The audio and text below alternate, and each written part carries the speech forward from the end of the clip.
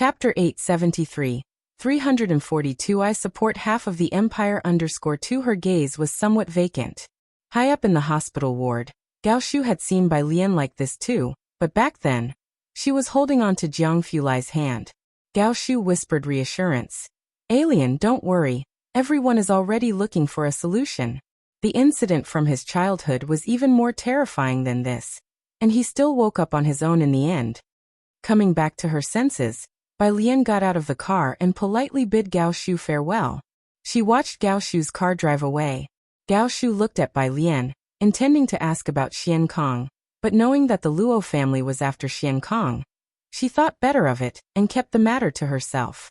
Returning to 303, Zhang Xiais and the others were no longer there. Only Chen Beixian sat on the sofa in the living room, watching Yan Lu's new drama. Upon her return, Chen Beixian stood up from the sofa. Miss Bai. Bai Lian raised her hand but said nothing, just walked toward the study, closed the door behind her. Chen Beixian saw the study door ajar and looked down at her phone, where Ming Dongheng had already sent her a message. It asked her to brew some tea or warm some milk. Director Chen had already told her that Bai Lian knew about Jiang Fulai's situation. The corner of Chen Baixuan's mouth twitched. She wanted to ask Ming Dongheng if she looked like the sort of person to heat milk, but in the end, she went grumbling to the kitchen and heated a cup of milk for Bai Lian. Nowadays, Chen Beixian was no match for Xiaoming. When she knocked and entered, Bai Lian was sitting in the chair in front of the desk. Her gaze rested on the dried flowers on the table. The room's air conditioning wasn't on, but the window was open, letting in a cool breeze, as Bai Lian's right hand rested casually on the laptop on the desk. A sleek, pure black computer without any logos. Chen Beixian knew Jiang Fulai had an identical one. Miss Bai, hey, raise some milk for you, Chen Beixian said, placing the white mug beside Bai Lian's left hand. Only then did she notice, beside Bai Lian's left hand, a white silk brocade pouch. Something inside glimmered with a silver light. Could that be embroidery needles? Chen Beixian knew Ji Heng was skilled at embroidery, and upon seeing the silver needle, her first thought was of embroidery needles, but it didn't seem like one of Ji Heng's preferred embroidery tools. Thank you, Bai Lian said, shifting her gaze away from the dried flowers to thank Chen Beixian. Yu Guang glanced diagonally at Chen Beixian. Those were dark, heavy eyes, and just the brief contact with them under Yu Guang's sweeping gaze made Chen Beixian feel pressured. No less intense than the urgency faced when confronting Jiang Fulai. After delivering the milk, she closed the study door. Chen Beixian finally caught her breath. She stood in the hallway for a good while, feeling the cold sweat on her back, and after calming herself, it dawned on her to take out her phone and send a message to Director Chen. Who exactly is this Miss Bai? Bai Lian didn't continue to inquire about the Mu family's affairs. Mu Yining had called her twice, mainly about the interview and a gathering of several professors. Bai Lian declined all of them. It seemed that realizing Bai Lian was busy, Mu Yining didn't call her again. The next day, Bai Lian went straight to find Yu Xinjing. Yu Xinjing had been in Jiangjing these past 2 days, at the headquarters office. The security guard, surprised to see a young lady looking for Yu Xinjing, gave Bai Lian a curious glance, but still called Yu Xinjing to check before respectfully escorting Bai Lian to the office. The door to Yu Zinsheng's office was ajar. The guard let Bai Lian wait in the corridor, a distance at which the conversation inside shouldn't have been audible.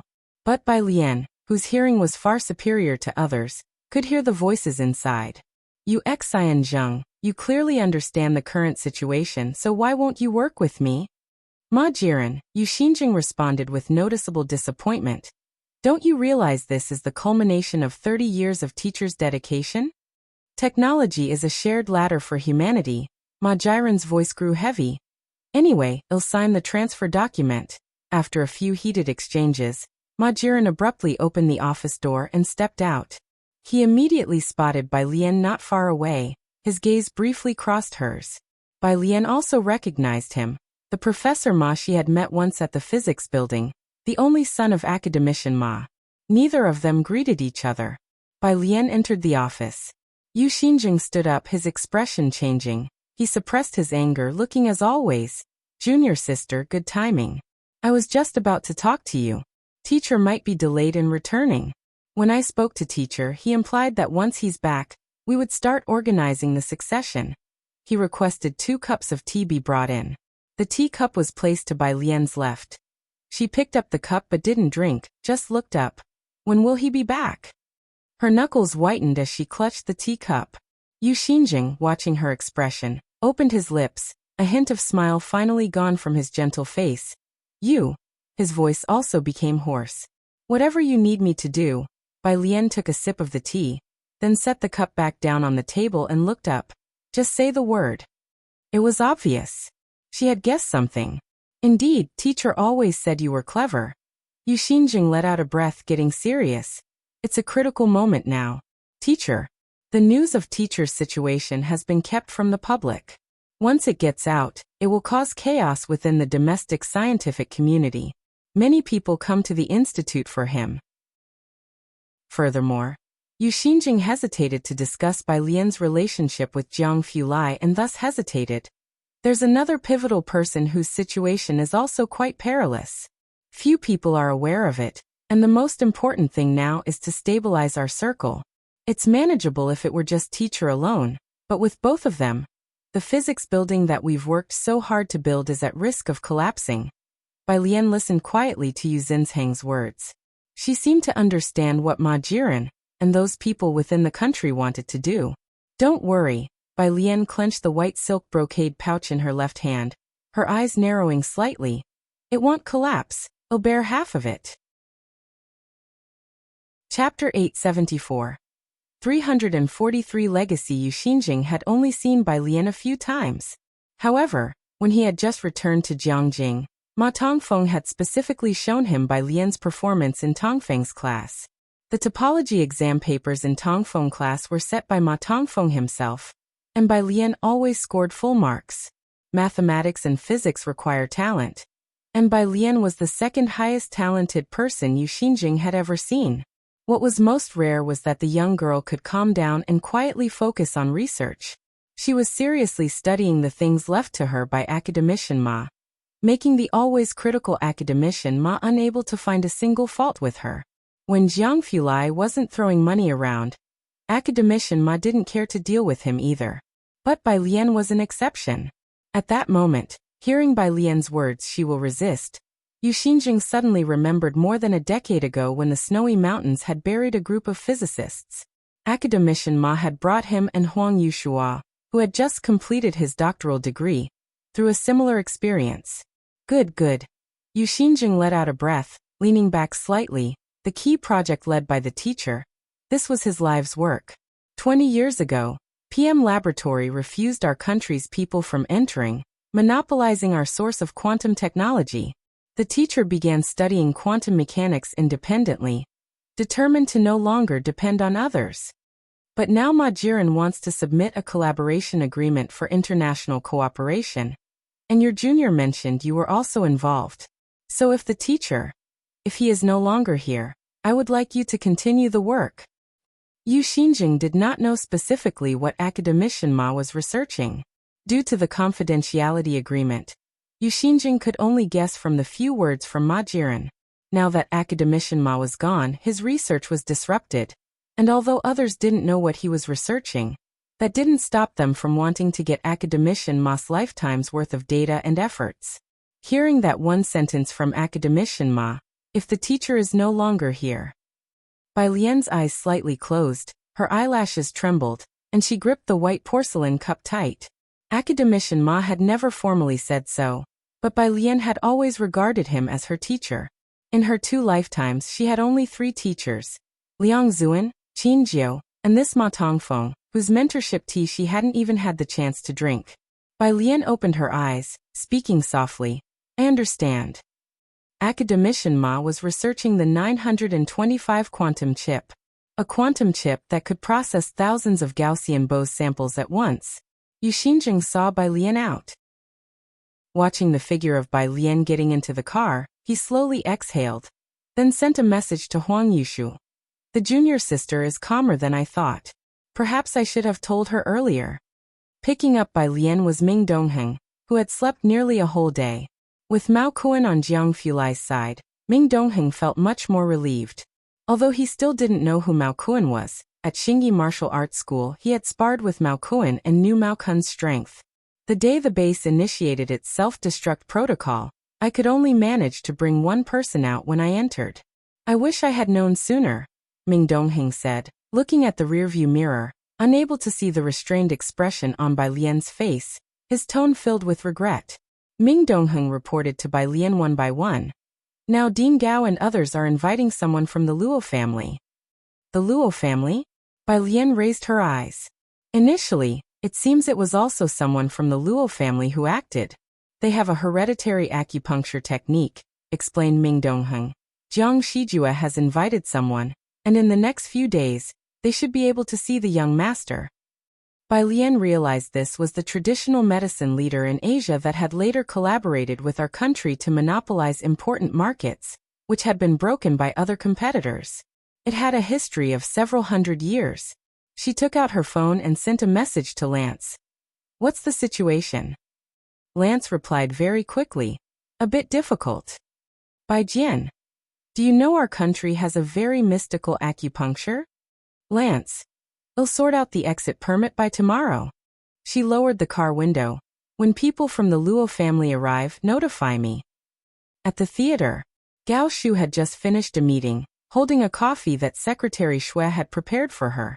Next to her, Secretary Xue handed her the phone. It's General Jiang's call. Shijue. Gao Shu downed her coffee in one gulp, showing no signs of fatigue on her face. She walked to the inner room. What did the people from the Luo family say? She knew Jiang Shijue had met with someone from the Luo family the previous night. I met Luo Cheng, the next heir of the Luo family. The secretary took the suit from Jiang Ziju's hands as he sat on the sofa, reaching out to light the sedative incense. They want Xian Kong, but they're relenting, willing to accept a batch of medications as well. The sedative incense was from the butler. Jiang Shijue and his people, who usually didn't sleep well or were overly stressed, would also light it for themselves. Chapter 875. Heritage_to really? Gao Shu pulled out a chair from inside and sat down. When will they come? In these 2 days, Jiang Shijue pondered. They don't know who they are treating. This matter can't be made public. If any detail leaks, the Aerospace Institute and the Dark Matter Institute will collapse entirely. I need to arrange things properly. The Jiang family had never revealed to the Luo family who was having problems. And precisely because of this, their quest for a cure faced certain problems. The news of Jiang Fulai's accident could not be leaked, nor could they use his name. Their situation was extremely difficult. On the day the Luo family members came to diagnose Jiang Fulai, Bai Lian set aside what she was doing and came to the Jiang family's private hospital. For the sake of secrecy, the time for the diagnosis was still chosen to be at night. Mao Kuan was exchanging shifts with Ming Dongheng. He was resting today, and the one on duty was Ming Dongheng. When Bai Lian arrived, the Luo family members had not yet arrived. She stood outside the glass window, silently watching Jiang Fulai inside the room. The man still lay peacefully on the bed. Her phone lit up. Bai Lian looked down and saw a message from Lance. Arrived. Bai Lian pressed on her phone and sent a message. Mao Kuan is waiting for you. Just as she finished sending it, the light on the top floor's elevator flickered, and the elevator doors opened.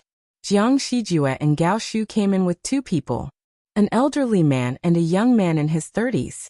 The 2 glanced at Bai Lian and Ming Dongheng, but since they clearly didn't recognize them, they averted their gazes. The next second, they were shocked by the sight of Jiang Fulai in the hospital bed. President Gao, this? The old man pointed to the person inside the glass window, his fingers trembling. The Luo family, like everyone else, had difficulty simply seeing Jiang Fulai, but because Jiang Fulai had once treated the old Luo patriarch when he was a child, the elder Luo recognized that this was indeed the elusive young master of the Jiang family. Gao Shu stood beside the elder, nodding. Elder Luo, it's indeed my nephew, which is why the information has been kept under wraps. I'm entrusting this to you this time. President Gao, I really didn't know it was the young master. If I had known it was him earlier. The old Luo patriarch changed into a new set of clothes and went in to diagnose Jiang Fulai. Gao Shu anticipated the Luo family's reaction. Please, Elder Luo and young Master Luo, do not disclose this information to anyone else. Ming Dongheng accompanied the Luo family inside. Miss Bai, Jiang Shijue stood at the doorway, not going in but turned his head, looking at Bai Lian with some surprise. Aren't you going in? Bai Lian tapped her phone, watching the backs of the Luo family members, and shook her head. Time passed by minute. In the hospital room, Gao Shu clasped her hands together, staring unblinkingly at Elder Luo. Traditional Chinese medicine diagnoses were not like the procedures in Western medicine. Elder Luo did not immediately take out acupuncture needles, but instead held Jiang Fulai's middle and index fingers, closed his eyes slightly and remained silent.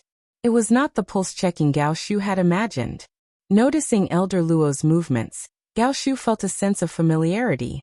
Could it be that Bai Lian used the same gesture a few days ago? However, this was not the time for Gao Shu to dwell on such thoughts. She saw Elder Luo retract his hand and quickly asked, Elder Luo, how is my nephew? Next to her, Luo Cheng was taking out Elder Luo's silver needles. Elder Luo waved his hand, and Luo Cheng hesitated before silently putting the needles away. Elder Luo, what does this mean? Gao Shu's heart suddenly dropped to the bottom. I really can't do anything this time. Elder Luo shook his head. Our Luo family has passed down our practices for 5 generations. 18 years ago, I performed acupuncture on young Master Jiang once, and this time, I'm truly powerless, President Gao. You'll need to seek someone more capable. He walked out while untying his isolation suit's coat. His expression was grave. Seek someone more capable? With Western medicine prevailing, the Luo family had managed to thrive up to this point entirely due to their ancestral traditional Chinese medicine practices. If even they dared not administer the needles, who would have the courage? Elder Luo, Gao Shu caught up to him, aware that the situation was grim. Jiang Fulai's coma was far deeper than the episode when he was a child. Please try again. If Jiang Fulai truly could not wake up, the entire Jiangjing would descend into chaos. Bai Lian was on the stairwell, on the phone with Lance. Lance was curious about the acupuncture technique she had told him about, especially since he was the first to experience the improvement in his eyes after Bai Lian's acupuncture, and was beginning to recognize the profoundness of traditional Chinese medicine. So, as soon as he got off the plane, he discussed the issue with Bai Lian. Bai Lian candidly shared Jiang Fulai's current condition with Lance, along with Jiang Fulai's brainwave data. Lance was also an expert in that area. The two exchanged a few words. When she returned, Bai Lian saw Gao Shu standing disconsolately by the elevator entrance. Jiang Shijue took out his phone and called Director Gu. Director Gu, how are things with the machine going? With traditional Chinese medicine no longer an option, all that was left was L-Night 3. They hoped the machine could identify the cause of Jiang Fulai's coma. It was supposed to be settled. Director Gu frowned on the other end of the phone. But those jerks said it was borrowed by their chairman, and we have to wait for him to return. This path was also blocked, at least for the short term. Ming Dongheng closed the door to the hospital room, took off his coat, and looked at Jiang Shijue. Jiang Shijue fell silent for a moment. He was always strategic and assertive in the business world, but now he felt helpless. The matter of Jiang Fulai and the Ma Institute master was on the verge of being exposed, and calling the Luo family today had been a desperate gamble. It was feared that from a few days from now, news about the two men would spread far and wide, throwing both the Jiang family and the entire scientific research community into utter disarray. The whole corridor fell silent. It was then. The elevator doors opened again. The sudden sound brought Jiang Shijue and Gao Shu back to their senses, and they looked up, just in time to see two people in the elevator. One was an old man in a suit covered with sunflowers, wearing sunglasses, with Mao Kuan talking to him with one hand in his pocket. The old man stepped out of the elevator, his gaze sweeping over Jiang Shijue and Gao Shu and landing on Bai Lian, who took off his glasses and greeted her. Bai. Where is it? Bai Lian slipped her phone into her pocket. He drew a white satin packet slowly, and extracted a silver needle. Chapter 876, 344 Wake Up. Mr. Lance observed the silver needles in Bai Lian's hands. In the past 2 years, Mr. Lance had also been studying the meridians of the human body in Chinese medicine, exploring how acupuncture could change pathology. He had tried the acupuncture of a sitting doctor in Xiankong Clinic, and even though it was Dr. Hen, there were slight differences from Bai Lian's methods, but later Bai Lian went to Jiang University, so there were fewer opportunities to observe. Now seeing Bai Lian take out the silver needles, Mr. Lance knew he had come at the right time. Downstairs, Mao Kuan spoke in place of Mr. Lance, holding car keys in his hand, looking towards Jiang Shijue. The machine Mr. Lance brought is downstairs. Sorry for the inconvenience. Mao Kuan raised his gaze, his eyes piercing through his blonde hair, showing a degree of seriousness. He did not appear as carefree as he had several days before. His demeanor had visibly changed. You first come in with me. Bai Lian took the coat from Ming Dongheng's hands, casually throwing on one, and tossed another to Mr. Lance. Mao Kuan, go down and bring it up. Both men briskly put on their coats and went inside. Previously, when the Luo family entered, Ming Dongheng accompanied them, but now Bai Lian was leading Mr. Lance inside. Yet Ming Dongheng seemed assured. He directly said to Mao Kuan, let's go. Together with Mao Kuan, he went downstairs to move the equipment. Jiang Shijue and Gao Shu did not understand what they meant, exchanged glances and followed them. Behind them, Jiang Yunjian looked back several times, still frowning. Director Jiang, are we just leaving them here? Jiang Shijue did not answer and walked straight downstairs. Jiang Fulai trusted Bai Lian, and Jiang Shijue also greatly trusted Ming Dongheng. Jiang Yunjian gritted his teeth and followed behind Jiang Shijue. Downstairs, a mid-sized truck was parked. The back door of the truck was open, holding 4 separate silver machines. The outermost machine was a highly sci-fi cylindrical shape. Inside it was a liquid crystal display. At the tail of the truck stood a foreigner, jabbering in a rolled tongue, and when he saw Mao Kuan approaching, his eyes lit up, grabbing his sleeve. *#at. Mao Kuan scratched his head. Brother, speak Chinese. He did not understand, but Gao Shu and Jiang Shijue beside him heard clearly. L-Night 3 Shijue, did he say this is L-Night 3? Gao Shu was somewhat dazed. It seems so. Jiang Shijue came to his senses, quickly went forward to communicate with the foreigner, and contacted the doctor while directing people downstairs to move the dispersed machine upstairs. The equipment was very heavy, but Mao Kuan and Ming Dongheng each carried 2 components upstairs with ease. They moved them so effortlessly. So much so that Jiang Yunjian and the others thought they were not very heavy. Jiang Yunjian directly bent down to lift a small device. Couldn't lift it? He maintained the posture of lifting the item, then somewhat dazedly turned back to look at the already disappeared figures of Mao Kuan and Ming Dongheng. It was just past 9 at night.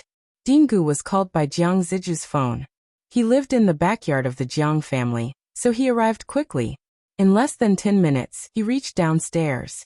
Dingu, Jiang Shijue, not very knowledgeable about these medical matters, met Dingu downstairs and led him up.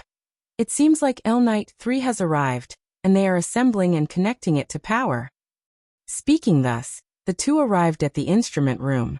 Dingu immediately saw the middle-aged man directing others to assemble the equipment with his back towards them.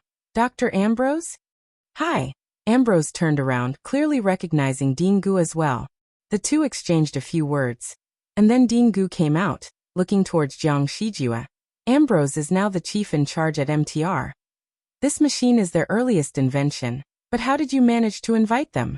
Mr. Lance's student. Mr. Lance is a distinguished guest of the Dawson family. You might not know him, but Miss Chen surely must have.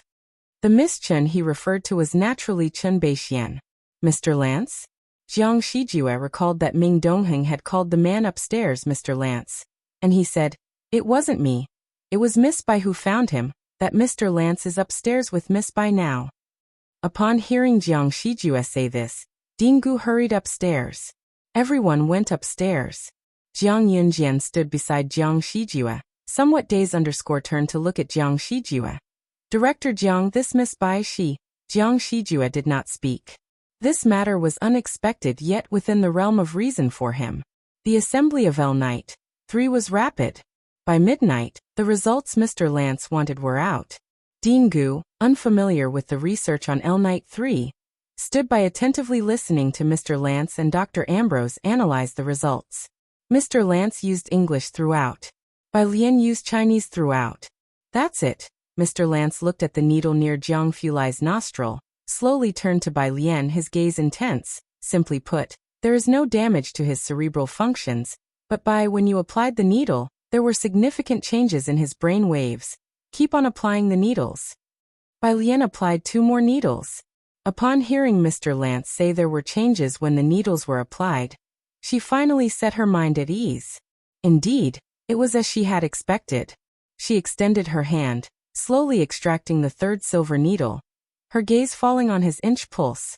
Her face serious and pale, a fine sheen of sweat emerged on her forehead, hidden behind the white mask. The machine beeped again. Mr. Lance and Dingu, among others, hardly dared to breathe, watching the machine intently. Only Bai Lian, still composed, pulled out another needle and focused her gaze as she inserted the 4th one. The others at the top level had already dispersed, leaving only Gao Shu, Jiang Shijue, and Ming Dongheng. Alien. Has she also studied Chinese medicine? Gao Shu hadn't expected that the one applying the needles would be Bai Lian, especially since even the old master of the Luo family wouldn't dare to do so lightly. Ming Dongheng, without turning around, simply said, "You know about Xian Kong, right, from Miss Bai?" "I know." All these were stated by Director Chen. The method for myopia that is known to everyone now. Finally, Ming Dongheng glanced at Gao Shu, was initiated by Miss Bai's teachings. This was not widely known. The public face of Xian Kong was Hen Jiwei, a persuasive authority. Gao Shu and Jiang Shijue had heard of the myopia method from Xian Kong, marveling at the magic of Chinese medicine, wondering why they had never heard of it before. To think that this actually originated from Bai Lian? The next day, a message spread like wildfire. Rumors had it that quantum physics authority Ma Tongfeng died at the research facility, and at the same time, the head of the Dark Matter Institute also fell into a coma. Overnight, these 2 messages spread across the entire network. Not just Jiang University and the Research Institute, even ordinary people saw it. Pu Xiaohan, a media professional, was always highly sensitive to such news. She was closely acquainted with Bai Lian and others.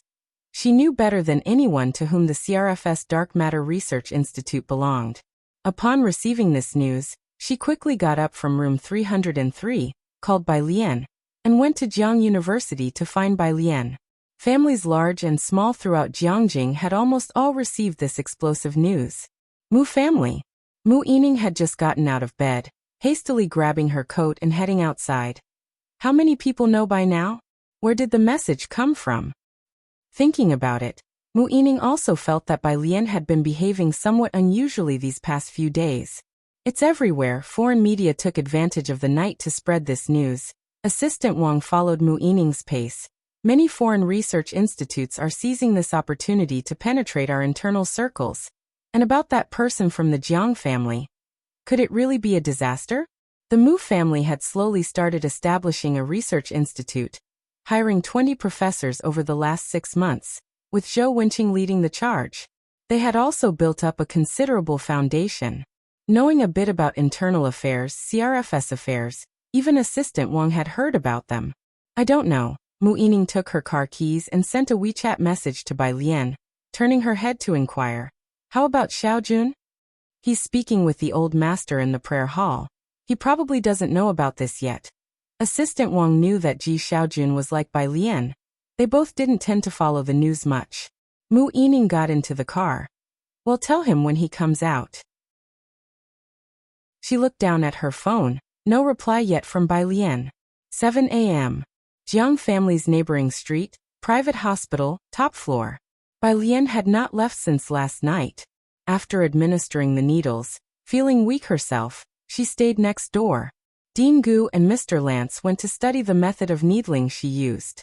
At that moment, Bai Lian was in the stairway, taking a call from Yu Xinjing. The stairway was empty but had good sound absorption and had no echo. On the phone, Yu Zinheng's voice was soft. Junior sister, the news about the teacher couldn't be kept a secret. The institute has decided to hold a memorial service for him in 3 days. A memorial service. Bai Lian held the phone to her ear, leaning against the wall, eyes slightly closed. Having barely slept all night, her voice sounded hoarse. Okay. Things might get chaotic. Yu Xinjing took a deep breath. As his final disciple, you will need to attend. I've prepared everything for you. The teacher entrusted his life's work to you. It's a heavy burden. It won't be easy, with many dissenters at the institute. Considered Yu Xinjing, knowing Bai Lian was only 20. Don't worry, both your junior brother and I will help you.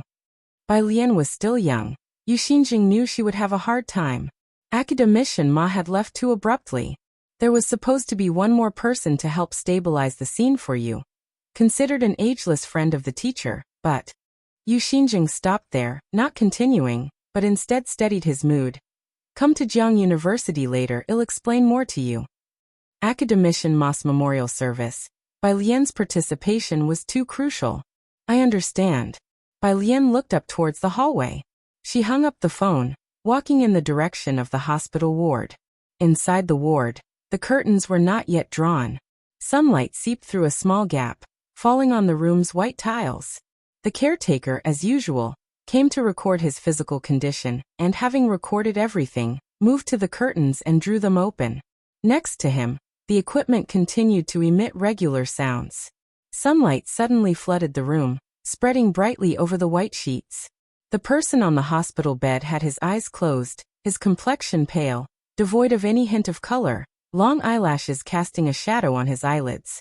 Seemingly stimulated by the sunlight, his eyelashes quivered. Slowly they opened. Chapter 877. The Methods of That Young Master Jiang, number 345. Bai Lian pushed the door open. At the edge between light and shadow, she saw the sunrise outside the window. The light, neither intense nor passionate, lazily spilled beside the bed. On the bed, the person who had been in a coma had already removed the fore from his left hand.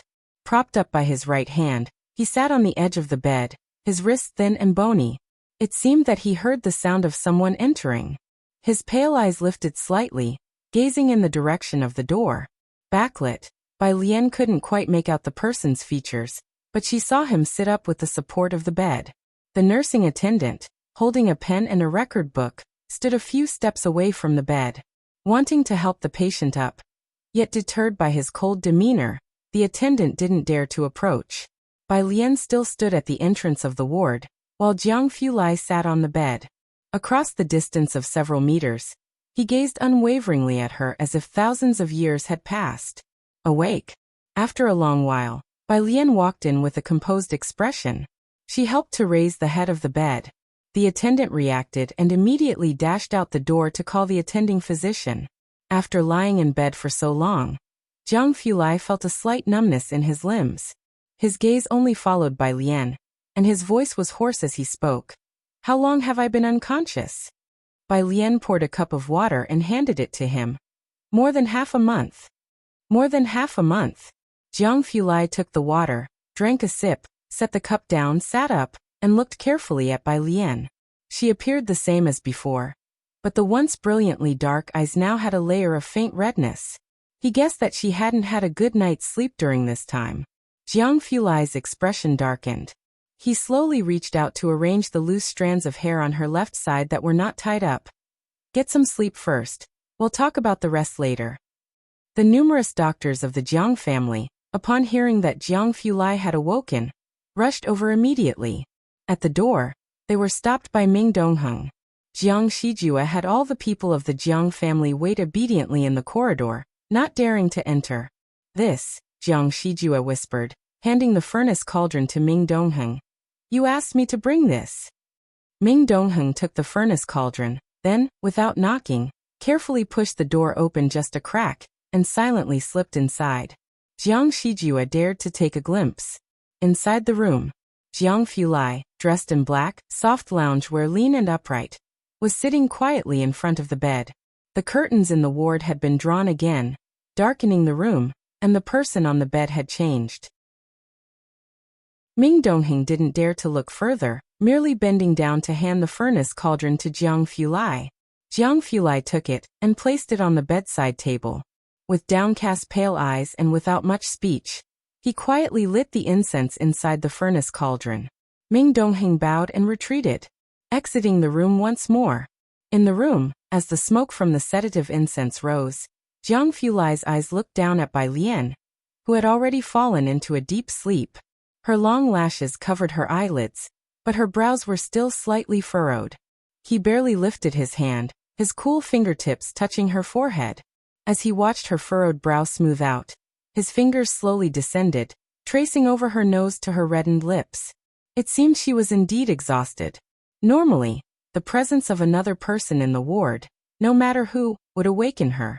Jiang Fulai thought quietly, then lowered his head and gently placed a kiss on the corner of her lips. Only then did he pull up the thin blanket a bit, and stood up to walk outside. "You've finally woken up." Jiang Shijue relaxed upon seeing Jiang Fulai. Heaven knows how panicked he was when he got the news at 5 o'clock in the morning.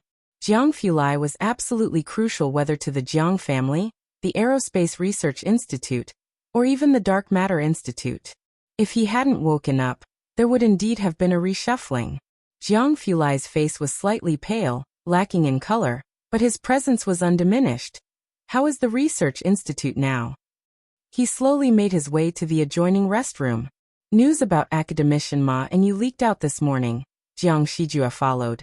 "Last night, my attempt to get information from the Luo family got out. From what we've seen, both the Xiang family and the Gao family seem to be involved."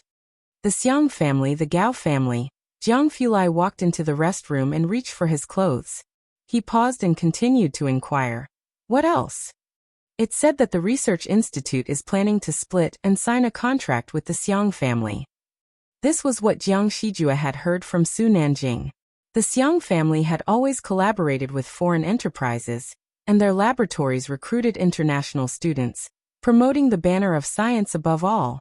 However, Academician Ma from the Research Institute had always received high support, and the Xiang family couldn't gain much from it, especially with Jiang Fulai as an overbearing presence. Now that the news about Academician Ma couldn't be contained, the Xiang family sought to rise above. If Academician Ma's team truly signed a contract with the Xiang family, then 20 years of his research outcomes could be taken by the Xiang family for transactions with foreign countries. Chapter 878. 345 Young Master Jiang's Method _2 Jiang Fulai's eyes were cold as he listened to Jiang Shijue reporting everything that had happened during his long unconsciousness.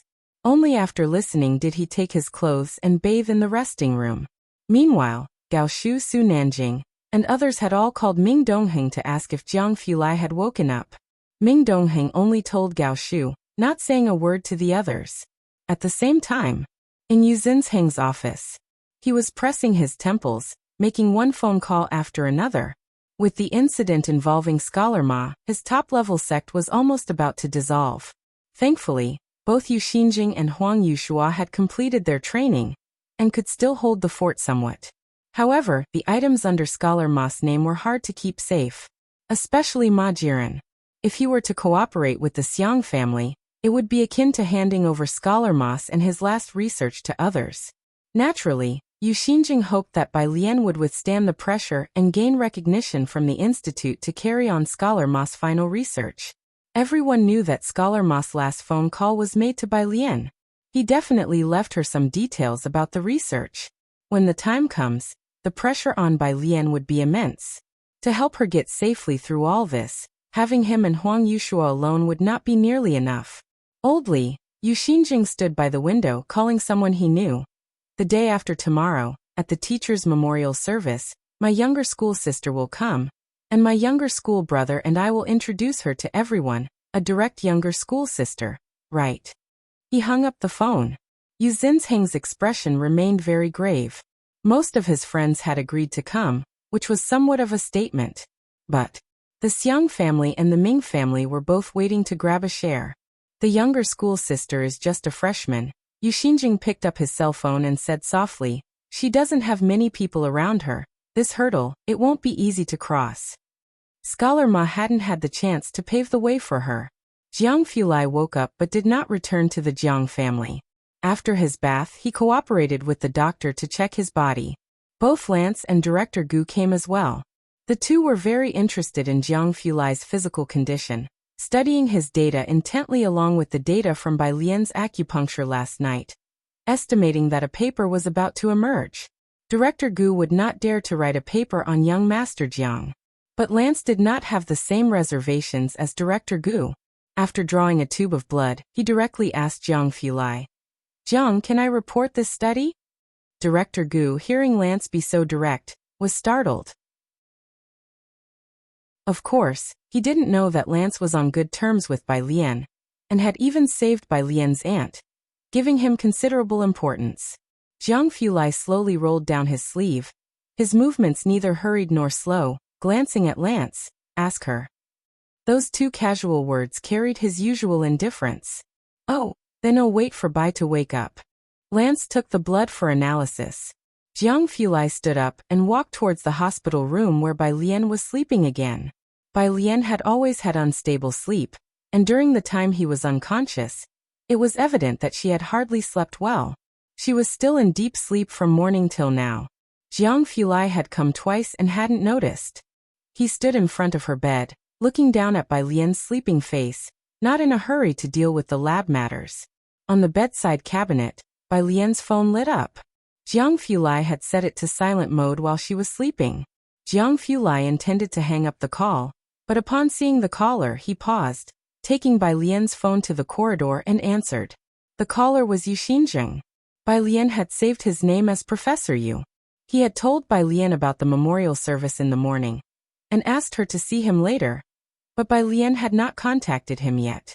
Upon being answered, Yu Xinjing began, "Where are you?" Jiang Fulai stood in the corridor, gesturing for the doctor to leave first. He raised his hand, took the glasses Ming Dongheng had just brought from downstairs. "She's sleeping." His voice was still cold, but the low timbre and the presence that even the internet lines could not block. It was too distinctive. "Sorry, I called the wrong number," Yu Xinjing blurted out subconsciously. But as a meticulous researcher, Yu Xinjing believed he would not make such a low-level mistake. He looked down at his phone again. The call page showed 3 words. Younger school sister, it was correct. Young Master Jiang? Yu Xinjing hesitated. A hallucination?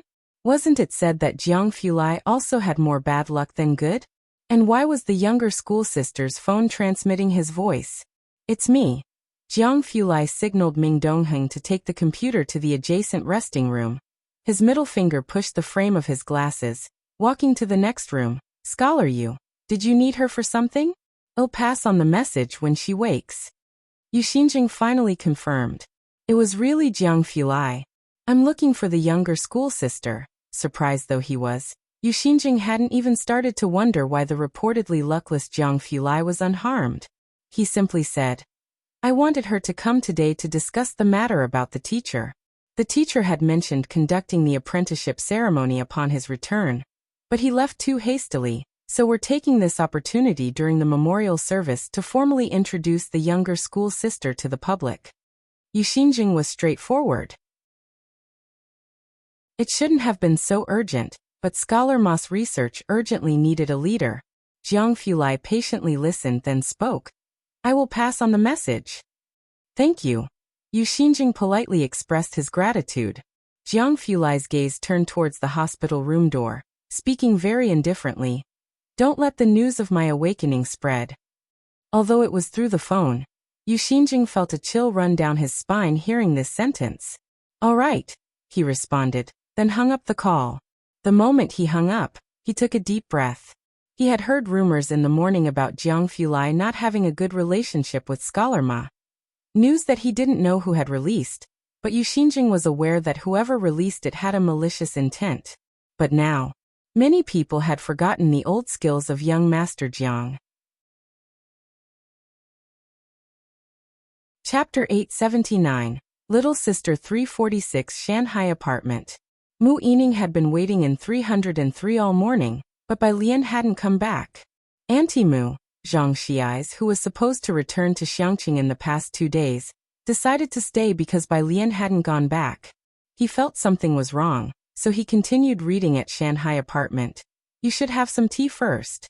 Yen Lu chose to stay at the newly built airport and train station in Xiangqing for 2 more days to welcome passengers.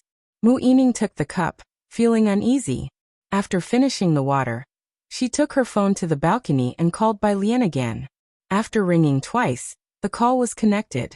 Alien, Mu Yining breathed a sigh of relief. Are you okay now? On the other end of the phone was still Jiang Fulai, whose voice was as indifferent as ever. She's sleeping. Composed, yet carrying his characteristic aloofness. Mr. Jiang. Mu Yining recognized the voice and leaned against the balcony. Jiang Fulai responded indifferently, lighting incense in the makeshift study room, the light mist enveloping his eyebrows and eyes. He only asked her one question. Does Yuzhou base know? Mu Yining instinctively stood up straight. The base from 18 years ago? Yuzhou base, where Mu Qiong had perished at the base of the snowy mountains. After that, the Mu family was left unaware of such scientific research news. It's been rebuilt, Jiang Fulai said casually. The base was damaged this time, and some researchers were lost. If the Mu family needs a quota, bring the list to the Jiang family. Mu Yining hung up the phone stunned. Exiting the balcony, she saw Zhang Xiai's opening the door. In came a bald man holding 2 iron boxes. Seeing Mu Yining, Zhang Xiai's patted the man and introduced him. Oldly, this is Auntie Mu. The man quickly scratched his head and bowed to Mu Yining. Auntie Mu, hello, I'm Li Sheng, you can call me Little Li. Mu Yining, holding her phone, looked at the man who was not younger than herself yet called her Auntie Mu, suddenly feeling her seniority infinitely elevated. Gao family. Gao Yi sat in the tea room, holding a teacup in his hand. Opposite him was a white-haired old man who, smiling, poured himself another cup of tea. As for that person from the Jiang family, you probably know more than I do. The Science Academy is too big for the Xiang family to handle alone. There were plenty of people who wanted what Mr. Ma from the Ma Institute held in his possession. Old Xiang, according to Professor Ma, Mr. Ma's belongings are left to his junior disciple. The voice of Gao Yi slightly deepened, his heart wary. That's Bai Lian. He had suffered too many losses at her hands. That's nothing. Old Xiang the dean tapped the teapot and leisurely picked up his teacup. I've already found someone to take control of her family, Mr. Gao. This opportunity only comes once, otherwise when he wakes up. Dean Xiang's gaze deepened as he looked at Gao Yi. The implication in his words very clear. Who he referred to was obvious without saying. Both the Gao and the Xiang families were trying to squeeze into that position. Previously, the presence of the Jiang family prevented them from rising. Now that Jiang Fulai was in a coma, others seemed less important to Dean Xiang. Dean, give me a moment to think. Gao Yi saw Dean Xiang out the door. He stood on the steps, his gaze profound. His phone rang, it was Gao Shu's call. What part did you take in the Mu family matter? After Jiang Fulai woke up, Gao Shu managed to divert some attention to manage the affairs of the Gao family. Gao Yi had casually probed for quite a bit of information in the past few days. And he was probing with this call as well. Having figured this out, Gao Shu simply stated, for the upcoming matters, it'd be good if the Gao family could clear itself. She left it at that. Dusk. Bai Lian woke up. She pushed open the door of the ward where Ming Dongheng was standing outside talking to Su Nanjing. Seeing Bai Lian come out, Su Nanjing immediately stood up straight. Sister Alien, you're awake? Then pointed to the next room. Brother Jiang is in there. The next room was the temporary study. With Jiang Fulai in a coma for so long, a pile of matters had accumulated. The Jiang family, Su family, and Chen family were all lined up waiting. When Bai Lian entered the study, Chen Beixian was standing 3 meters from the desk, bowing his head waiting for Jiang Fulai to finish reading a document. Jiang Fulai tapped the document lightly with his fingertips, his expression icy, until someone entered from outside. The light in his pale eyes softened slightly. Mr. Ma's memorial service is the day after tomorrow. His voice also softened a few degrees. The temperature in the room finally rose a few degrees. And Chen Beixian couldn't resist rubbing his arms and leaving the study. Not until the door was closed did he recover. Mr. Ma's memorial service. Chen Beixian dared not ask Jiang Fulai, but turned his head to look at Su Nanjing. Mr. Ma he. Chapter 880. Little Sister 346_2 Su Nanjing's lips pursed slightly, but he remained silent. Among them, he was the one who knew Scholar Ma the best. In the study, Bai Lian sat on the sofa, while Jiang Fulai put down what he was handling, squatted beside the coffee table, handed her the mobile phone, and leisurely began to make tea. Bai Lian uttered a sound of acknowledgement. She bowed her head, scrolling through WeChat on her phone. A pile of unread messages. She glanced at them. There were messages from Ning Xiao and Pu Xiaohan, and also from Director Huang and Yu Xinjing. Professor, you will give you Scholar Ma's personal seal, Jiang Fulai said calmly as he steeped the tea, and then poured the brewed tea into a white porcelain cup. The color was very clear. There will be many people at the memorial. Do you want to take over? He looked up, his light-colored eyes quietly observing her. If she did not want to take over, he would let this farce end. When he initially introduced her to Scholar Ma, he felt it would be a waste if she did not pursue this line of work. But he also did not block her path. He felt extremely proud when he introduced Bai Lian to Scholar Ma. Yet he was very casual about pushing Scholar Ma towards Bai Lian. But Bai Lian again chose this path. Watching him make tea, Jiang Fulai's method was very traditional, both elegant and composed, and the color of the tea was also appealing. After he finished, she picked up the cup he had filled, took a sip, and looked up. I want Scholar Ma's computer. On the day of the memorial service, the spot next to the institute had been designated for the event. At the entrance, a black and white photo was displayed, flanked by white chrysanthemums on both sides. By the time Bai Lian arrived, both Yu Xinjing and Director Huang were waiting at the entrance, each with a white chrysanthemum pinned to their chest, and several people invited by Yu Xinjing stood behind them. Yu Xinjing looked around, but the person who came with Bai Lian was not Jiang Fulai. Instead, several young people, and some familiar professors. Jiang Fulai was not with her. Yu Xinjing was very surprised. He walked in with Bai Lian, and only when she was paying her respects to Scholar Ma did he softly ask Huang Yushua about this matter. Director Huang, who understood both Scholar Ma and Jiang Fulai, watched as Bai Lian placed the incense. His gaze then shifted to the people behind Bai Lian. They were the colleagues who had entered the school with Bai Lian, and a few others that Huang Yushua had only seen a few times around Bai Lian, and were not very familiar with. Director Huang's gaze returned to the black and white photo beside him, his voice somber. She does not need the support of the Jiang family. Yu Xinjing tilted his head, thinking more realistically. But, if he is not here, will Ma Jiren and Director Xiang sign the document? Thinking of these two, he asked the assistant for news about them. The assistant had just received a message and whispered, Professor Ma is in the lounge meeting Professor Andy and others. Take me there first, Yu Xinjing said, struggling to contain his anger. The voice was soft, but Bai Lian heard it. Yet she still had to pay respects to Scholar Ma, and she continued to do so respectfully. After the ceremony, she then turned her head and looked towards Director Huang. Take me to Ma Jiren. In a lounge next to the memorial service, Gaoi was gathered with Dean Xiang and others, laughing as he said to the people of the Ming family, Principal Ming, rest assured, this project will definitely not put your Ming family at a disadvantage. Principal Ming also smiled, feeling a sense of relief internally. Ever since the Yu family and Wen family formed an alliance, and Ming Zongyao allied with the Yu family until the end, the Wen family was becoming more successful, while the Ming family declined, could find no way out. As there was finally a clear path, the Ming family naturally grasped it firmly. Mr. Gao, I certainly trust you. Ming Zongyao sat down again. There were very few people at the scene who were genuinely grieving, including Ma Jiren. They all treated the memorial service for Academician Ma as a venue for exchanging resources and information. Calling it an exchange meeting was rather a final gesture to advertise using Academician Ma, gathering more people, landing the highest level cooperation. There were also 3 foreigners on site, representatives from the scientific communities of M country, Y country, and our country. Next to Gao Yi, Ma Jiren stood up and shook hands with the foreign man in the middle, speaking fluent English. Professor Andy, it's a pleasure to collaborate. They chatted happily. Just then, the door was pushed open from outside. Everyone in the lounge looked toward the door in surprise and saw Yu Xinjing. They all instinctively stood up. Yu Xinjing controlled nuclear resources. Seeing him, everyone instinctively felt intimidated. Academician Yu. Your timing is perfect.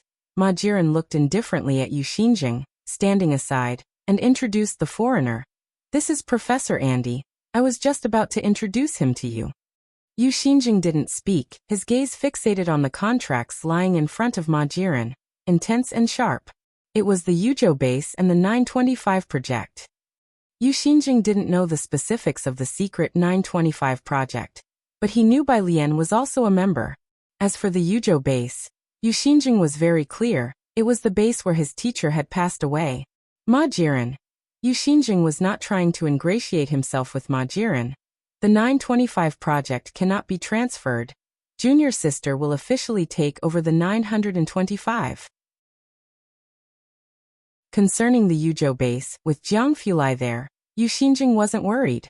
Upon hearing junior sister, the smile on Ma Jiren's face completely disappeared.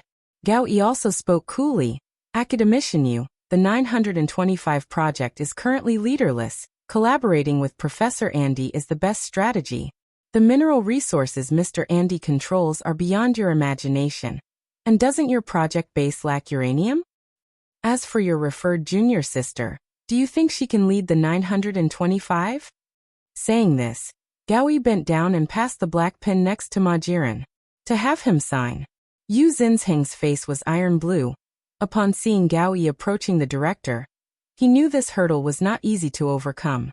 His face unreadable, was about to intervene, but was tightly held back by his assistant. Professor, let's not be rash, that's Andy. We still need to negotiate over next year's core nuclear fuel with them. Domestic uranium is really too scarce. Every year they had to rely heavily on imports. Otherwise, Ningxiao and Academician Ma's seawater project would not have garnered such attention. As for the 925, it was decades of Academician Ma's hard work. Ma Jiren bowed his head and signed on the contract. Then he picked up Academician Ma's private seal beside him. Just then, the door was opened again. The seal was only 1 centimeter away from the paper when a black mobile phone pressed against his wrist. No matter how hard he tried, it didn't budge. Ma Jiren looked up and saw an unusually cold face, her hand loosely holding a mobile phone, her usually gentle face showing no warmth, her eyelashes slightly drooping, her other hand unhurriedly removing the contract from the table. It was Bai Lian. The assistant restraining Yu Xinjing lifted his head. Junior sister? Teacher is gone, but I am still here. Bai Lian clenched the paper, her politeness clearly restrained as she glanced at Ma Jiren. You dare covet the 925? What audacity! Chapter 881. Shocked Yu Xinjing 347 outside. Director Huang involuntarily took a step forward. Bai Lian had always respected her teachers in front of Director Huang and Academician Ma. It was the first time he had seen her behave this way. It was inevitably surprising. Mao Kuan stood beside Director Huang, holding a computer in one hand, squinting at the people in the lounge, and explained unhurriedly. Not throwing him out was already a restraint on her part, considering her teacher's face. Bai Lian. Ma Jiren looked at Bai Lian, his eyes deep. Academician Ma was immersed in research, and his concern for him was not even as much as that for his nearby assistant. Now, I have the authority to handle everything of my father.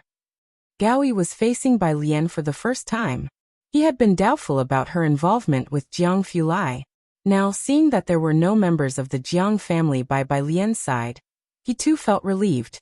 As for old Director Xiang, he actually cared about her but pointedly said, Miss Bai, instead of challenging us here, you might as well spend some time caring for your family.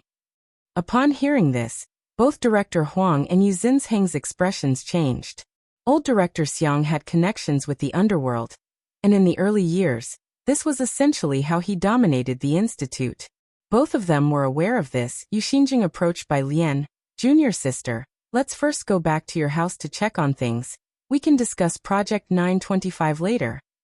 Even Huang Yushua, who had remained exceptionally composed from the start, showed some change in expression. He could not consider the current scene. He came in directly, giving Bai Lian a look. Open aggression is easy to dodge, but secret arrows are hard to defend. especially for families like the Xiong family with a historical background, whose foundations were not entirely clean. The Xiong family was a top-tier faction in the scientific research circle. In the past, when Academician Ma was alive, they were able to compete with him. Now that Academician Ma was gone, there was really no one else who could go toe-to-toe with the Xiong family except for the Jiang family. Not to mention, the Xiong family also had connections with both the legitimate and underworld sides. Yu Xinjing felt that he had been too hasty. Bai Lian should have had better opportunities to progress. He looked at her urgently, hoping she could understand his gaze. Bai Lian's gaze was piercing. Xiao Mao. Coming, sis. Mao Kuan came in with the computer, placed it on the table, and opened the lid to show everyone.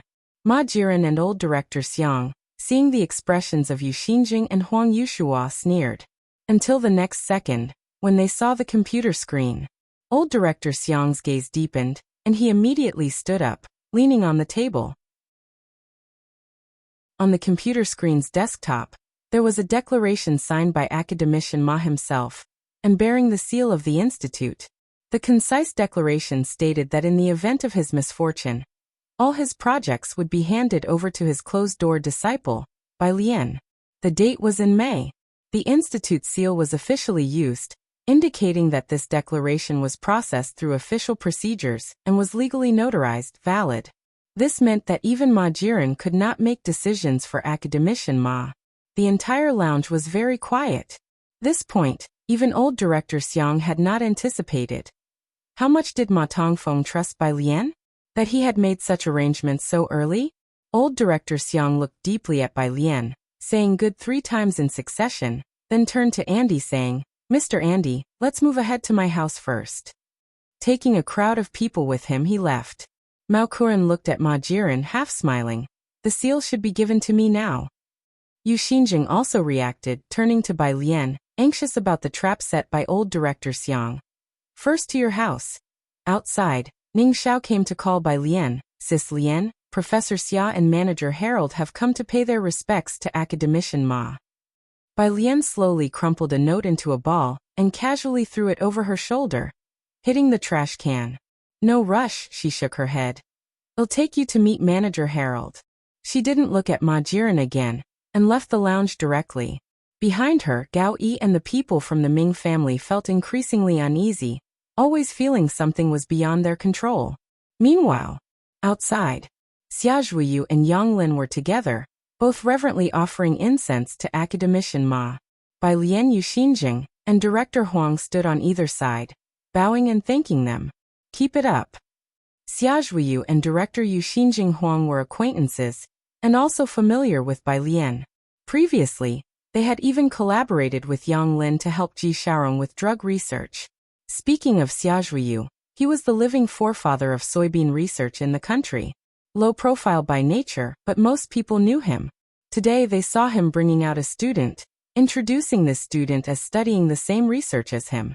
Just until inside the lounge, Ma Jiren and Gao Yi came out. When Gao Yi looked up, he saw the foreigners in the yard.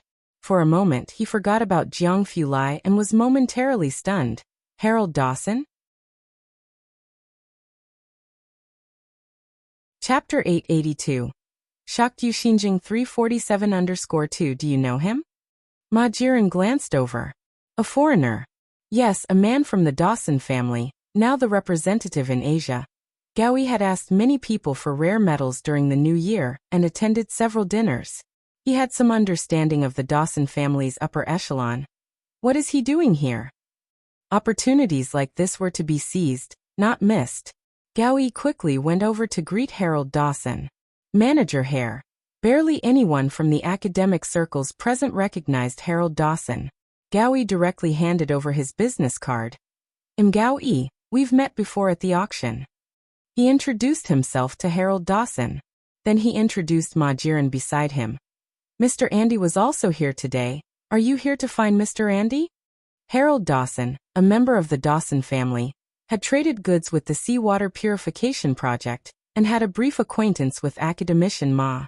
He had come specially today to pay respects to Academician Ma. Andy.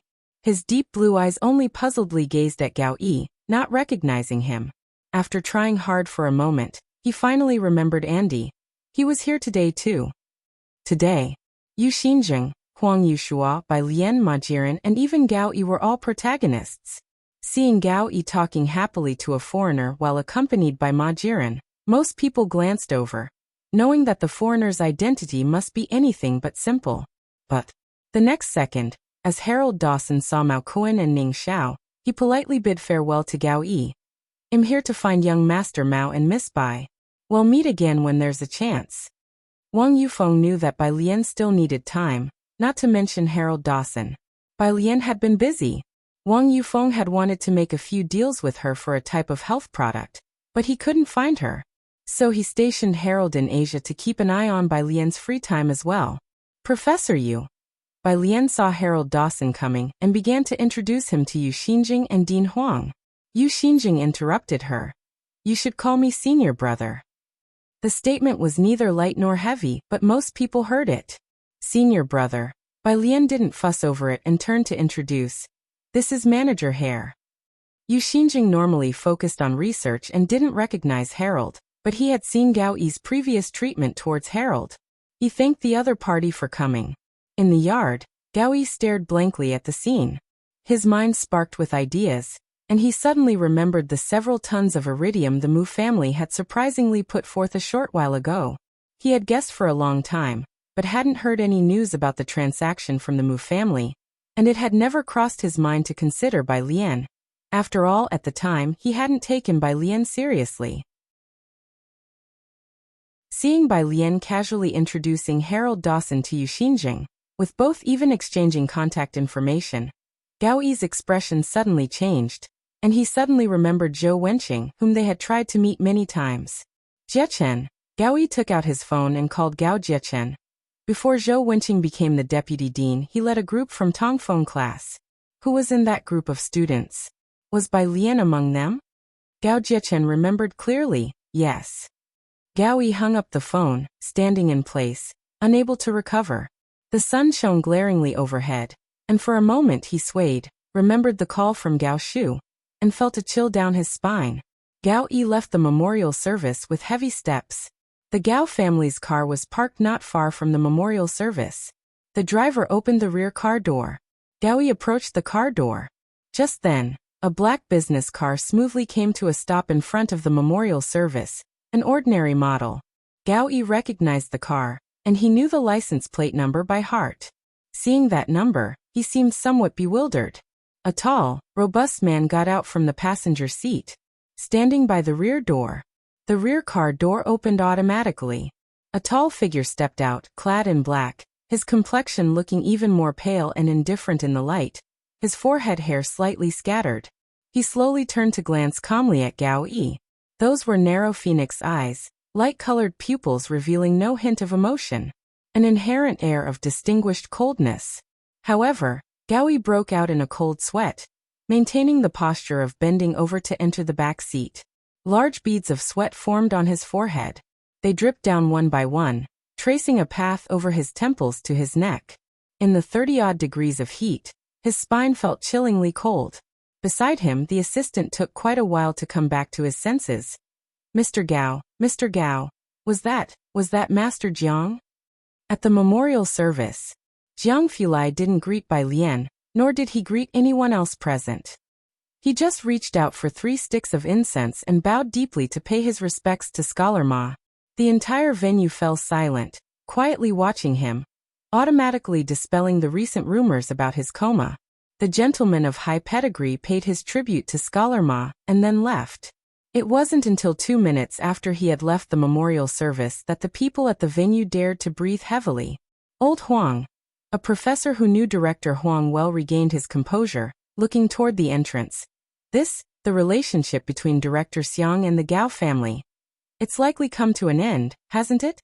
Director Huang shook his head, about to make a sarcastic comment when something suddenly came to mind. "Junior sister, little junior sister. Quick. Your family." His expression changed as he remembered the situation with the Xiang family. The memorial service was almost over anyway. Yu Xinjing snapped to his senses at that moment, urgently urging Bai Lian, "Quickly go to your place." What's the rush? Mao Kuan took out his car keys. Bai Lian went to get Scholar Ma's computer, also surprised by the reactions of Yu Xinjing and Director Huang. This Ma family has a complicated background. He pushed out many professors from the Academy of Sciences in the past. Yu Xinjing said with a grave face, using shady methods, he is the leading figure in Jiangjing. It was only then that Bai Lian began to understand. She might have protection, but her family did not. I see. Bai Lian boarded Yu Zinsheng's van, and simply nodded in agreement. Both Yu Xinjing and Huang Yushua were anxious. Huang Yushua especially so, repeatedly urging the driver to drive faster. They were both in Chang'an district. There wasn't any traffic congestion at this time. They soon arrived at Shanghai apartment. Building 5 was packed with silver vans, belonging to a local Jiangjing brand. Her grandfather lives here? Yu Zinsheng's heart skipped a beat seeing the scene. Huang Yushua had been here more than once, and was also startled.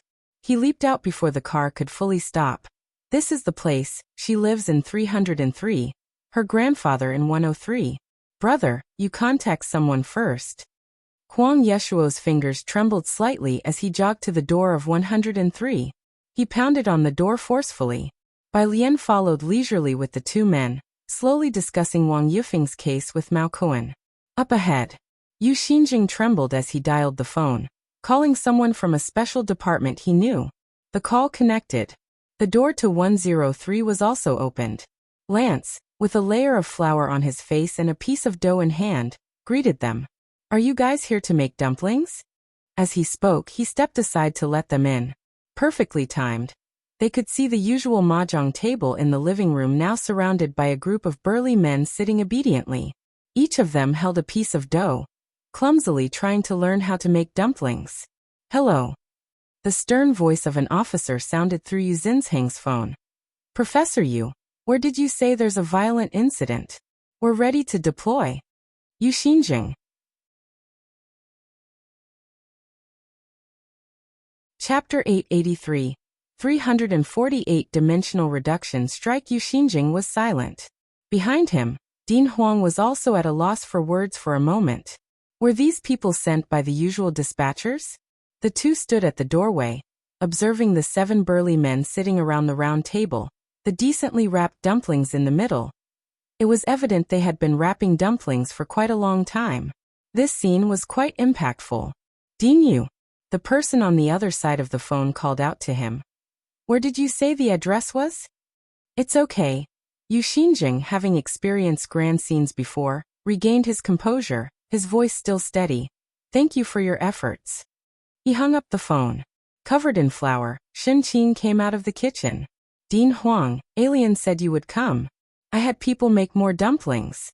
Come in, sit down and have some tea. Dean Huang had visited several times and glanced at Yu Xinjing before taking him to see Ji Hung in the courtyard. Senior brother, that's little junior sister's grandfather. In the summer, Ji Hung was fond of making various clothes for Bai Lian as well as Pu Xiaohan. But today he was not working on clothes for Bai Lian. Instead, he was making a red carpet gown for Yan Lu a few months later. When Yu Xinjing approached, Ji Hung was sitting on the embroidery stool, his hand resting on the armrest beside him, slowly making a stitch so fine that Yu Xinjing almost couldn't see it. Someone came over. Ji Hung put down his needle and thread, stood up very politely. Dean Huang. Since Ji Hung was Bai Lian's grandfather, Yu Xinjing did not put on airs and both were very polite. Both bent down to look at Ji Hung's embroidery, where he was stitching a cluster of butterflies. The wings of the butterflies utilized over a dozen colors, meticulously inlaid with silk floss, giving off a realistic feel as if reflecting sunlight. The two professors, lacking an artistic cell, stood beside and watched for a long while, not daring to speak up and disturb him. Outside, Bai Lian and Mao Kuan both came in. Yu Xinjing and Dean Huang looked at Ji Hung's embroidery for a while, and when they went to the hall, Mao Kuan was asking Shin Qing where these men in black came from. Shin Qing was tidying up the dumplings on the table and spoke to Mao Kuan. When they first came, I thought they were here to cause trouble, but then I saw they were friends of little Zhang, and there were 2 more upstairs. The people in this building could really eat. The demand for dumplings was high. Shin Qing needed to adjust the filling and roll out dough, which was time-consuming, So the arrival of these people to help wrap dumplings was timely. Bai Lian wondered which friend of Zhang Xiai's it was. After speaking with Shen Qing, she went upstairs. Yu Xinjing and Dean Huang went with her, as it was crowded downstairs, and Yu Xinjing also wanted to discuss Harold Dawson's issue with Bai Lian. Bai Lian and Mao Kuan took the stairs, while Yu Xinjing and the dean waited for the elevator. When the elevator doors opened, Yu Xinjing stood at the door, glancing once more at 103's door. Senior brother? Dean Huang entered the elevator first, calling him. Is there something else? It's nothing. Yu Xinjing, his face contemplative, took a few steps into the elevator. Little junior sister's grandfather seems somewhat familiar. Familiar? Dean Huang remained non-committal, as he always felt an intangible pressure around Ji Hung. They reached the third floor. The door to apartment 303 was open. Both immediately noticed a man in similar black clothes as downstairs, holding a cloth.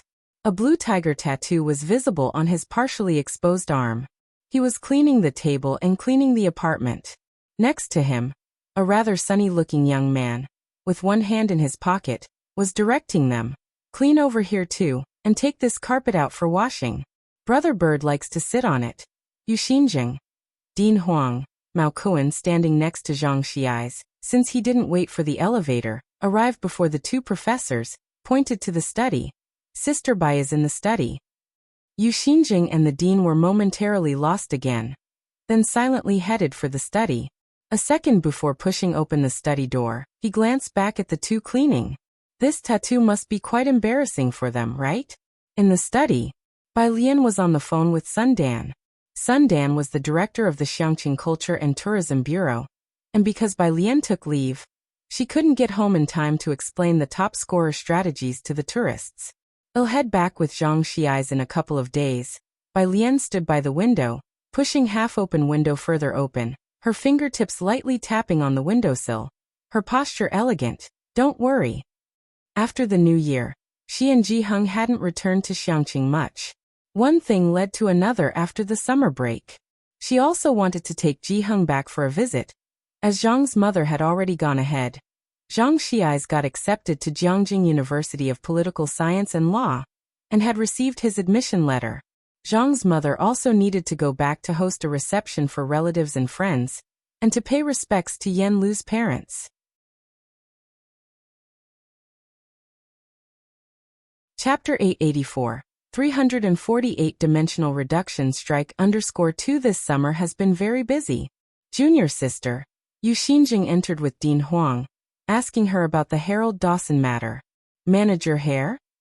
Bai Lian walked over to the desk, bent down, slowly pulled open a drawer, and took out a box of cigarettes. Looking up, she said, I just heard in the office that you want to negotiate for rare metals. You can talk to him. Him? Yu Xinjing was surprised. He glanced at Dean Huang. Dean Huang knew about the Zhou Wenqing matter, and gave him an almost imperceptible nod. With connections, everything becomes easier. Because of Bai Lian's relationship with Ning Xiao, the channel of Wang Yufeng was essentially opened. Okay then. Yu Xinjing wanted to ask Dean Huang about the details, but seeing that Bai Lian was busy, he didn't impose further. Junior sister, I'm not aware of the specifics of your project, and the teacher is not here now. You've taken over Project 925, and have already passed the Xiang family and Ma Jiren's scrutiny, but if there is anything internal to the project group, you must inform me in a timely manner. As the new official taking charge, Yu Xinjing also knew that Bai Lian was under great pressure. Thank you, Bai Lian said, holding the cigarette box, looking up at the trees in the sunlight outside the window. I need to go back to Xiangqing in a couple of days, and will stay there for a few days. Back to Xiangqing? Yu Xinjing nodded. Just arrange your time properly. As for Jiang Fulai's situation, Yu Xinjing didn't ask. His appearance today was enough to indicate his stance, and now the Xiang family and Gao family must be in great panic. Brother, let's go downstairs for dumplings, Dean Huang suggested, his hands behind his back. As they left the room, the two strong men outside were lifting the sofa, clearing out the carpet underneath. Yu Xinjing had seen it so often that he was used to it. When they got outside, Dean Huang pressed the elevator button and then explained. You know about Zhou Wenqing, right? The palladium that was missing from his lab was provided by junior sister for free. Yu Xinjing. In the world of scientific research, both the country and the university would allocate funds. Jiang University is the one that is never short of funding. What is it short of then? It's all sorts of experimental equipment and materials, such as various metals needed for the physics department's research on conductive materials and chips. This purity of metal is limited every year, and it's not something you can just buy with money. Some labs may not be able to get the materials for a whole year, but the fact that Bai Lian could get them so easily made Dean Huang realize that the junior sister his mentor had found for him was no ordinary person. No wonder I saw you weren't in a hurry today. Yu Xinjing exhaled slowly. This connection was truly extensive. But the elevator doors opened and Dean Huang stepped in. What I didn't expect was for the Xiang family's people to actually be making dumplings. They were very certain that these dozen or so men in black weren't just there to make dumplings. Who would believe them if they said it out loud? Jiangjing Federation of Industry and Commerce. Summer member meeting. When Jixia was attending on behalf of the One family, and the meeting had concluded, a bunch of people flocked to Ming Zhangjiu's side. Miss Ming, I heard your family has started a collaboration with the Academy of Sciences? Everyone knew that the Ming family had recently hooked up with the Xiang family's people. Of course, this news was released by the Ming family themselves. Ming Zongyao remained unfazed. There's no accurate news yet. She played it coy, but everyone else became even more convinced. The Ming family's stock rose by 5 percentage points this morning, which spelled out the details quite clearly. Lu Yuzhang stood at the door, waiting for Ming Zongyao to leave, and bend down to get into the car and head home. You family. Yuzhang. You father put down the document and stood up to inquire, has the Ming family recently gotten involved with the Xiang family's people? I talked with the Ming family, and they haven't revealed anything to me, but since the Jiang family incident, Lu Yuzhang took the sour plum drink handed over by a servant. They all want to compete for it. The Jiang family had been the sole leader in Jiangjing for so many years, and others coveted their position of leadership. The Xiang family and Gao family both wanted to take a seat. Yuzhang, do you think that person from the Jiang family, even at home, you father didn't dare to mention the name, is really in trouble? 8 or 9 out of 10, Lu Yuzhang simply replied. What a pity then. We don't have much of a relationship with the Ming family now. You father felt regret. Lu Yuzhang's relationship with Ming Zongyao had been strained, and the One family had been doing quite well lately, partnering directly with the Aerospace Institute, a unique alliance in the business world. You mother interjected directly. Enough with the Ming family, Yuzhang. You haven't seen Jixia for over half a month. Why didn't you invite her to have a meal together today? To develop your relationship? I remember both of you attended the meeting today. The engagement had been set for 2 years, but they had met less than 7 times. I'm busy. Lu Yuzhang simply nodded when Jixia was brought up. Yet his expression was indifferent. Watching the back of Lu Yuzhang, Yu mother shook her head. She knew that when Zixia's delicate and genteel character was not the type that Lu Yuzhang preferred. Chapter 885. 348-dimensional reduction strike _3. However, that's just how these family dynasties are. The Jiang family. An elderly man dressed in a butler's uniform waited outside the main hall staircase, ready to open the car door as soon as Jiang Fulai's car entered the courtyard. Jiang Fulai got out of the car with his head down, his pale face especially sharp. His light-colored phoenix eyes were devoid of emotion. A white flower was still pinned to his collar. An icy demeanor that read, "Keep out." Jiang Fulai walked straight to the stairs and handed over his coat. He did not linger. All management personnel are waiting for you in the meeting room. The butler followed behind him, taking his coat. Also, there is a letter from abroad. I've placed it on the desk in the council hall. Jiang Fulai nodded. He did not speak. Additionally, the flight route to Xiangqing has been secured. The butler detailed meticulously. Xiangqing Airport is available for landing. In a few steps, they reached the council hall. The heavy doors closed, and personnel in formal attire flanked each side. Upon seeing Jiang Fulai approach, they bent over and pushed open the large doors of the meeting room. The Chinese-style meeting room, with its mahogany furnishings, was solemn and serious. With Jiang Shijue at the forefront, all core members of the Jiang family were gathered here, each with a grave demeanor, sitting upright and silent. All eyes turned towards the entrance of the meeting room. Upon seeing Jiang Fulai appear, everyone stood up and looked towards him, addressing him respectfully as young Master Jiang. Whether young or old, all showed great respect. Jiang Fulai walked to the front center seat, sat down, and surveyed the entire meeting room. He leaned back, his hand resting on the back of the chair, and directly called out, "Jiang Shijue." Jiang Shijue, holding a meeting record book, stood up and reported to him about ZTE Group and the Science Academy. Currently, the ZTE drone project has been halted. The Xiang family wants to get involved. Jiang Shijue knew Jiang Fulai disliked ramblings and got straight to the point. The research institute with people from the Xiang family is applying for deputy director. The Gao family has provided 11 slots for scientific researchers, the Ming family, Zhu family, a total of 10 slots. Jiang Fulai listened patiently to Jiang Shijue speak. Drones. Jiang Fulai's pale fingertips lightly tapped the rosewood table, his tone unchanged. Have been halted? Upon hearing the tone of Jiang Fulai, Jiang Shijue realized Jiang Fulai was serious this time. Then let ZTE drop this project and give it to them.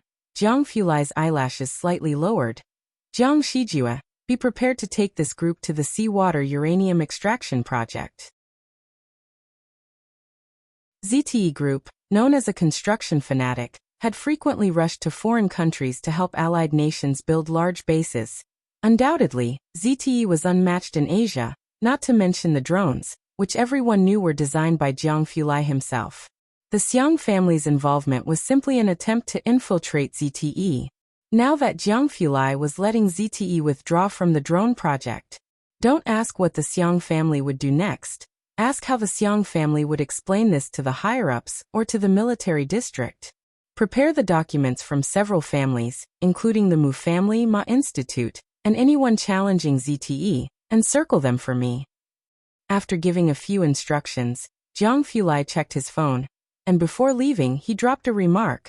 I will apply for the deputy director of the Science Academy. Tell He-1 and the others to prepare the application documents, and make sure all details with the Mu family are integrated and sent to me. The people in the meeting room were taken aback by the sight of Jiang Fulai's departing figure. Shijue, the young master, a senior executive of the Jiang family, turned to Jiang Shijue. Most people in Jiangjing knew of Jiang Fulai's disposition. He had never involved himself in these scientific circles, running his own dark matter institute, which countless non-technical researchers were desperate to join.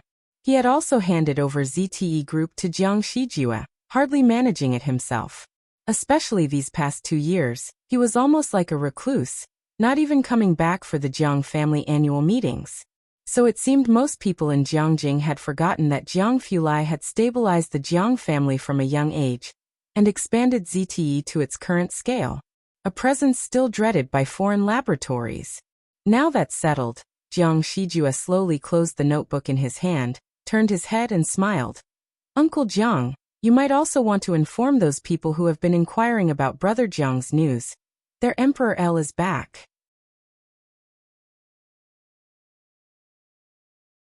Chapter 886, 349 Big Changes.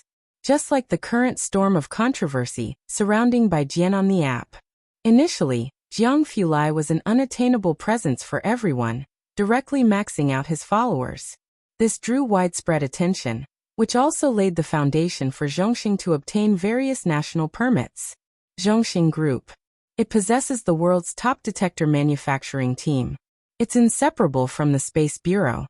Not to mention the construction of railways, highways, and various large bases, most of which are related to Zhongxing, whose products are rarely sold to the general public. Thus, most people only know Zhongxing as a company that builds railways. But those in the know are aware of Zhongxing's weight.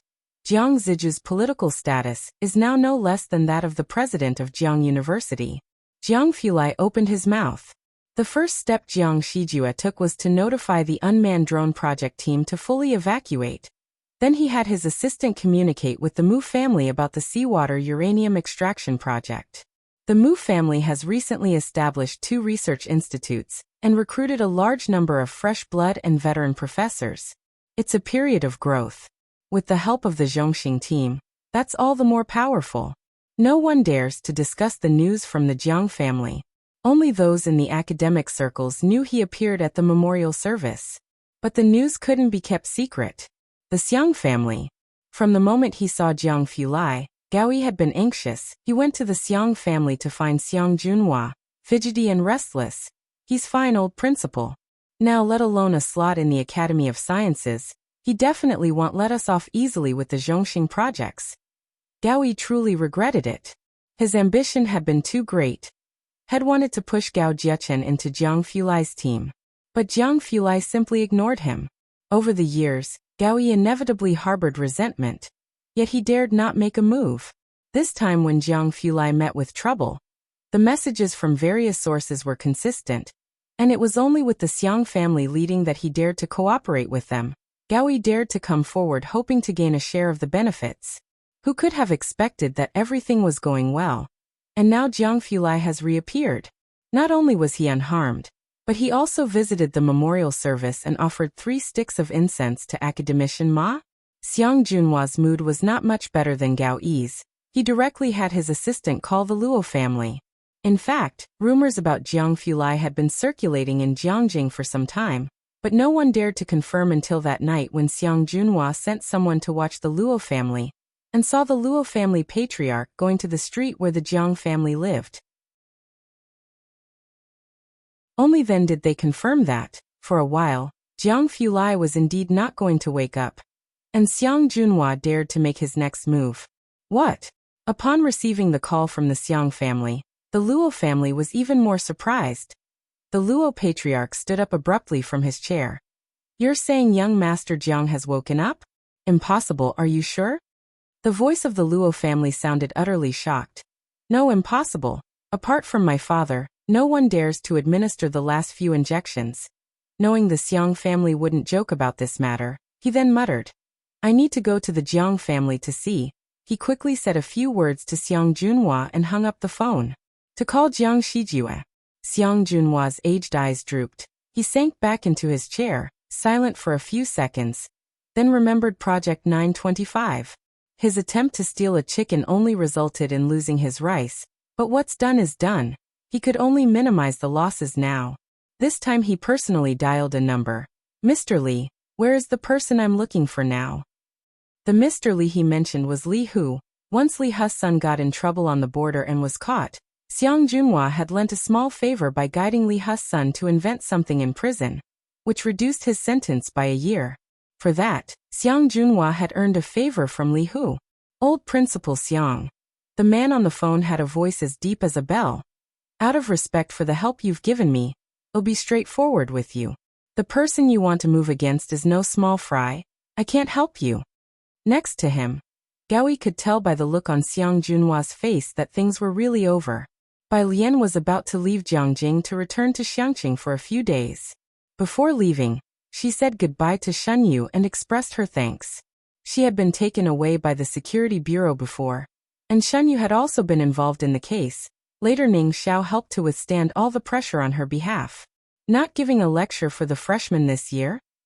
Shen Yu sat in his office chair, his eyelids drooping, showing some signs of fatigue. What about Ning Xiao? What about Yang Lin? Tang Ming is fine too. Or else Liang Wuyu.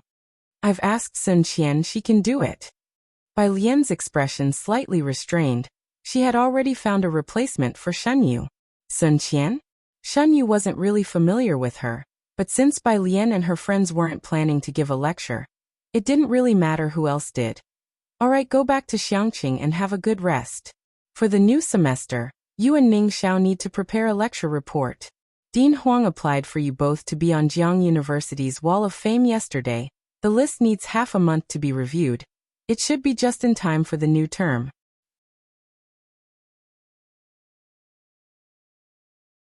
Chapter 887. 349 Big Changes.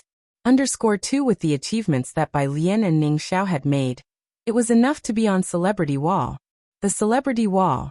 Bai Lian's pitch-black eyes looked in the direction of Celebrity Square. Good, thank you. Dean Shu was also in Shunye's office and didn't interrupt their conversation. It was only after Bai Lian had left that his assistant spoke to Dean Shu in a low voice, his voice betraying his shock. Just the start of sophomore year and already on the celebrity wall, and there are two of them? Jiang University's excellent student representative wall was strict. Most of the time, not even one would make it in a year. The last time was he one. And now, suddenly, there were two. Dean Shu slowly picked up a disposable cup next to him, lowered his eyes and took a sip. This turmoil has finally come to an end, and their young lives have just begun. This year, the situation in Jiangjing had been fluctuating. First was the Wen family, then the Mu family. Last was the Gao family and the Xiang family, busy and distraught over the drone matter, which put an end to this battle. Downstairs, Ming Dongheng had been waiting. It was another low-profile business car, parked under the trees. Bai Lian looked up and saw the back seat window half down. Jiang Fulai sitting by the window, only half of his cool face visible, hidden among the mottled tree shadows. It was summer vacation, and there were hardly any students at Jiang University. As Bai Lian approached, Ming Dongheng opened the back car door. In the back seat, Jiang Fulai's laptop was still on the table.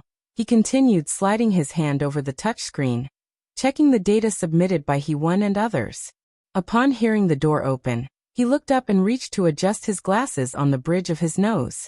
Once she was seated, Ming Dongheng went to the driver's seat to drive. First to the airport. They've all arrived already. Jiang Fulai raised his hand, rolled up the window. It's still an hour's drive. Get some sleep first. Bai Lian sat inside, her head lazily leaning against the window, long eyelashes drooping, her hand supporting her chin. Her complexion was pale yet incredibly languid, the sunlight filtering through the one-way glass gently outlining her features. Her expression was unreadable, showing neither sadness nor any other emotion. Academician Ma was of advanced age, and for this trip, Bai Lian had actually prepared herself. She stuffed a Bluetooth headset in her ears, listening to an untranslated paper, and then closed her eyes. She had been overexerting her mind recently, which was also one of the reasons Jiang Fulai was preparing to return to Xiangqing. The air conditioning was set low. Jiang Fulai looked at her for a long while, grabbed a blanket to cover her, and then stretched his hand to press down on the left Bluetooth headset. His voice deep. Continue. I've submitted the Mu family's list. The report was from Jiang Shijue, mainly about the Mu family's affairs. As for the Gao and Xiang families, he could handle them himself. Also, the Luo family people are inquiring about Miss Bei's news. Jiang Fulai continued to swipe through the documents on his computer, simply responding with a Jiang Shijue understood. He hung up the phone and returned to his office, apologizing as he looked towards the old master of the Luo family. You may go back. The airport. When the car arrived, Bai Lian was still not awake. Jiang Fulai didn't wake her, just turned off the lights inside the car, and continued to work beside her. Bai Lian was in a half-dream half-awake state. She was accustomed to life and death, having bid farewell to too many people. In the first 2 months in this world, her dreams were mostly of battlefields, or her father and brothers. But this time, with Academician Ma's departure, she inevitably dreamed of Liang Zuan. Dreamed of Daong's Jiangjing in heavy snowfall, with Liang Zuan kneeling at the palace gate for 3 days and nights, pleading for Emperor Jiangwen to send troops to save Xiangqing. In his dream, Liang Zuan received the news of her death, and he lay in bed, eventually succumbing to his grief. His red eyes in the dream appeared so vividly real as he called out to her through the ether. Xiangjun Bai Lian suddenly woke up. She sat up, the blanket falling off her. What's wrong? Jiang Fulai noticed her unease, reached out to hold her, and gently patted her back, consoling her in a low voice. Had a nightmare? His voice, usually cold, was now especially gentle. Bai Lian lowered her eyes. Yes. On the plane. Bai Lian, they've reached the airport. Zhang Xiais completed the call with Ming Dongheng and then asked Tang Ming, what about the academic god? At the National Defense University, Tang Ming checked his phone. Oh, he's already on his way in a taxi. He'll be at the airport in 10 minutes. National Defense University? Zhang Xiais was surprised. That's Sister Chen's school. What was academic god doing there? Yang Lin often goes to the neighboring art institute as well. Tang Ming, used to such oddities, put an arm around Zhang Shi's shoulders, chin pointing in Yang Lin's direction, and then whispered, "Buddy, could you get 2 of Yen Lu's autographs for me? My cousin's a big fan of Yen Lu. She just found out I have Yen Lu's WeChat, and without her autograph, she'll bother me to death when I get home." Tang Ming was not very close with Yen Lu and Pu Xiaohan, and felt embarrassed to ask. Across from them, Yang Lin was also on the phone. "Yes, Grandma, I'm coming back to Xiangqing today. You don't need to come over. I will take a bus tomorrow to visit you." Next to her, Pu Xiaohan was holding a knife and working on puppet props. Soon everyone had arrived. Bai Lian had slept for a while on the way to the plane, but hadn't managed much sleep on board, talking to Xiaoqi. "Sis, you're just in time to be back." Xiaoqi was stuck in Jiangjing, Xiangqing and the headquarters in Beijing City. "Swing by them if you have time. The branches there were just promoted, and some partners still haven't been confirmed. Manager Lin is on it." Bai Lian poured herself a cup of hot water. "Okay." Zhang Xi's, holding a thick law book, sat next to Ning Xiao. "What were you doing at the National Defense University? Thinking about transferring schools? I'd advise against that idea. Your principal sure would be heartbroken." "No," Ning Xiao took out a printed paper. "That was my brother's old school." Zhang Xi's was about to ask who his brother was. Suddenly remembering the several memorials in Ning Xiao's family, he instantly shut his mouth, changing the topic. "Tang, why don't you come with me after we land to get Yan's autograph?" Ning Xiao bowed his head, taking out a pen to make marks on the paper. Beicheng. Bai Xiaoqi and Songmin had returned a few days ago after initially planning not to come back from their entrepreneurial efforts in Jiangjing. They hurried back upon hearing about the push to promote Xiankong and Beicheng. Their investments were doing well, better than some, lesser than others. Bai Qiming had been losing sleep lately because of Bai Lian. He was not in Jiangjing, had no idea what Bai Lian was up to, only hearing she was fine. Meanwhile, the Bai family far in Beijing was being affected. Seeing Bai Xiaoqi and Songmin return eased his mind. Xiankong. Yes, Xiankong will definitely become the leading brand domestically. Songmin had heard plenty about Xiankong in Jiangjing. As soon as Xiankong launches next year, its market value will be immeasurable. They will dominate the future market of traditional medicine, and we must secure an early partnership with them in Beijing. Oddly enough, Xiankong had branches in the 4 major cities and even second and third-tier cities around Beijing, but none within the city itself. As a result, most people in Beijing who wanted to visit Xiankong chose to go to Xiangqing.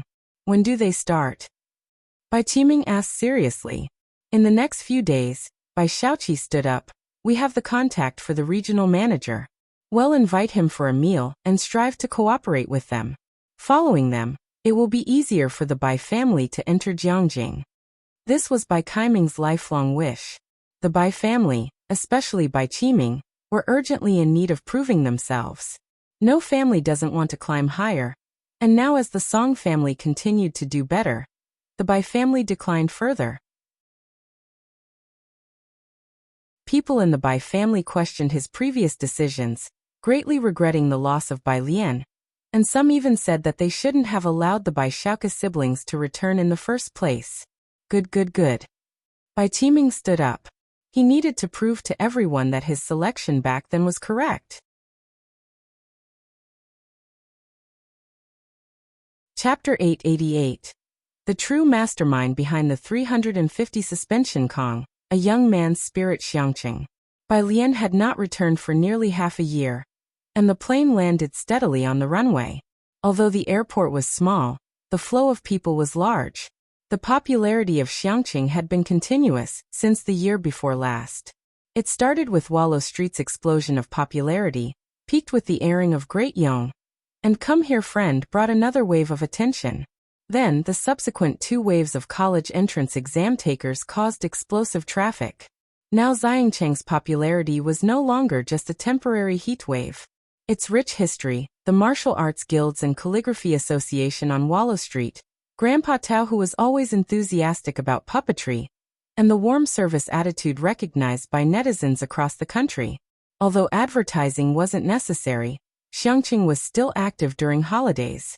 For example, This summer break, they specifically invited Yanlu to return, and a host of top scholars and study prodigies started classes. Who wouldn't want to come and see Xiangqing? Yang Lin put away her computer and followed by Lian's group off the plane. Not long after disembarking, her phone rang with a local Xiangqing number calling. The voice was booming. "Is this Miss Yang?" "Hello, I am Yang Lin." The caller was the person in charge from the street office, informing Yang Lin that her residence was to be demolished. "Do you have time to come by? Come to the street office to sign and collect the demolition compensation." The voice sounded jubilant. Xiangqing was developing rapidly now, with the eastern and northern parts of the city being developed, including the tube building where Yang Lin had lived before, which was slated for a shopping mall and new residential district. Compensation was distributed per capita. Next to her, Zhang Xiais heard the conversation she had with the responsible person. Speaking to Tang Ming. "Bro Tang, has your family bought a house yet?" Bought, Tang Ming said, thanking Zhang Xiais. "Bro Tang, thanks to your dad's reminder back then, we took out loans to buy 2 properties, and now they've more than tripled in value. Your dad really has far-sighted vision."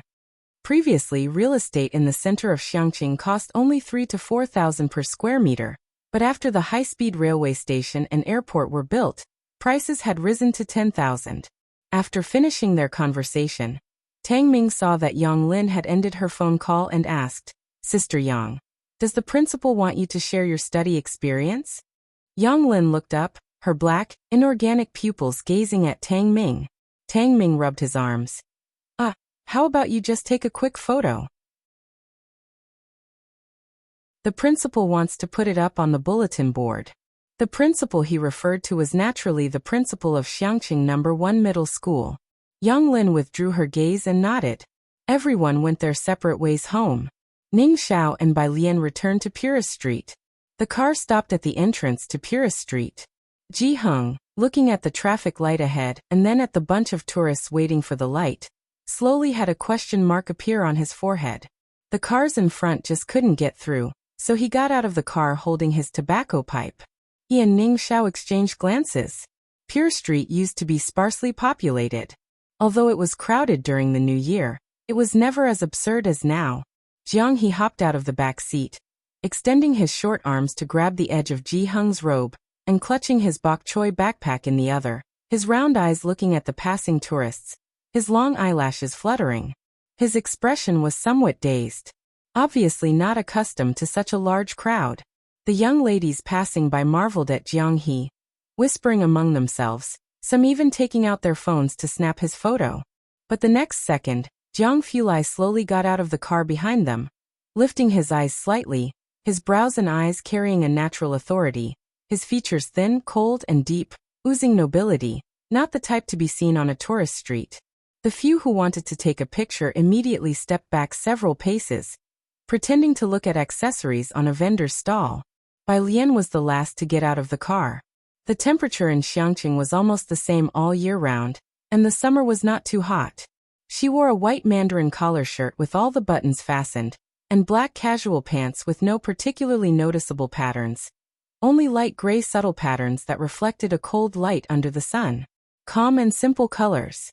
Her long hair was fastened with 2 plain hairpins, the only adornment on her.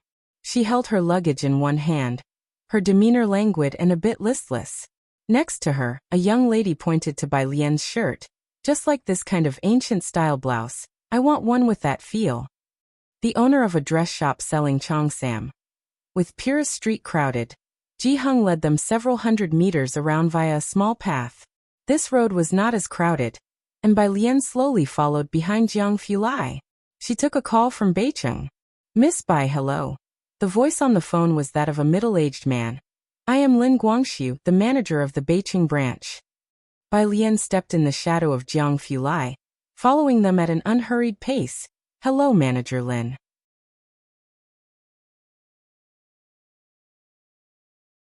Chapter 889. The true mastermind behind the 350 suspension Kong.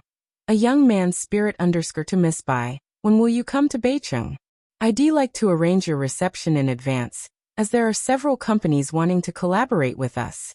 He listed off a bunch. Bai Lian didn't know much about business like Xiaoqi did. Her trip to Beijing was simply to make an appearance following Xiaoqi's instructions, and to teach a couple of acupuncture techniques to some doctors there. She patiently waited for Lin Guangxiu to finish talking. I have to go back to school for a lecture in these next 2 days. Bai Lian looked up, not sure how the Culture and Tourism Bureau had arranged it. He'll return this weekend. On the other side of the phone, Lin Guangxiu calculated the time. Today was Tuesday, and the weekend was just a few days away. He ended the call, heading out to an emergency meeting while instructing his assistant. Miss Bai will be coming this week. The exact day is still unclear. Pass the word. I want everyone on their best form to welcome her. The executives at Xiankong all knew Xiaoqi was officially their boss. But in reality, the person behind Xiankong was Miss Bai. Yet, Miss Bai was enigmatically elusive, with few ever having the opportunity to meet her. Lin Guangxiu hadn't met her either. Yes, the female assistant in high heels holding a notebook and a black pen efficiently took note. Furthermore, the Bai family, the Song family, and the Kong family are all trying to schedule appointments with you. Among these three, the Song family has the strongest assets, and they also have dealings with Jiangjing, while the Bai and Kong families are locals here in Beijing.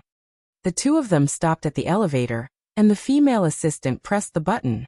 The elevator doors opened and Lin Guangxiu stepped in. You arranged the times. Xiangqing, a village. Young Lin had helped her grandparents hoe a large medicinal field. Young Grandma's back slightly bent, calling Young Lin and Grandpa to come in for a meal. Along the way, villagers greeted Young Lin warmly. Last year, when they heard Young Lin got into university, the villagers had even given her a red envelope, as she was among the few girls from the village who had managed to go to university. They only knew Young Lin had been accepted into a university, but they didn't know which one.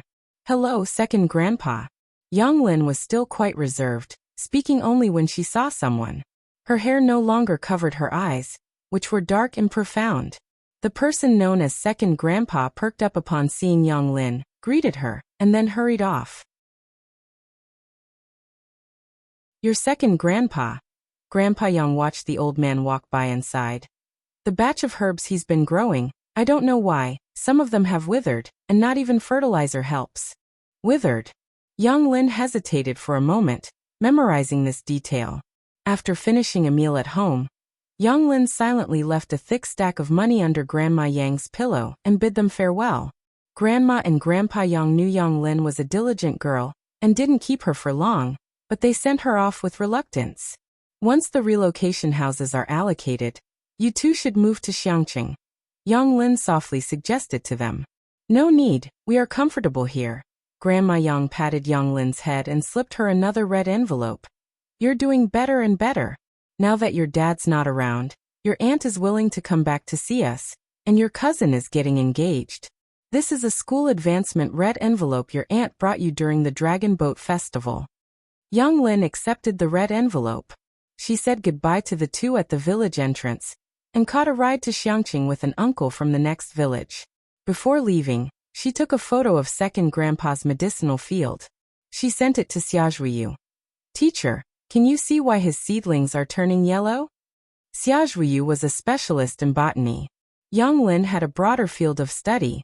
Soon, Young Lin arrived in Xiangqing.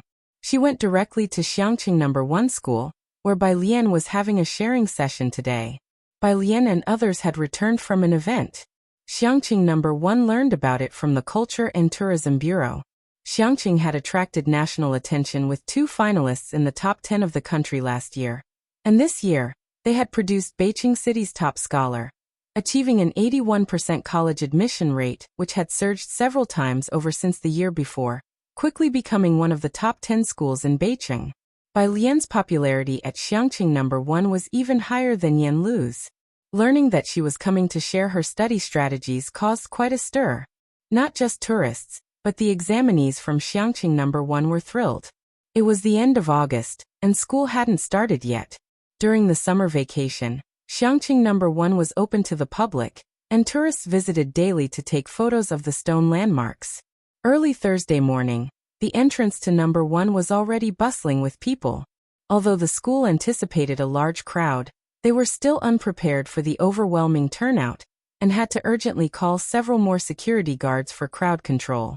When Yang Lin arrived, the place was packed, and to prevent a stampede accident, the school gates had been closed to outsiders.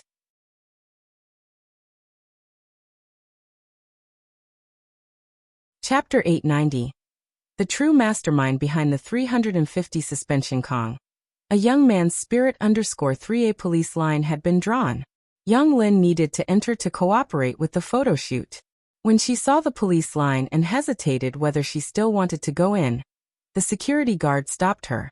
"Young student, hurry up and come in. You're the only one missing." The security guard recognized Yang Lin. Bai Lian and her group each had a very distinctive presence, especially Ning Xiao and the others who had been admitted to Jiang University. The security guard naturally remembered them even more clearly. At the entrance, Yang Lin's mother and her current husband were among the crowd. The man held a little boy in his arms, and when he saw Yang Lin entering through the gate, he was stunned for a moment before calling to Yang Lin's mother. "Is that your daughter? How did she get in?" Today everyone knew that the former national exam top scorer was coming to share learning experiences, and he had specifically brought his elementary school-aged son, Ye Tianbao, to learn. Shaolin. Yang Lin's mother was stunned. It had been so long since she had seen Yang Lin that she hesitated for a moment. "I don't know." The man frowned slightly, then suddenly remembered something, a sharp glint in his eye. "Isn't the house she's living in about to be demolished? I heard that they could be allocated several apartments."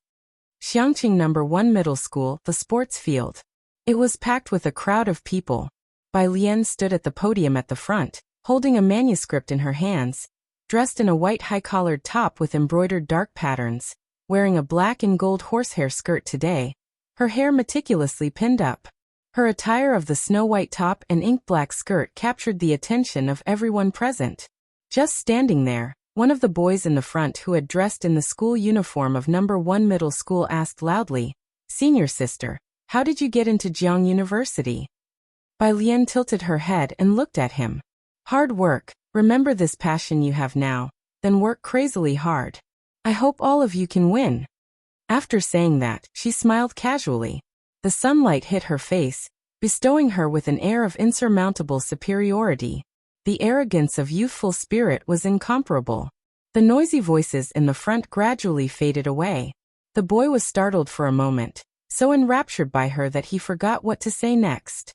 Standing at the front as well was Jiang Fulai, wearing a hat and a black face mask. He coolly turned his head, glancing at the boy in the school uniform. The boy was still staring at Bai Lian dumbfounded, when he suddenly felt a chill and came to his senses, shivering and rubbing the back of his hand. At the back of the crowd, the former class leader of Class 8 said to a tourist, "Following her study methods really helps. I only scored 421 points, but it was 20 points above the second-tier university admission line. Before, in our class, I was one of the last, and there were others with scores similar to mine who didn't even reach the college admission line." Next to him, Bao Boya slowly lowered his head. He was one of those who hadn't reached the college admission line.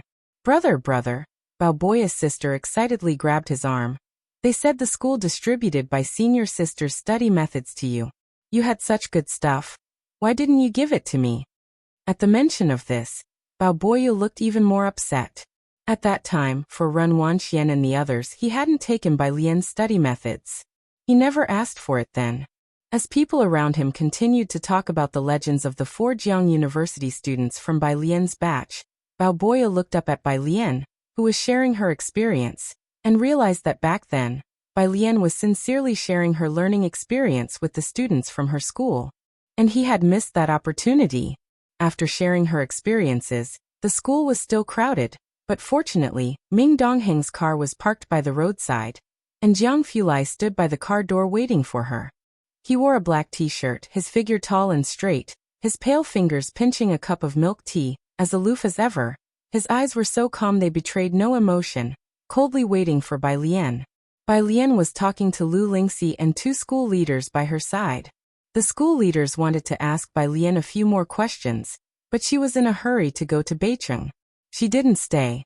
Lu Lingxi still wanted to ask Bai Lian a few questions about how she was doing at Jiang University, but when he looked up and saw Jiang Fulai holding a milk tea a few meters away, he abruptly halted his steps with the school leaders. Okay, goodbye.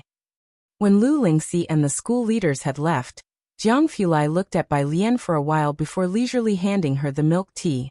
Bai Lian stretched out her hand, taking the milk tea while sending a message to Lin Guangxiu. Today, but her hands never actually touched the milk tea. She looked down. Jiang Fulai's other hand was holding a straw, and he slowly asked, "Senior sister, would you like me to put the straw in for you?" Bai Lian.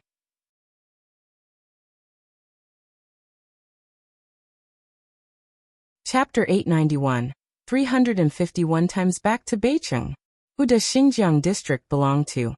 The afternoon sun was dazzling, casting its glow on the young girl's radiant yet languid face. In her hand, she held a speech draft given by the school, tapping it absent-mindedly against her palm. The breeze gently lifted her skirt, hiding the golden patterns in a cloak of gentle yet enchanting mystery. She sighed in resignation. Fine as long as you're happy. From the driver's seat, Ming Dongheng didn't dare let his gaze wander, and pretended to be invisible.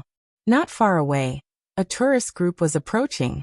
Jiang Fulai held a straw between his slender fingers, his eyes downcast, his aura less captivating than usual, somewhat gloomy as he leisurely opened his milk tea. He passed it over. Senior, hey, race your cherry fruit tea. Ming Dongheng got into the driver's seat and started the car. Not far off, the principal, together with Lu Lingxi and a group, were heading towards the administrative office. Next to them, a leader from the Education Bureau kept looking back. The gentleman next to Student Bai, he seemed familiar. The principal's brow twitched as he feigned nonchalance. Director, let's hurry back to the administrative office. Ning Xiao and the others are waiting to take photos. Teacher Lu has also called Yang back this time. Administrative office. Ning Xiao, Yang Lin, and others were there. Zhang Xiais, wearing a baseball cap, leaned against the outside of the corridor, looking down at his mobile phone. Next to him, Wang Qi was excitedly talking to him. The sunlight, piercing through the dust, cast slanting shadows on them. Lu Lingxi had just climbed the stairs when she saw the two appearing somewhat entranced. Mum Lu, Zhang Xiai saw Lu Lingxi, quickly put down his phone, and walked forward 2 steps to embrace her with open arms. And back again. You kid, the principal, unable to hide his grin next to them. Teacher Lu mentioned you got into the University of Political Science and Law? That year's unnoticed student from Xiangqing Middle School had made a striking impression on the principal. Just lucky, just lucky. The principal was about to say it was truly remarkable to get into the University of Political Science and Law, and there was no need for modesty. Zhang Xiais then humbly took off his baseball cap. Just the 10th place nationally. Principal. Hearing the voices of the principal and Lu Lingxi, Ning Xiao, Tang Ming, and Yang Lin, all waiting in the office, came out to pose for the photographer's photos. Teacher Lu, the principal, with hands behind his back, turned slightly to discuss with Lu Lingxi. This kid got national 10th place. Why not go to Jiang University? What was he thinking, going to the law school? Didn't Jiang University even try? Lu Lingxi was unsure. It wasn't until Yang Lin, who had finished her photos first, came over to greet Lu Lingxi.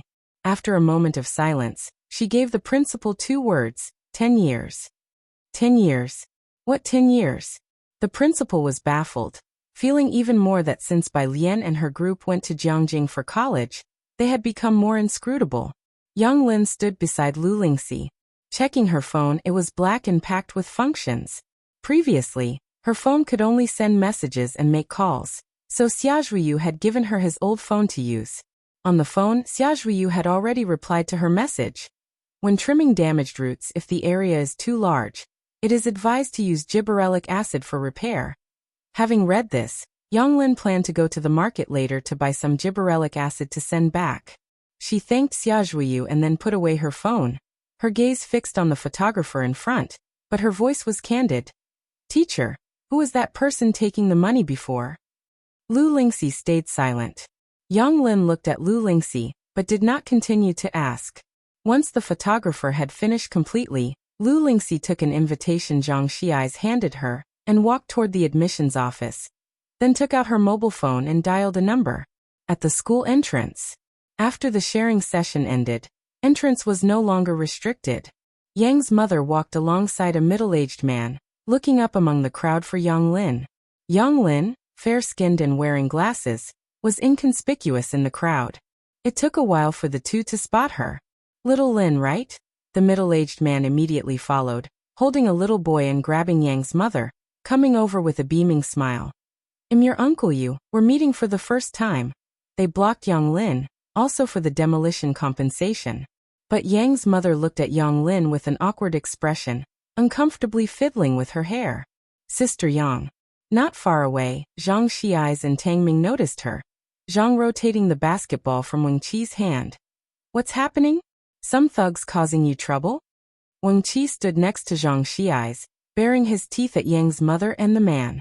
Not very fierce, but with several tall youths around, especially Ning Xiao on the far left making a phone call. Just a glance over with his brooding eyes carried an intense aura.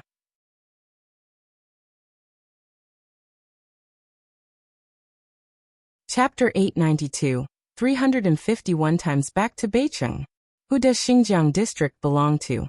_2 He was already the hardest to approach in class 15, and these past 2 years, influenced by Jiang Fulai, his aura became even colder. The middle-aged man immediately took his youngest son and fled as if escaping.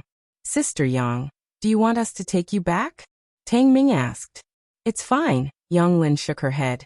I'm going to the market to buy some things. Ning Xiao held the phone. On the other end of the phone was Su Nanjing, who was inquiring about Ning Xiao's work on extracting uranium from seawater. It seemed he had overheard Zhang Shi's voice and he paused slightly. What are you doing? Yang Lin just got stopped by someone. We came over to check. Ning Xiao lowered his gaze, speaking succinctly. The call ended. Zhang Xiai smoothly switched the ball to his other hand and freed one hand to drape it over Wang Qi's shoulder. Sister Yang can't be like this. I have to mention it to Sister Bai Lian and Golden Hall Master. It was to get Sister Yang to start exercising. Beicheng now has both a high-speed train and flights available with Xiangqing. Bai Lian and Jiang Fulai took a flight to Beicheng. It would take 8 to 9 hours by car, but the flight got them to Beicheng in less than 2 hours. Ming Dongheng hadn't come with them as he had to go to Bachter Street for the gladiatorial contest, and the person who came to receive Bai Lian and Jiang Fulai was a familiar face. The general manager of Jiahao Hotel, Xie Zhongfei. Xie Zhongfei drove the car steadily to Jiahao Hotel, and then left the car keys with Jiang Fulai. He didn't dare to linger. The rooms reserved for Bai Lian and Jiang Fulai were still on the 3rd floor, with their rooms next to each other. Jiang he didn't come along. These days he followed Ji Hung around with a chessboard, beating everyone in the alley, young and old, into an invincible state. Now the idle elders in the alley would run away upon seeing the father and son duo holding their stools. It was a rare trip to Beicheng for Bai Lian. Naturally, she also wanted to see the Calligraphy Association, as well as Zhou Wenba. During the New Year, Zhou Wenba sent New Year's gifts to Bai Lian through Zhou Wenqing. This time coming to Beicheng, Bai Lian had also prepared some tobacco for them. She was on the phone with Zhou Wenba in front. The visit was so sudden that Zhou Wenba didn't have time to prepare. How come you're back already? I'll wait for you at the Calligraphy Association tomorrow morning. Okay. Bai Lian followed behind the lobby manager. The manager held 2 room cards in his hands, opened the door to Bai Lian's room, stood aside to let the 2 of them in. She had just finished speaking on the phone with Zhou Wenba. Lin Guangxi's call followed immediately after. Miss Bai, will you go to the headquarters tomorrow? Bai Lian stood in the living room of the suite, watching Jiang Fulai open the window curtain, lazily leaning against the table with his tall figure, while his other hand braced against the table's surface. Tomorrow afternoon, I have other things in the morning. Jiang Fulai drew the curtain open from the 3rd floor. One could only see the scenery below the hotel. He took a step back. Turning to look at Bai Lian, she had just finished speaking with Lin Guangxiu and was slowly sending messages to Su Jiyue and a few others left in Jiangjing Laboratory. Her beautiful brows and eyes gathered solemnly, like a heavy ink-painted landscape.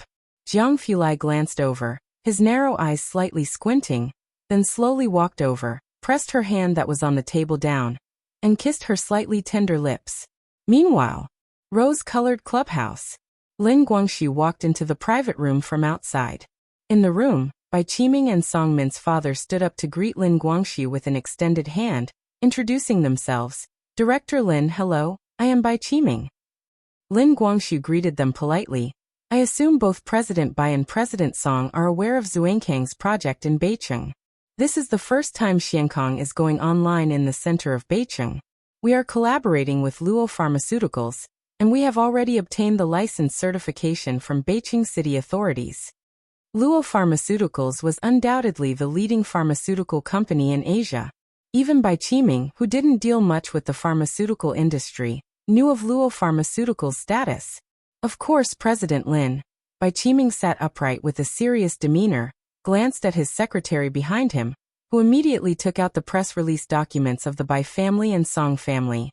We also ask you to believe in our alliance with the Song family. Together, we will move forward side by side. Lin Guangxi's eyes skimmed over the document. Before coming to Beicheng, Lin Guangxu had already investigated the situation. And indeed, both the Bai family and the Song family stood out in terms of strength. However, Lin Guangxu just shook his head without saying a word. Beside him, a young waitress added wine to Lin Guangxi's glass. Bai Qiming was surprised.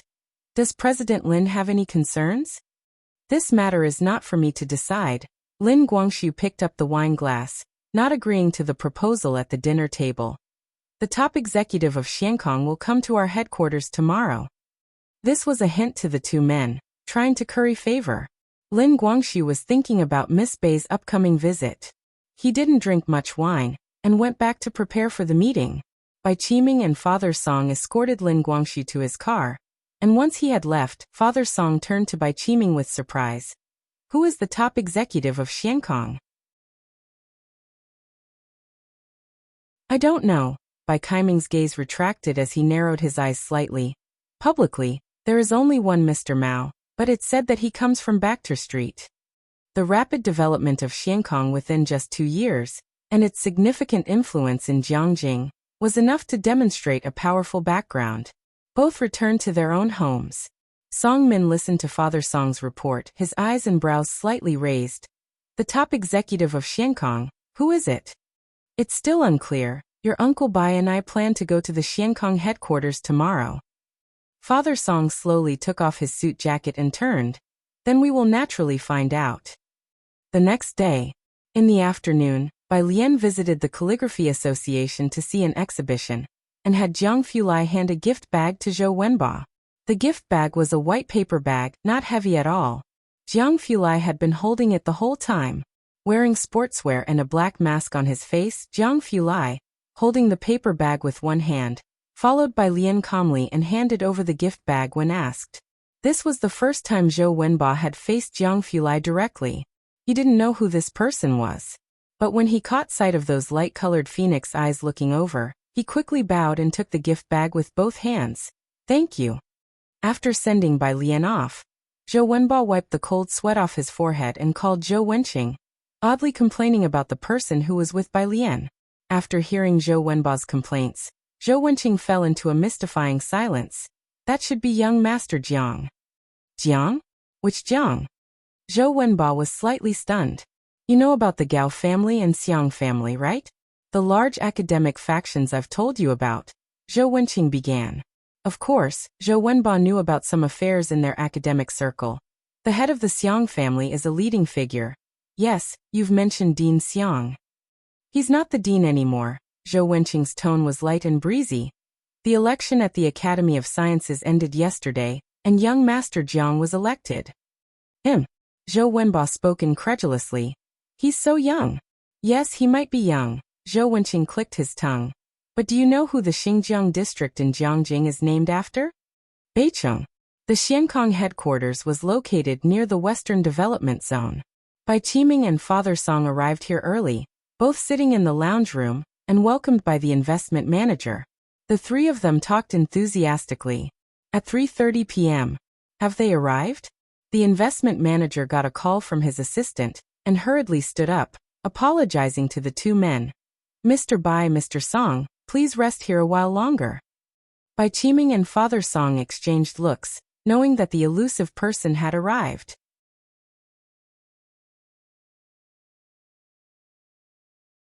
Chapter 893. She is Bai Lian. Lin Guangxiu had been waiting downstairs early for Bai Lian. After the people from the investment department came down, the managers from the product and development department stood on either side of Lin Guangxiu. Most of the people inside Xiankong had been recruited by Xiaoqi from outside, and everyone knew about the various exclusive licenses and R&D certificates inside Xiankong. Those who worked at the headquarters always had cameras attached to them to prevent the leakage of certain prescriptions. Subtly, the managers were all aware that their enterprise was no ordinary one. Soon a local car slowly approached from ahead. Lin Guangxiu took out his phone and repeatedly confirmed the license plate, then led the managers forward. The front passenger door opened first. Lin Guangxiu instantly saw a woman dressed in plain clothes stepping out, with deep black eyes and black hair tied back at the head. Her youthful face looked overly relaxed. She seemed to have none of the gentleness he had expected from a capable female professional. "Miss Bai?" he tentatively asked. Bai Lian calmly closed the car door and turned towards him with a nonchalant wave of her hand, composed and serene. "Manager Lin." As soon as she spoke, her presence was quite pronounced. "Miss Bai." Lin Guangxiu quickly extended both hands and introduced her to the nearby managers. "This is our investment department's manager Zhao, and this is the product promotions." Jiang Fulai turned off the ignition and got out of the driver's seat. When he opened the door and stepped out, the temperature at the site seemed to drop a few degrees. Lin Guangxiu and the others looked over, and only saw a tall man walking over to Bai Lian's side. He didn't speak, but merely took a mask and put it on himself, his hands folded in front of him as he stood silently beside Bai Lian, his black clothing making his skin appear unnaturally pale. This demeanor did not seem that of an ordinary person. It had never been seen in Beijing before. Lin Guangxiu quickly shifted his gaze, not daring to ask more, and walked on Bai Lian's right, leading her through a tour of Beijing's headquarters. Currently, through the official account, Beijing already has over 2,000 people registered for the myopia acupuncture. Lin Guangxiu pressed the elevator button and reported the situation in Beijing to Bai Lian. "There are too many registrants, and the account has now stopped taking more. Dr. Huang and several other resident physicians are training other acupuncturists until you arrive." Previously, Xiankong had no presence in Beijing. Bai Lian initially did not mention it, and Xiaoqi had planned to divert Beijing's tourists to Xiangqing. It had been put on hold until now.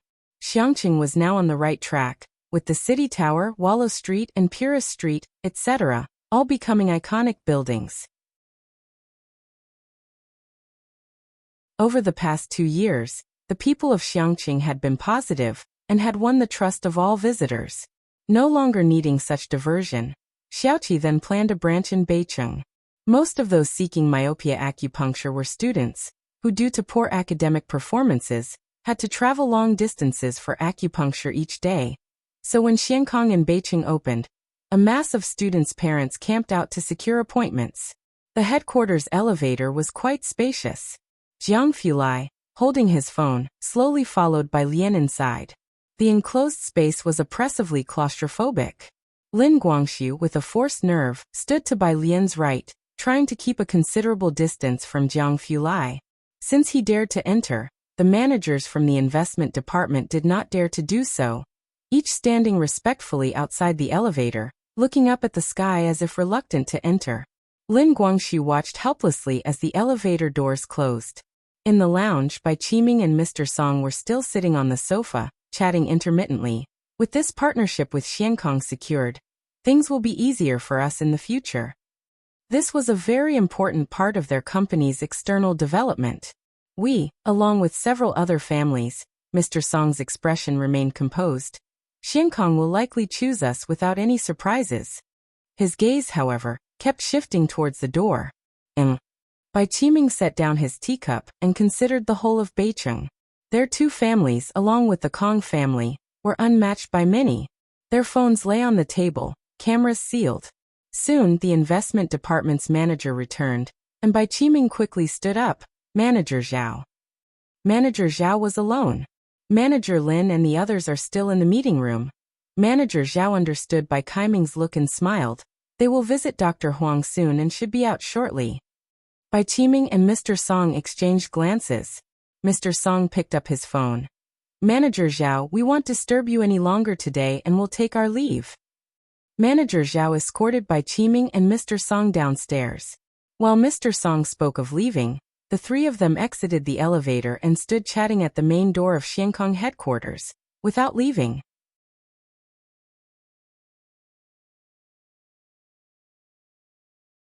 Chapter 894. She is Bai Lian. Tu Yuguang stared in the direction of the elevator. Three people casually chatted, soon turning the conversation to their children. Hearing that Bai Kaiming's children were all at Jiang University, Manager Zhao was very surprised. Oh? They're all at Jiang University? Truly, a lion does not father a sheep. How difficult it was to get into Jiang University was evident to everyone. President Bai's son is studying physics at Jiang University, working on experiments under a professor, Song's father chuckled. He's already preparing for graduate recommendation. And this year he's also planning to receive the highest scholarship. Manager Zhao looked even more impressed. Bai Qiming, though outwardly indifferent, had his hands clasped behind his back.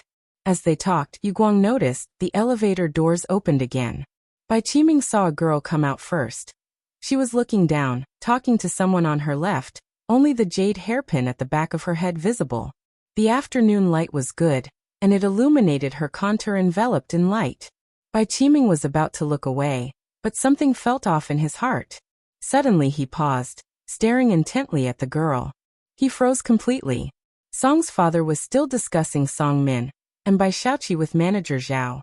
Next to him, Bai Qiming suddenly fell silent, looking behind as if stupefied. Song's father looked in that direction, puzzled. Several people walked out of the elevator.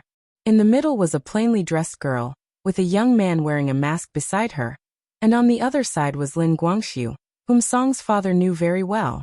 Song's father was about to say, "Isn't that President Lin?" The next second, the girl lifted her face, revealing a relaxed and casual appearance. His voice also choked. Lin Guangxiu was alone in the elevator, bearing the pressure from Jiang Fulai, and he too had reached a breaking point. Seeing Manager Zhao, he was very touched.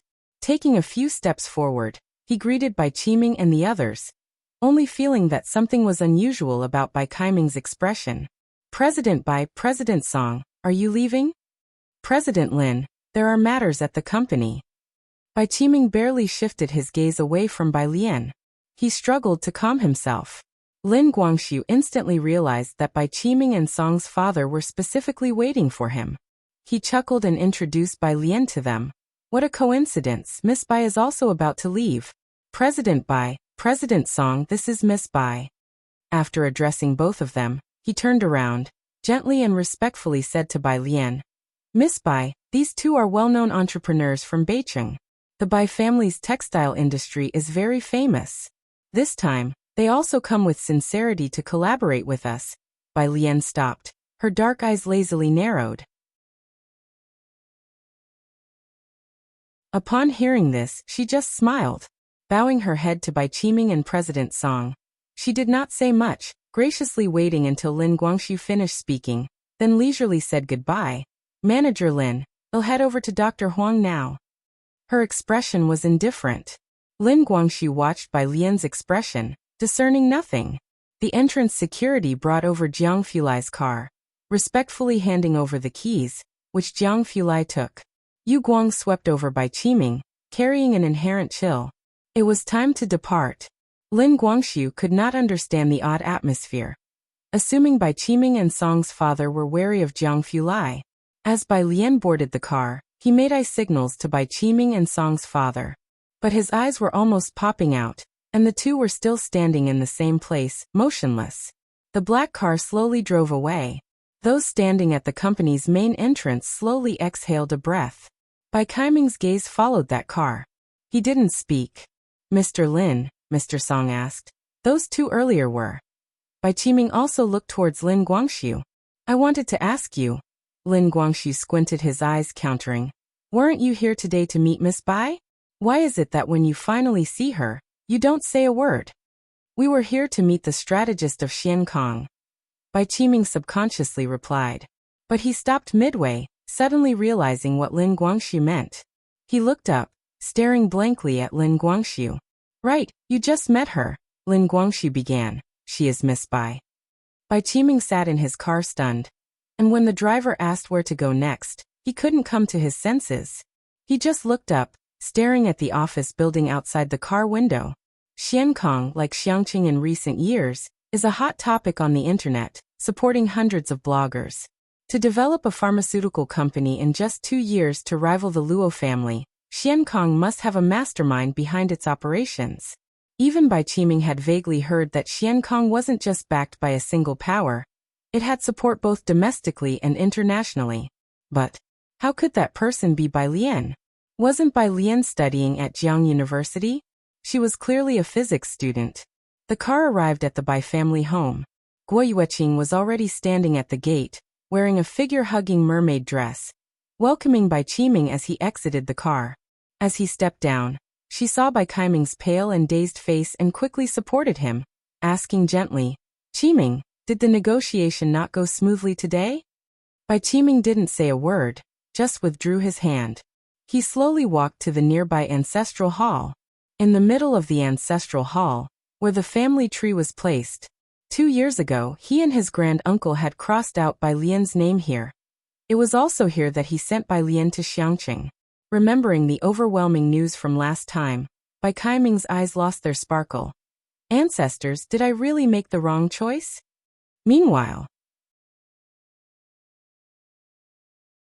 Mr. Song also arrived at the Song family. Song Min was also at the company today, waiting for some good news from his father. Strangely, as soon as his father returned, he said nothing, only went to pour himself a cup of coffee. The secretary glanced at Song Min and didn't dare to intervene. Song Min waved his hand to dismiss the secretary, and seeing his father about to overflow the coffee, reached out slowly to turn off the machine, his handsome brows furrowed. Dad, what did Mr. Lin say? Did you meet the person behind Xian Kong? He and Bai Shaoqi had always been involved in startups, albeit small-scale compared to their family businesses, but he was considered the most successful among this group of rich second generations. It was precisely because of these attempts that he understood how terrifying it was for Xian Kong to develop to such extents within a few years. I met her. Mr. Song picked up the coffee and walked outside the lounge. Mr. Song was in finance. Bai Lian aced her exams. Bai Lian received excellent grades, all of which he had no concept of. He didn't understand what this excellence actually entailed. But put it in a business context, tell him Bai Lian is the top decision-maker of Xian Kong, and he would immediately comprehend. Song Min, Mr. Song called him as he stepped outside. In the earliest days, Song Min and Bai Lian were engaged. Song Min's heart skipped a beat. He looked up. Mr. Song was holding a white porcelain coffee cup, not drinking, his gaze deeply fixed on his son, his tone complicated. She is Bai Lian.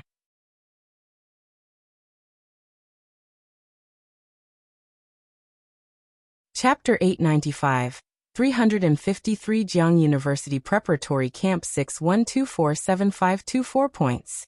At the end of August, the weather in Beijing wasn't so hot. Lin Guangxu and manager Zhao were in the office, discussing Bai Qiming's reaction just now. This President Bai has been so determined to secure this cooperation, making such efforts before and after. How did he drop the ball at the critical moment? Lin Guangxu sat down with narrowing eyes. Both shrewd, they had already guessed there must be more to this. Speaking of which, said manager Zhao as he sat opposite Lin Guangxu, picking up the teapot to pour a cup of tea for Lin Guangxu. Miss Bai and President Bai both share the Bai surname. The same surname, Bai. This point rang a bell for Lin Guangxu. After much contemplation, not daring to disturb Xiaoqi, he decided to ask Sun Chun instead. Sun Chun was also one of Zhaoqi's top generals, smart and quick to learn anything. She had a hand in the design of the Xiankong logo, a veteran figure by now, and she was very approachable. All the managers under her got on very well with her. Jiangjing. Sun Chun had the day off today. Wearing a silver tank top and denim shorts, her chestnut curls casually draped behind her head, She leaned against the bubble tea shop at the edge of the university town's snack street, waiting for the boss to make her a mango pomelo sago. Upon receiving Lin Guangxi's call, she didn't say much but flipped through her phone and sent him a piece of news. Classmate. The boss handed the mango pomelo sago to her, noting Sun Chun's attire and the direction she was looking in. Are you a student from the Fine Arts College? The boss, who had seen many students, thought Sun Chun, with her aura, very much resembled those studying art, particularly those from the Fine Arts College. Me. Sun Chun took the mango pomelo sago, thanked him and replied, I'm not a college student. Not a college student? The boss looked at Sun Chun with a hint of surprise but didn't inquire further. Sun Chun inserted the transparent straw into the bubble tea cup and took a sip of the chili mango pomelo sago before glancing once more in the direction of the Fine Arts College.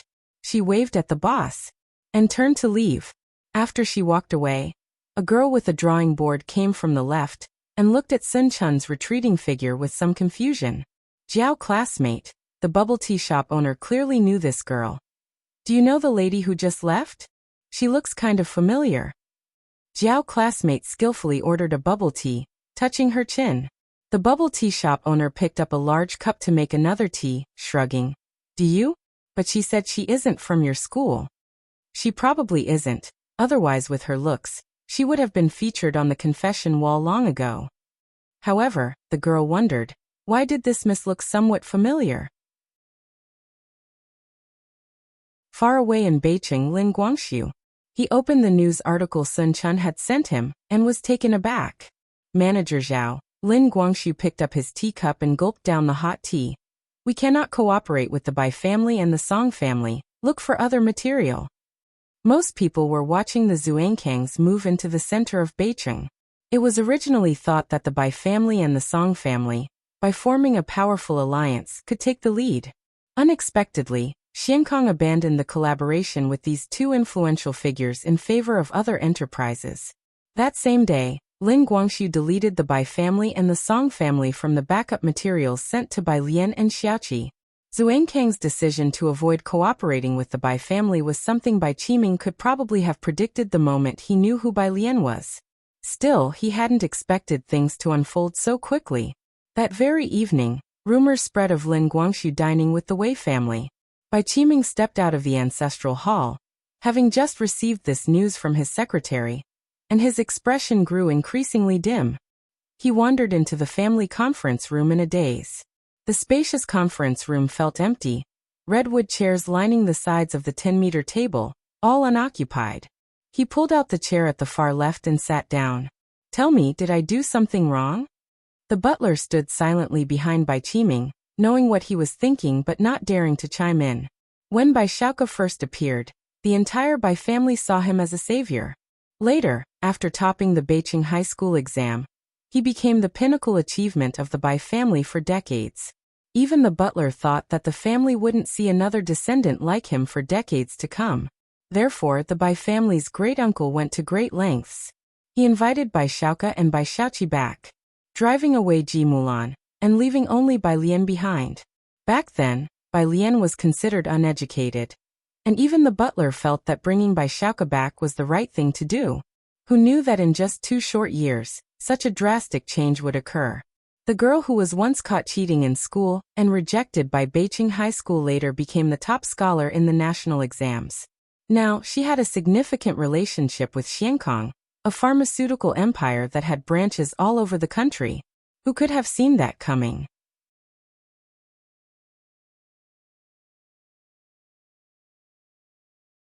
Chapter 896. 353 Jiang University Preparatory Camp 61247524 points. _2 Sir. The butler sighed inwardly but changed the subject. The young master is being recommended for this year's top scholarship at Jiang University. The top scholarship at Jiang University, that's like a battle among gods. If he gets it, pretty much there won't be any problem with his research placement. In the past, Bai Qiming would have been very pleased to hear such topics, but now he could hardly feel happy. If Bai Xiaoke can secure a research placement, what about Bai Lian? Bai Lian hadn't paid much attention to the matters of Beijing's Xiankong branch. After dealing with Biqing's affairs with Jiang Fulai, she hurried back to Jiangjing. The two still had a pile of matters to handle at the research institute. Ji Heng, however, was not in a hurry to return. Yang Lin had to stay behind to handle demolitions. She hadn't taken much vacation this year. Her holidays spent either in the lab or working part-time. This time Xiaozhuyu gave her a long holiday to sort out her family affairs. So she wasn't in a rush to return to Jiangjing. Ning Xiao's family had no one else, and he didn't stay longer in Jiangjing either. After knowing that Wang Yufeng had bought the apartment in Shanghai apartment, he decided to bring his grandmother's portrait to Jiangjing. The day after Bai Lian returned, he packed up and headed back to Jiangjing first. The others decided to stay a few more days in Xiangqing. Shanghai apartment. Bai Lian returned to room 303 a day early, and Dean Huang asked her about the speech draft she and Ning Xiao were working on. Both had been recommended for this year's Celebrity Wall. They needed to defend and give a speech at the Golden Report Hall. Jiang University had created a promotional panel for them, which Dean Huang had just sent to Bai Lian to see. It's finished. Bai Lian leaned against the back of her chair, holding a white silk handkerchief in her right hand, methodically wiping the cyan porcelain vase beside her, her gaze fixed on the enlarged panel on her computer screen. The panel was a perpetually fresh light green hue. At the top was the school's emblem and the words Jiangjing University in bold letters. Below that was a title: Jiangjing University Elite Scholars, Undergraduate, Candidate Department of Physics by Lian. Below that was a bunch of her introductions. Grades from the Tongfeng class, several major competitions, and even that training abroad, even the paper written with He Wen and Ning Xiao. All were listed there. If you have no issues, we'll have it displayed on the celebrity wall tomorrow, Dean Huang said, satisfied on the phone.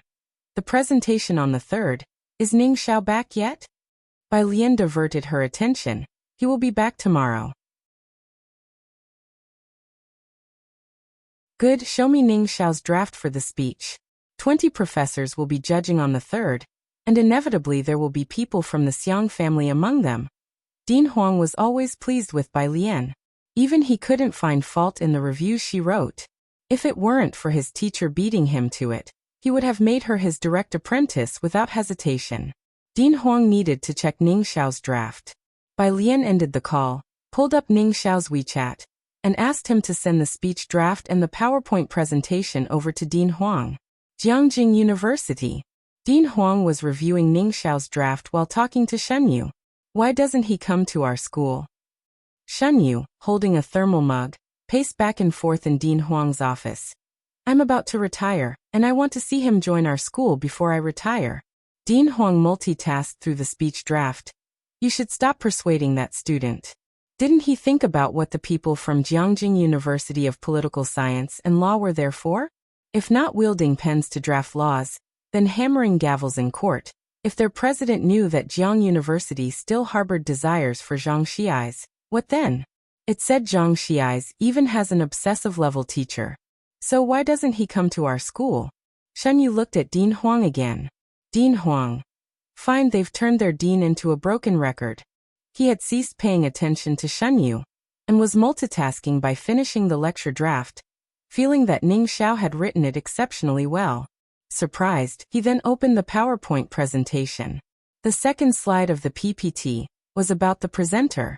The moment he saw who the presenter was, Director Huang immediately closed the PPT. At this moment, Shenyu could see Director Huang's actions clearly and stopped. Is this Ning's PPT? In the past, it was rare for even one student to make it to the celebrity wall each year, but this year there were 2, and Shenyu took this matter very seriously. However, he also worried that Ning Xiao might not pass the voting by the senior professors. After all, Bai Lian was backed by an academician from the Ma Institute, whereas Ning Xiao was genuinely unaffiliated. Yes, Director Huang calmed down. As for him, you need not worry. The next day, 7 in the morning, Jiangjing University staff had placed 3 advertising boards, each over a meter tall, to the right of the huge rock at Celebrity Square. The school was currently preparing for the orientation of new students. The staff and many senior students had returned to set up the campus and their respective departments. Kong Wei and Yu Simin, who were part of the student council and had been promoted to department heads, We're now following Yi Jinxian's lead to set up the physics department's orientation site early. Jiangjing also had new students who came early with their parents to tour Jiangjing University, and they checked in at Celebrity Square right away. In front of them, statues of Liang Zuan and his students filled the first few rows, admired by all. Those closest to them were the names engraved on the huge rock of the Celebrity Wall, the ultimate aspiration of all students at Jiang University. Since the inception of this huge rock, fewer than 70 people have achieved this honor. The last person to have their name engraved on this rock was He Wen, the man who had led the entire Jiang University's research trend in the past 2 years. Everyone was certain that those who appeared on the Celebrity Wall would become leading figures in their respective fields of study. And today, the tourists and Jiang University students who routinely visited Celebrity Square to pay their respects saw the 3 advertising boards placed nearby. Kong Wei, joining in the excitement, could also see the content of the boards and shouted, "You see Mean? Come take a look." You See Mean, holding a banner, moved closer and squeezed into the crowd to look. The middle board had a green background and was slightly taller than the 2 beside it. In the top left corner was Jiangjing University and its logo. In the center were 4 huge characters: Jiangjing University Elite Scholars, Jiang University Celebrity Wall. Report Session, September 3rd Golden Report Hall. On the left and right sides were the 2 candidates participating in this report session. On the right was a young man wearing glasses, pale-faced, and looking somewhat melancholic. Physics Department, Ning Xiao. The one on the left, well known to most at Jiang University, Physics Department by Lian. That wasn't all. Everyone was looking at the description below by Lian. Aims high, stands above all. *3 SCI papers as second author *Jiang University Mathematical Modeling Competition first prize *outstanding graduate of the winter summer camp. Bai Lian was only a freshman. When did he participate in the math modeling? Of course, these were no longer important. At the site, all eyes of Jiang University students were on the last row. Jiang University Preparatory Camp 6124754 points.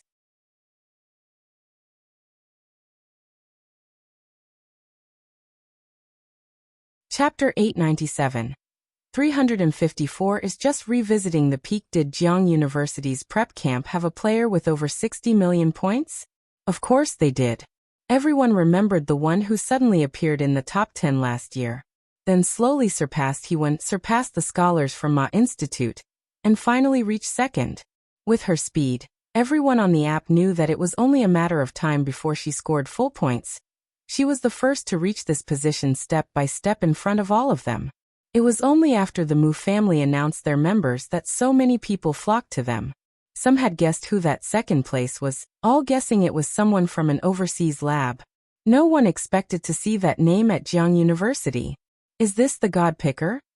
Yu Ximin gripped the banner in her hand tightly, while her other hand pinched Kong Wei's arm. Kong Wei stood beside her. It's her, it's really her, our roommate. As the 2 spoke, the alumni of Jiang University nearby also exploded. The God Picker is actually her? What kind of genius is this? Right, and there's also Ning Xiao, he's from her class, isn't he? What kinds of people were in last year's college entrance exams? These 2 days were Jiang University's most bustling freshman orientation ceremony. Yet this year, it was overshadowed by the addition of 2 new students to the celebrity list, with not many posts discussing the newcomers on the school forum. The quality of this year's freshmen wasn't as explosively impressive as last year with several prodigies. All were overshadowed by the posts about the God Picker and the Celebrity Wall. This was also the result the school wanted, to advocate for academia, to celebrate benchmarks, so as to produce more benchmarks. The university town's forums were also madly filled with a flurry of posts. God Picker. Am I witnessing the birth of a new god? It's actually her. The campus exploded. Bai Lian's WeChat groups were also exploding, with students from Tongfeng class and former foundational theory classes, all frantically tagging Bai Lian and Ning Xiao. Especially Bai Lian. Aside from Gao Wen's group, classmates from Tongfeng often asked her questions. She was gentle and polite. Everyone felt close to her. Bai Lian was in room 303, drawing a pattern of flowers on the table, looking at the buzzing phone. She replied a few messages before realizing the group messages were flooding even faster, so she quietly put down her phone. If it had been Jiang Fulai, let alone these classmates, even Dean Huang and the president wouldn't dare to tag him. When Sun Chun and Xiaoqi arrived, Bai Lian had just completed a drawing of iris flowers. Xiaoqi's legs had recovered about 70 to 80%, and he walked over. He was also holding the planning proposal from Beicheng. Bai Lian set down her brush and reached out to take Xiaoqi's planning proposal, surprised that Sun Chun also came over today. While looking at the planning proposal, she inquired about Xiaoqi's recent rehabilitation training. I can move like a normal person now, Xiaoqi said nonchalantly about his legs. Doctor, he has been giving me acupuncture every day. Sun Chun went to boil water in the kitchen. Room 303 was still arranged by her, as Bai Lian's stuff was placed just as originally situated without much change. Sun Chun boiled the water and incidentally made a pot of tea, pouring some for both of them. Occasionally, she answered Bai Lian's questions about Xiankong headquarters. Jiang He and Xiaohan were still in Xiangqing and hadn't returned, making room 303 quite deserted. At the building entrance, a taxi pulled over. Ning Xiao got out from the passenger's side, and Yang Lin with black-rimmed glasses followed from the back seat. Both went to the back of the taxi to retrieve their luggage. Yang Lin was still on the phone with Xia Zhuyu. Teacher, yes, I've arrived. I'll head to the school after dropping off my luggage. Originally, Yang Lin wasn't supposed to return for another 2 days, but Xia Zhuyu suddenly needed her back. She hurried back to Jiangjing with Ning Xiao, taking advantage of the start of the school year when the entrance to Jiang University was crowded. She decided to first return to Shanghai apartment. At the door of room 303, Yang Lin placed a hand on her suitcase. One hand pressed the doorbell. By her side, Ning Xiao was reading a paper.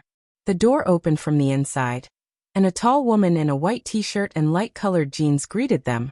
Her curly hair lazily draped behind her head, a lit cigarette held between her fingers. Yang Lin's eyelashes were slightly lowered. She hardly looked at people. A pair of pitch-black eyes hidden behind the lenses. At that moment, seeing the woman who opened the door, those pitch-black eyes trembled. It seemed the woman opening the door hadn't expected Yang Lin to be the one ringing the bell either. She too stopped at the doorway. The two stared at each other, neither willing to look away. In the midst of this strange atmosphere, Ning Xiao realized something was wrong. He put down his phone, looked up, and greeted Sun Chun expertly. Sister Sun Chun.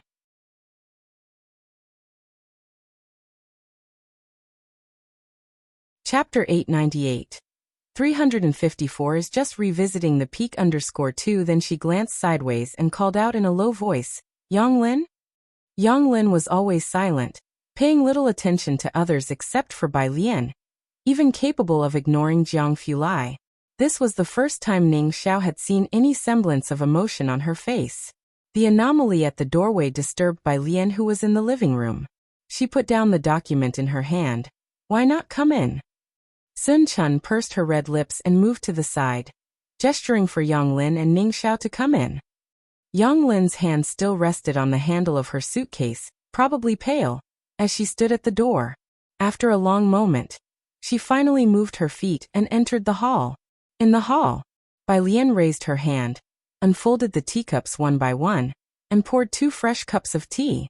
She gestured to the empty seats beside her, signaling for everyone to sit down, and pushed the cups of tea towards Yang Lin and Ning Xiao with her pale fingers. Her gaze fell on Sun Chun, and her other hand tapped on the table intermittently, not asking any questions, but speaking to Ning Xiao, speech on the third. Ning Xiao nodded in acknowledgement. Xia Zhuyu called again, asking his assistant to come pick up Yang Lin. Yang Lin hurriedly answered the call and left. Bai Lian looked at the luggage Yang Lin hadn't had time to take with her and glanced at Sun Chun. She gestured for her to come to the study. In the study, Bai Lian stood in front of the desk, her slender and symmetrical hands holding a silver pair of scissors, trimming an exceptionally fresh rose. Without questioning Sun Chun, she meticulously continued to trim. Dressed in a long green dress, her lashes lowered, she appeared calm and serene through a hazy side view. exuding an air of tranquil timelessness. Watching the water droplets roll off the rose petals in Bai Lian's hand, Sun Chun found herself calming down as well. She began calmly, "Miss Bai, Yang Lin is my sister. She must have recognized me." Bai Lian's hand, while snipping the stems, paused briefly. She was not so surprised. She had noted the peculiarity of their meeting moments ago. Only the hand holding the scissors tensed. Your real name is Yang Qiong?" She looked up and asked. Sun Chun's gaze shifted to the window. It had been a long time since anyone had called her by that name, which she presumed Yang Lin had told Bai Lian. "Yes," she said, and then smiled lightly. "Sold to Bacter Street at 17 for 7 years. If it weren't for you and Mao Xiao, I'd still be trapped in Bacter Street." Having said this, Sun Chun knelt before Bai Lian, her expression solemn as she kowtowed 3 times. "Miss Bai, you and Yang Lin are my greatest saviors." Sun Chun was well aware of the troubles that plagued Yang Lin.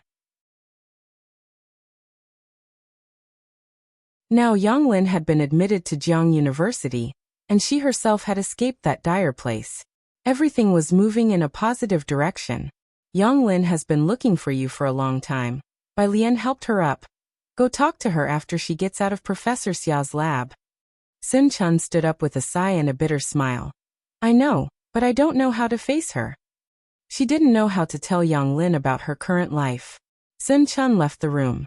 Bai Lian pursed her lips, watching Sun Chun's retreating figure. Her thoughts wandered to the trophy displayed in Ji Xian's house, and to what Xin Qing had once told her, about the most talented student who won first place in the art exam, was pre-invited by 3 art schools, and whom Ji Xiaojun could not forget, Yang Qiong. It turned out to be her. The first daughter sold by Yang Jianmin. September 3rd. Today is Sunday and the last day for new students to register. In the Golden Report Hall, many people arrived as early as 6 in the morning with their student ID cards, vying for a spot to sit in. Those who came late could only wait outside the hall's entrance, hoping for someone to leave. When Bai Lian and Ning Xiao arrived at the entrance, the stairs on both sides of the door were crowded. Seeing Bai Lian, most of the crowd waved their books or phones, shouting, "Godsend." Bai Lian stepped on the stairs and, hearing their voices, turned back to look. She was wearing a white chiffon long dress today, decorated only with 2 bands of embroidered flowers at the cuff and hemline, radiating a simple elegance. The morning sunlight filtered through the airborne dust and landed on her, making her resemble a young noblewoman leisurely strolling through a bamboo forest. As the breeze graced by, the students standing on either side of the staircase watched her skirt flutter, temporarily lost in reverie. They conjured in their minds the image of the Bai family's young miss following close behind Liang Zuan at Celebrity Square. Inside the Golden Report Hall, the first 2 rows were reserved for professors. The rows behind were filled with students eager to audit the lecture. The dean stood at the entrance and, upon seeing Ning Xiao and Bai Lian, relayed the details. "Ning Xiao, you will speak first, and the professors will occupy the first 2 rows." Ning Xiao, holding a USB drive, listened to the dean's instructions, and went to the podium to prepare for his presentation.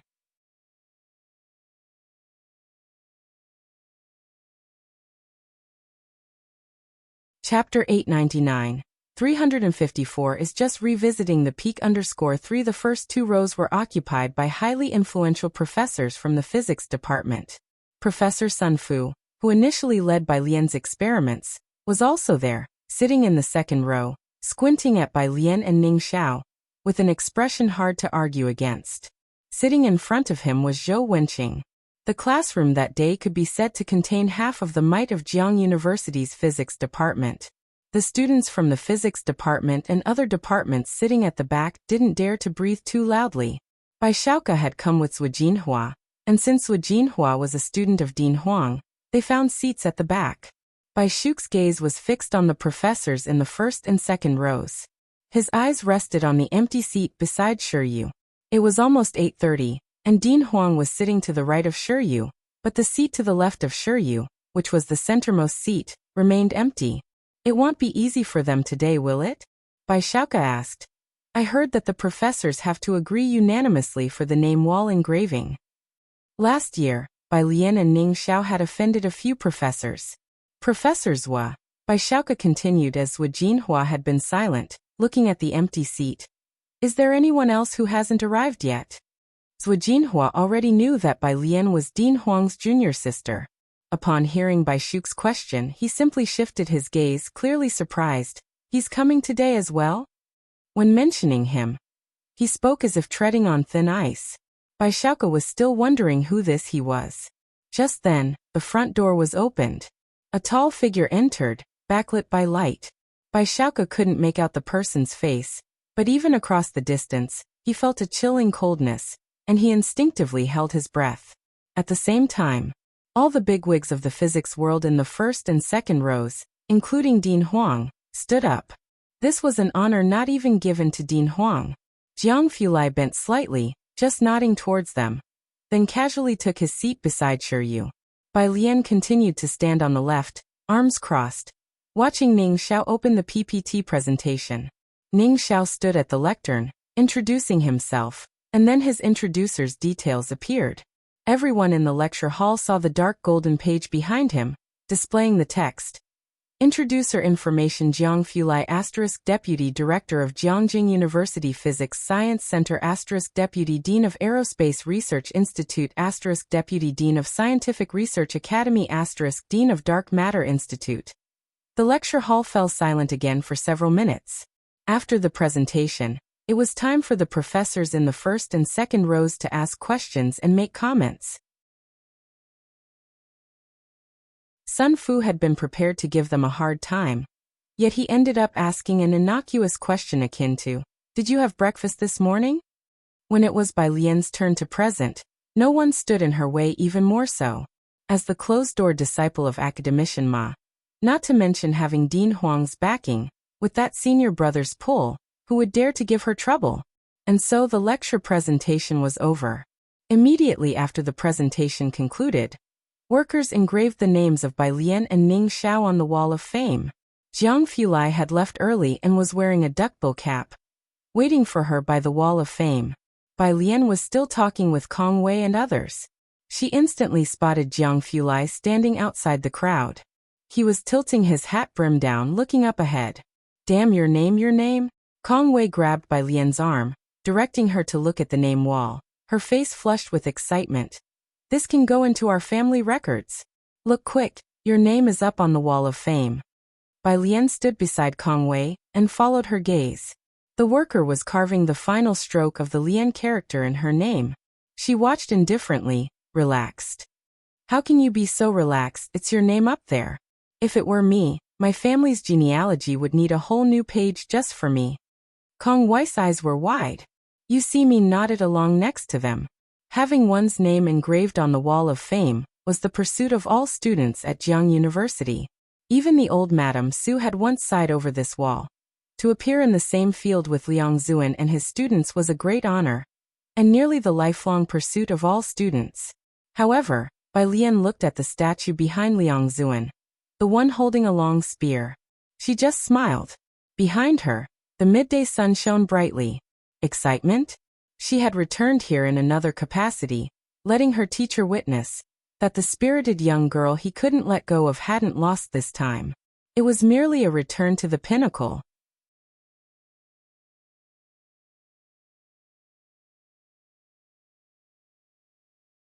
Chapter 900. 355 Great Rivers and Mountains, and Jiang University's celebrity list has 2 new additions. No need to mention Bai Lian, as her popularity was nearing that of Hewan. Neither of them had returned to school. They had been staying at the Research Institute these past few days. Bai Lian documented a set of data and went back to the lounge, where Jiang Fulai was blatantly seated in her place, answering her phone. Seeing her come in, he raised his hand and gave the phone to her. "It's your grandpa's call." Bai Lian unbuttoned her lab coat and took the phone. "Grandpa? I've already told Xiaojiang. I still need to stay in Xiangqing for another month." Ji Heng was smoking, his speech somewhat muffled. "Xiaohan will stay as well to record the process. How is your template drawing coming along?" As requested by the Xiangqing Culture and Tourism Bureau, Purist Street was also an ancient part of the city worth developing into Xiangqing Ancient Town.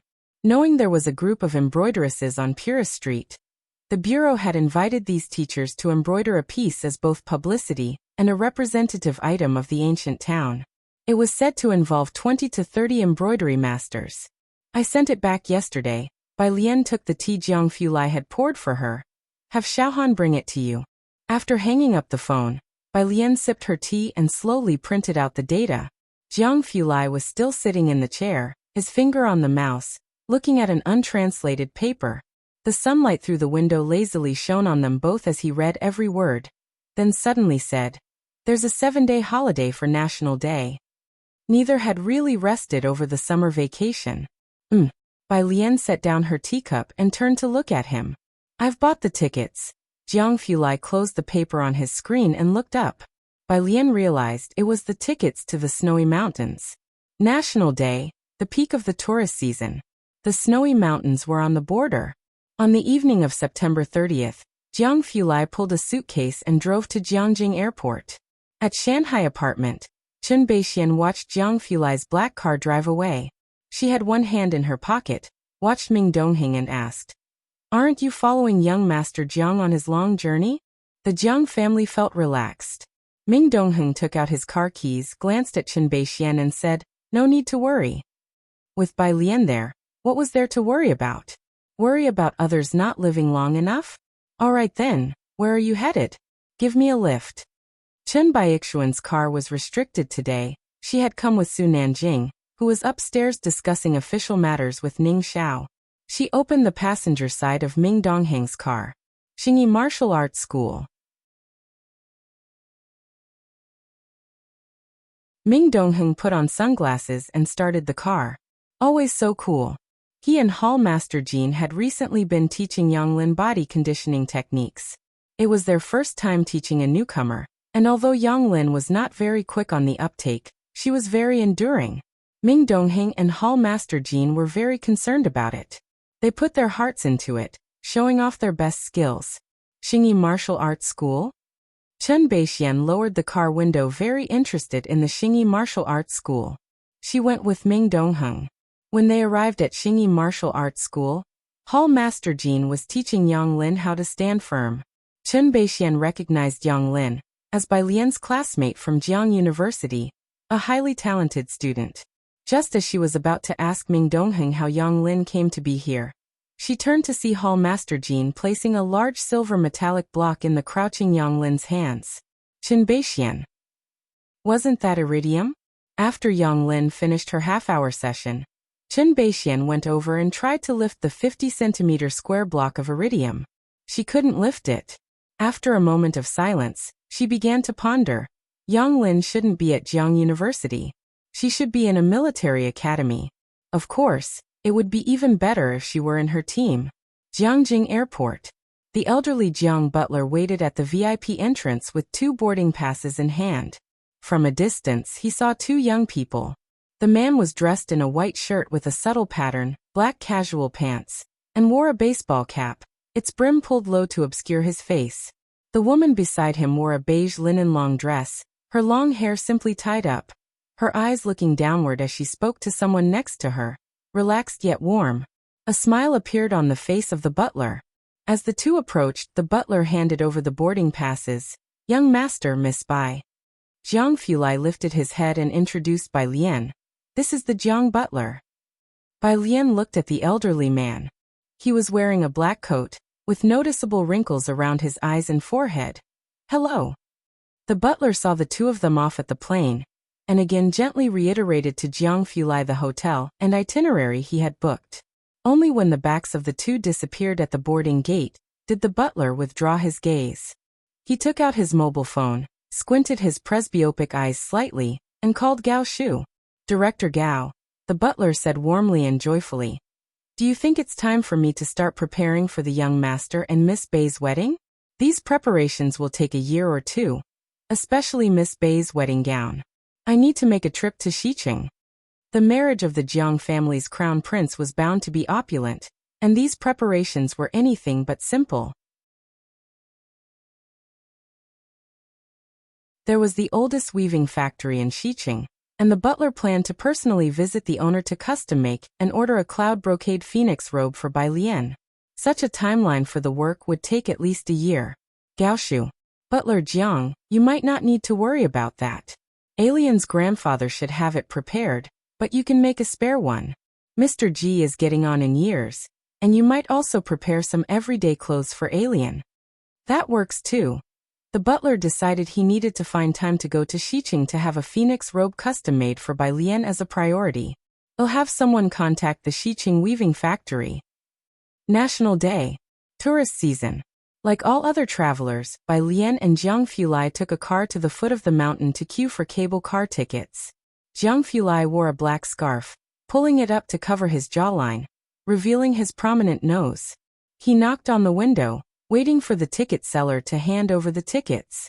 Not wearing a mask, his pale eyes seemed colder than the snow-capped mountains. The ticket seller dared not make eye contact, and her movements sped up significantly. Bai Lian stood next to him, wrapping a large beige scarf around her, her face strikingly beautiful. She adjusted her scarf downward and politely conversed with the ticket seller. Could you give me another oxygen bottle, please? Jiang Fulai was somewhat puzzled as to why she needed to carry oxygen. The two of them walked amidst the crowd, queuing to enter the cable car. A cable car could seat 4 people. Given it was the peak tourist season and there were many people, the couple across from Bai Lian and Jiang Fulai was also a young couple out for fun, appearing to be college-aged. They sat chirping, but as Jiang Fulai bent down to enter, his noble demeanor and distinguished air were visibly different from that of ordinary people. Even though he awkwardly carried an out-of-place red oxygen cylinder, the two simultaneously quieted their voices. Especially the young man, who stayed silent, pretending to look at the machinery outside with the girl beside him. In the confined cable car, where the temperature was already low, it seemed to drop another few degrees. Bai Lian sat next to Jiang Fulai, casually leaning back. This was her first time on a cable car, and she curiously watched the scenery below, moving quite fast. Jiang Fulai held the oxygen cylinder for her, another hand placed behind her. He wasn't watching the snow-capped mountains, for he was tired of them. His light eyes mostly rested on her, only lazily glancing at the mountains when she mentioned the scenery outside. The young woman across from them sneakily watched them, seemingly excited but too frightened to speak. She pinched the leg of the young man beside her. Upon reaching the mountain summit, they disembarked from the cable car. Seeing that the couple opposite hadn't moved, Bai Lian courteously smiled at them and led Jiang Fulai off the cable car first. After they had left, the young woman softly said to the young man beside her, "Did you see that young lady just now? Isn't she the one from Jiang University, who was really popular last year?" Bai Lian's popularity was phenomenal, but in the era of intense media traffic, it had peaked for only a few days. It was soon overshadowed by other trending topics. The young woman still vaguely remembered Bai Lian, solely because Bai Lian's face was exceptionally striking. After getting off the cable car, they hadn't yet reached the mountain top. There was only a landmark check-in spot, and a stretch of stairs to climb slowly for a sweeping view of the scenery below the mountain. But half of the people didn't continue climbing, choosing to check in at the landmark near the cable car instead. Fog blanketed overhead and the sunlight was cold, with snowflakes drifting downwards. Jiang Fulai, wearing a black long-down jacket provided by the hotel, took Bai Lian to climb the final stretch of stairs. That direction used to be the earliest laboratory, Jiang Fulai said, having climbed a few steps and pointing ahead. It's now restricted and pretty much gone, but if you want to see, it'll take you there by another route later. Bai Lian looked in that direction, seeing only a vast expanse of whiteness and occasionally some exposed rocks. The world was vast and boundless. She pulled up her scarf. Because they were walking slowly, snowflakes leisurely settled on her lazy brows, bringing a touch of chill. Bai Lian shook her cloak, scattering the snowflakes that had landed on the black fabric onto the ground. Being robust, she didn't wear the down jacket the hotel manager had prepared for her, and wasn't cold even at the mountain summit. Stepping onto the last step at the peak, the thin oxygen began to affect even the young Lord Jiang. As Bai Lian walked towards the railing, she took the oxygen bottle from his hand, turned the valve open, and handed it to him. Jiang Fulai caught up with her and took it. Standing beside her, he quietly watched with her. Bai Lian leaned on the railing looking around. The snow-covered mountains were perennially intact, majestic and solemn, stark yet sacred. Leaning against the railing, she glanced sideways at Jiang Fulai, who was leisurely breathing in oxygen, and smiled lazily. The snow mountains are indeed beautiful. She had traveled through the torrents of time to this world, intertwining and colliding with the modern era. This magnificent landscape, like a giant lying prone, had shone for 5,000 years, dimmed at times but never faded away. The land was vast and beautiful.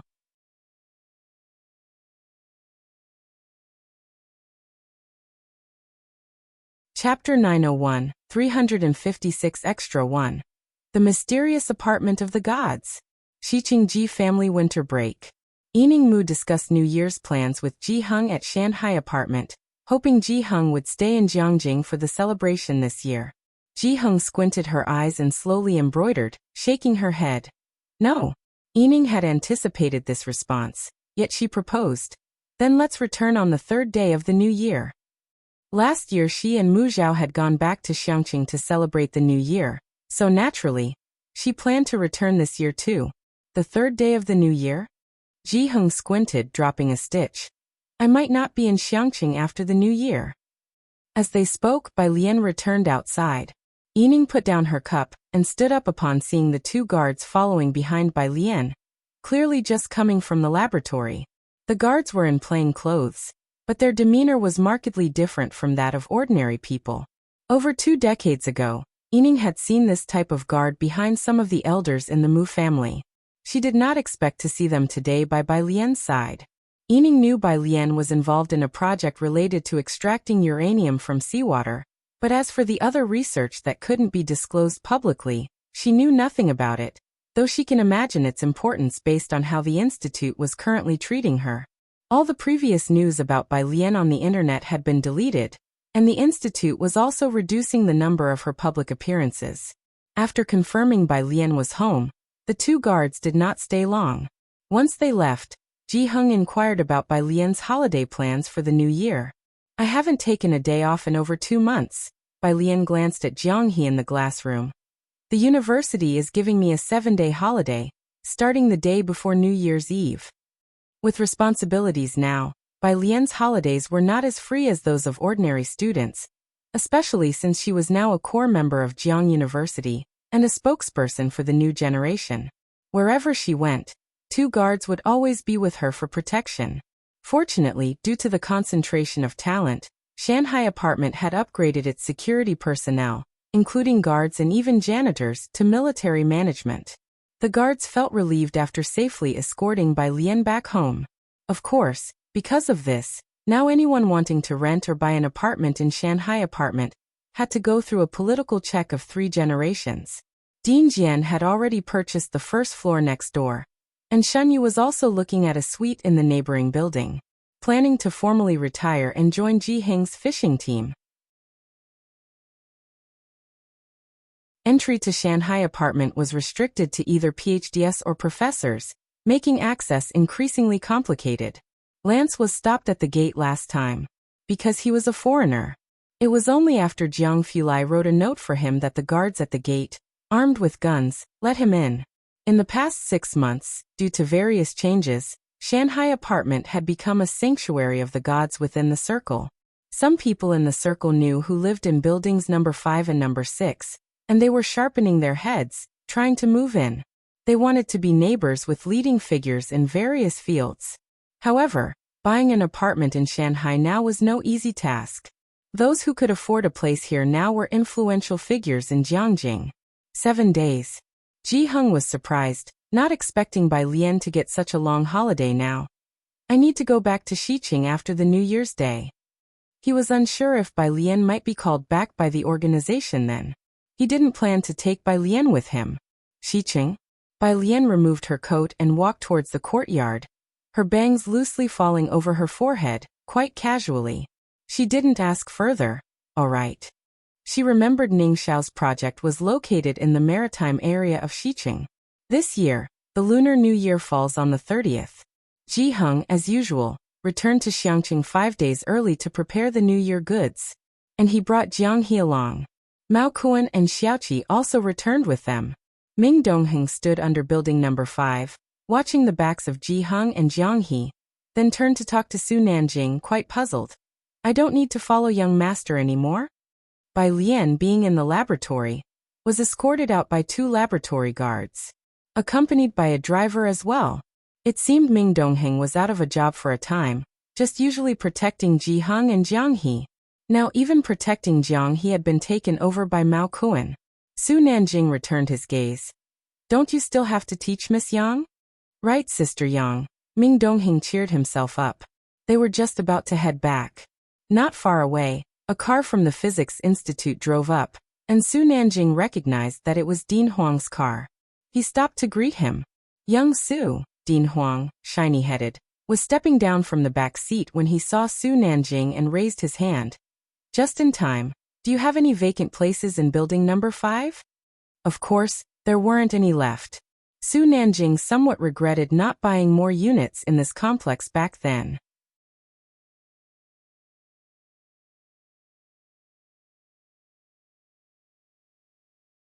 Chapter 902, Spin-off 356.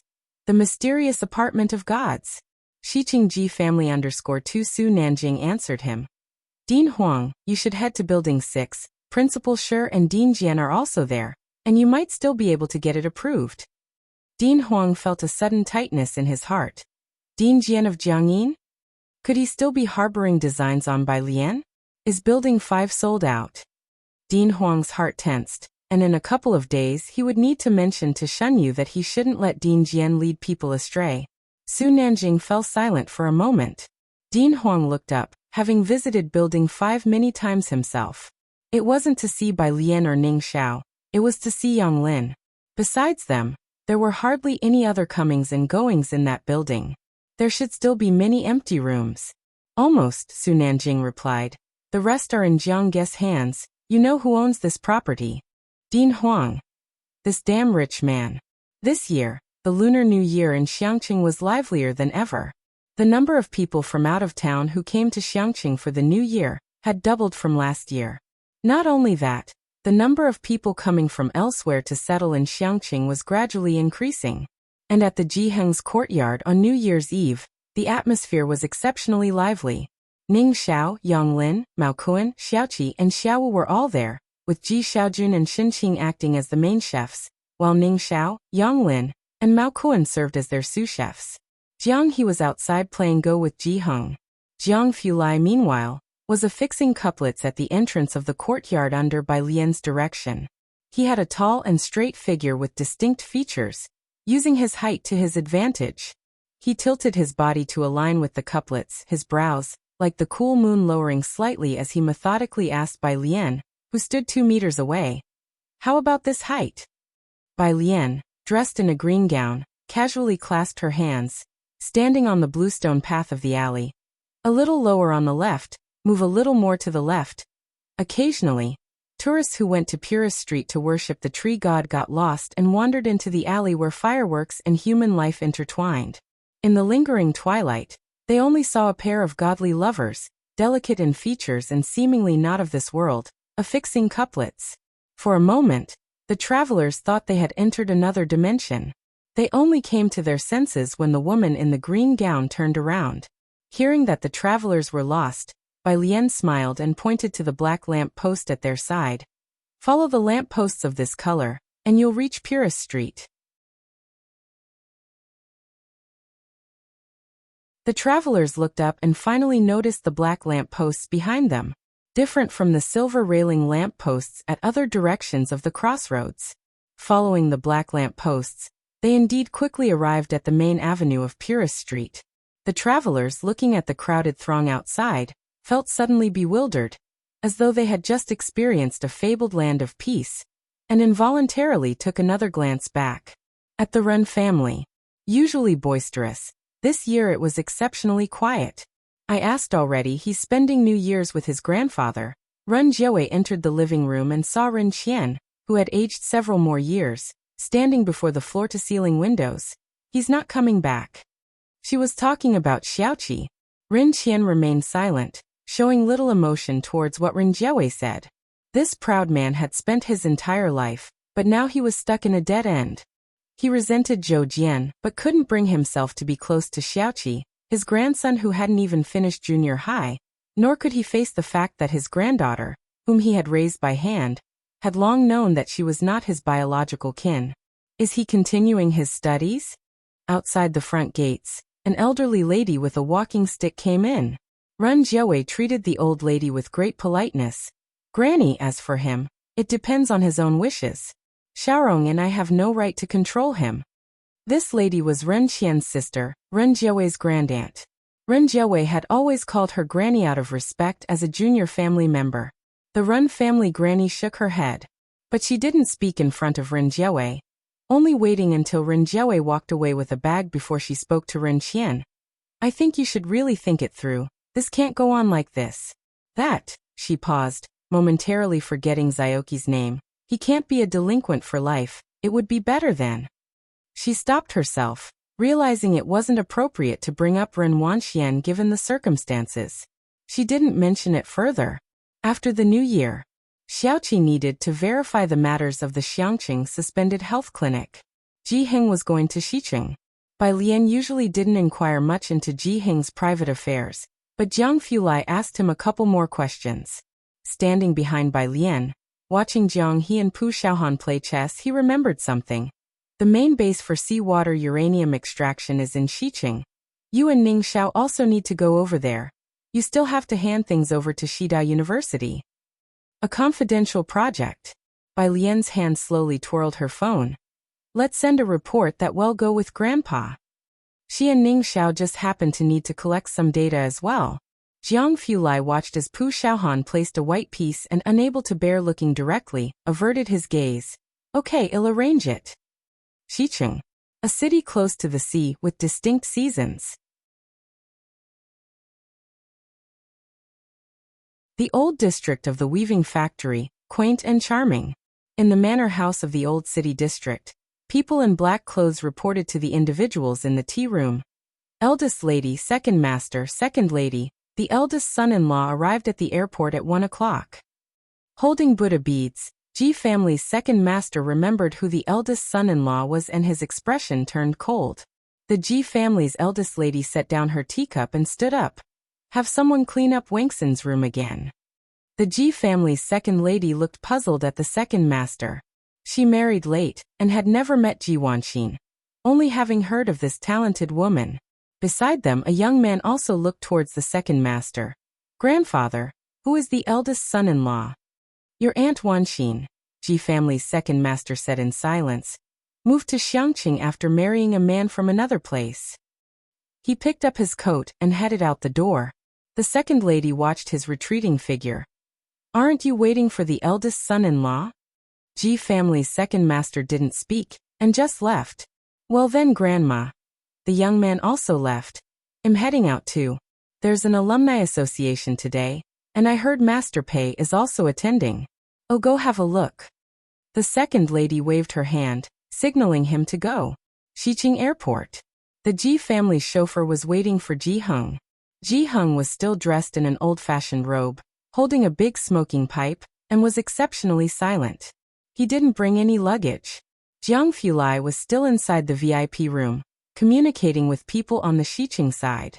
His and Bai Lian's arrival took the people from Shida University and the seawater base by surprise. Bai Lian accompanied Ji Heng to the drop-off point. The airport was crowded, and not far behind her, an undercover security officer who had been waiting at the airport followed. Eldest son-in-law. The Ji family's driver confirmed Ji Heng's identity over the phone, very polite, and his gaze then fell on Bai Lian at his side. And this lady is? Wearing a blue trench coat, Bai Lian seemed like a hazy blue moon in the sky, peaceful and casual. She made the surrounding scenery seem like mere background. Granddaughter, Ji Heng waved his hand, signaling Bai Lian to go back. No worries, well go ahead. Ji Heng's granddaughter? The Ji family's driver sat puzzled in the driver's seat. Eldest son-in-law, isn't your granddaughter coming along? Ji Heng was silent for a moment. He didn't know what Bai Lian was up to, but he knew she had official business today. The guards had been waiting for her and Jiang Fulai in the waiting room since they landed. He imagined Bai Lian with 2 guards visiting the Ji family. The thought was too beautiful. She has things to do. Ji Hung settled into his seat. Forget it. The identities of these kids were special now, and meeting them wasn't as easy as it used to be. Behind him, Bai Lian watched Ji Hing's car leave, noting down the license plate number. On her way back, she received a call. It was Wang Su. It seemed noisy on his end, and he found a quieter place. The prefix was a bit long. Goddess of Fortune, I heard from Pei Su that Ning the genius told him you guys are in Xiqing? How come you're on our turf without telling me? Where are you guys now?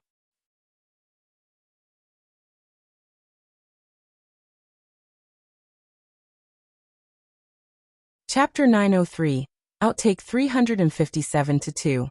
The big shot comes to Xiqing. A gift. Pei Qin and Wang Su were both from Xiqing. Both of them kept a low profile at Jiang University, but their families were influential in Xiqing. Wang Zu's family was well educated. His uncle worked at the Jiangjing Research Institute, and his grandfather was the chancellor of Xiqing University. His grandmother was a professor at Jiang University, and his enrollment in the physics department there was entirely due to family reasons. As for the Pei family, that went without saying. As soon as Ning Xiao mentioned that Bai Lian and her group had arrived in Xiqing, they couldn't sit still. Wang Su left behind the young gentry of the Xiqing circle and stepped outside to call Bai Lian. Airport, Bai Lian replied to him. You and Pei Qin find some time in the next 2 days. Now that he was in Xiqing, Bai Lian also planned to take the 2 of them to the base for a visit. Upon hearing Bai Lian's words, Wang Su became excited. Good. He hung up the phone and returned to the private room. A group of people gathered together, greeting him with laughter. Brother Su. Wang Su smiled at them, and as he looked up he saw Pei Qin, almost surrounded and seated in the center, on a single sofa. Despite the dim lighting of the spacious private room, Pei Qin, dressed in casual knitwear, legs crossed, holding a glass of red wine, exuded a sense of authority that seemed to seep out from every fiber of his being. Even in casual attire, he was speaking to a young man on the sofa to his left. In an official tone. Zhua Jr. Wang Su greeted the young man, then leaned against the coffee table behind him, gesturing with his hand for someone nearby to pour him a glass of wine. You're right, Sister Lian and her group have really arrived. Get ready, free up the next 2 days. What? Tomorrow? Pei Qin, who had just been conversing in a tone of official propriety, sat upright with keen eyes. Wang Su took the glass of wine, thanked the woman and raised his eyebrows. Pei Qin took out his phone, texted Ning Xiao, and then gestured to Wang Su. Let's talk outside. I was asking Sister Lian. Wang Su noticed Ning Xiao's profile picture, shrugged. I really don't know how you communicate with Ning the scholar. Wang Su always felt that Bai Lian was the most approachable person, but as for the cold Ning Xiao, he found him too distant. Pei Qin gave him a glance. Ning Xiao was demonstrative with emotions, which compared to Bai Lian's inscrutability, even if she smiled at you, you couldn't guess what she was thinking, was truly frightening. He couldn't be bothered to explain to Wang Su. They stepped out.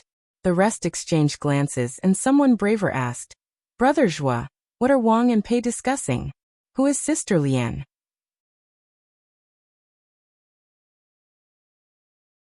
They did not know the Lian. Upon reflection, there were no girls in their circle with that name. Additionally, there were few peers in Xiqing who could make Pei Qin, and Wang Su addressed them as sister. Zhuo Yang took out a cigarette, and someone immediately lit it for him. He slowly blew out a ring of smoke and pondered. The person in question is probably not from Xiqing. Everyone present could detect the respect in Pei Qin and Wang Zu's tones when they mentioned Ning the scholar and Sister Lian. Ji Yin listened quietly to the conversation among the others.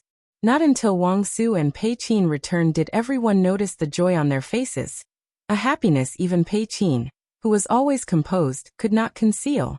At night at the Ji family. When Ji Yin returned, the Ji family's eldest grandma was still in the hall. He burst in, coat still on. Eldest grandma, do you know who arrived in Xiqing from our side? He was tugging at his coat when he stopped mid-sentence. He noticed an elderly man in a gray robe seated next to the eldest grandma, someone Ji Yin had never seen before. Ji Yun realized this must be the great uncle he had heard about from his grandparents. He swallowed the words at the tip of his tongue, reined in his impulsive character, and politely greeted him. This is Ji Yun, the eldest grandma, now old, doted on Ji Wanxin, the family's only daughter back then. When Ji Wanxin died abroad, Ji Hung did not bring back her ashes, which the eldest grandma resented for many years. Now she had become much more serene and introduced Ji Yun to Ji Hung, the eldest grandson of the second son's family. While introducing Ji Yun, the eldest grandma also briefed Ji Hung on the members of several branches of the family, ending with, "And there's Ulung. Ji Lang and his fiancée are discussing business and haven't returned yet." Ji Yun's second uncle became annoyed. He was the one most attached to Ji Wanxin as a child. When Ji Hung took Ji Wanxin away from Xiqing and she died without him seeing her one last time. This time Ji Hung came back, and he did not show Ji Hung kind eyes, even though Ji Hung was extremely respectful towards him and the eldest grandma. He put down his teacup and took Ji Yun away. Watching them leave, Ji Yun also excused himself from the eldest grandma and followed.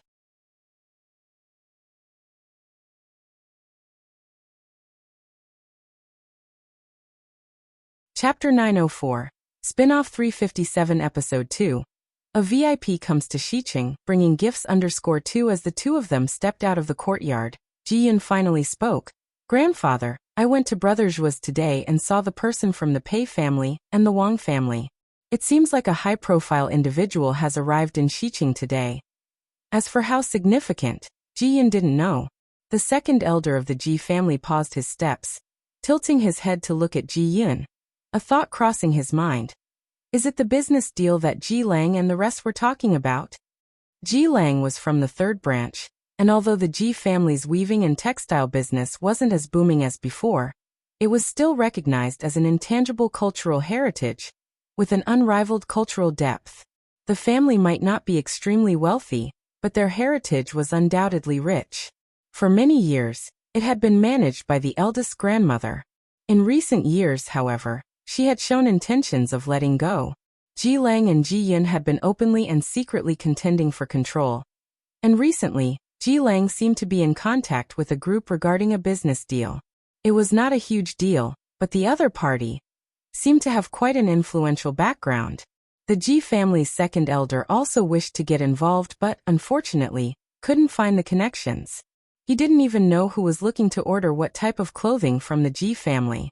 Uncle Meng from the eldest grandmother's side escorted Ji Hung back to Ji Wangxin's former room. "Miss Wangxin's room has always been kept," he said as he opened the door, showing Ji Hung the well-maintained but antiquated facilities inside. The pearwood couch was impeccable. "You'll stay here tonight." Ji Hung stood outside the door, feeling as if everything was surreal after 40 years, clutching his smoking pipe, his voice deep. "Thank you." Uncle Meng glanced at Ji Hung, then closed the door and left. Ji Hung stood still for a long time. Then step by step he moved to the couch, running his fingers over the mahogany. His hands withered, and gradually sat down on the couch without saying a word for a long time. Meanwhile, at the eldest grandmother of the Ji family's place, after Uncle Meng returned, the eldest grandmother's parlor was now occupied by a young couple. The eldest grandmother was speaking to the young woman with a gentle voice and a smiling face, clearly pleased with the pair. Uncle Meng also bowed, respectfully greeting, "Second young master, Missin." "Uncle Meng, where have you come from?" Ji Lang asked with a smile. "From your aunt's husband, that is, your grandmother's husband from her side of the family, the eldest grandmother side. After 40 years, he has finally returned." "Aunt's husband?"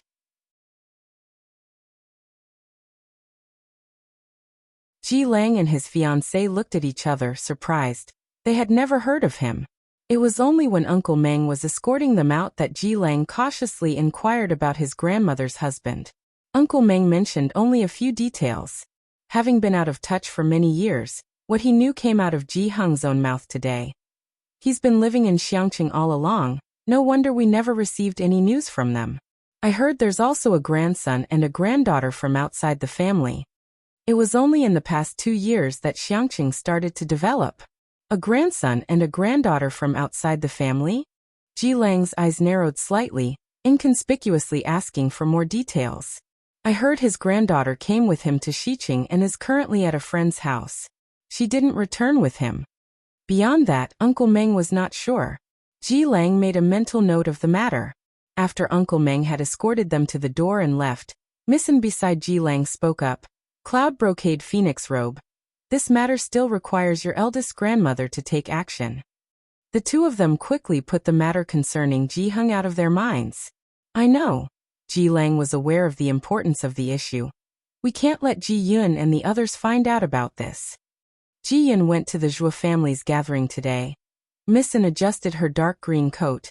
I heard a high-profile individual is expected in our Xiqing. Do you think it might be that butler? After the Zhou family's gathering dispersed, the attitudes of Wang Su and Pei Qin were no longer a secret. Impossible, Ji Lang shook his head, intoning solemnly. You should know to whom that butler belongs. How could the Wang family and the Pei family possibly be related to them? Nevertheless, he would have to investigate who those two families were referring to. The next day, in the northern part of Xiqing, a lane was exclusively separated from a coastal area. Wang Su drove his flashy amber sports car. Looking up when he reached the grand entrance with barriers on both sides, and the solemn and serious words Seawater Purification Scientific Research Base, emblazoned above. He fell silent for a moment, scratching his head and asking Pei Qin beside him, Did I pick the wrong car to drive today? Bai Lian had sent the location directly to the two of them, but since the research base had only recently been built, it wasn't displayed on satellite images. When Wang Su first clicked on it, he thought this place was just a deserted beach. He chose a car suitable for the beach, but who could have guessed upon arrival that it would be a research base? Driving such a flashy car here, Wang Su felt like he was committing a crime. Sheepishly getting out of the driver's seat, he called Bai Lian. Seeing that Wang Su was calling Bai Lian again, Pei Qin opened her mouth, seeming to want to say something, but in the end, she remained silent.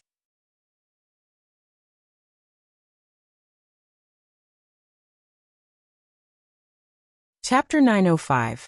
Extra Story 357 Part 2.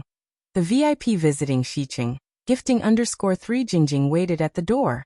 3 minutes later, a slender figure emerged, dressed in a black trench coat, with one hand tucked into his coat pocket, standing a few meters away, calmly looking at them. Wang Su and Pei Qin suddenly felt a tingle on their scalps. Both of them stood up straight and obediently greeted, Mr. Jiang. Come in, Jiang Fulai said indifferently, turning around.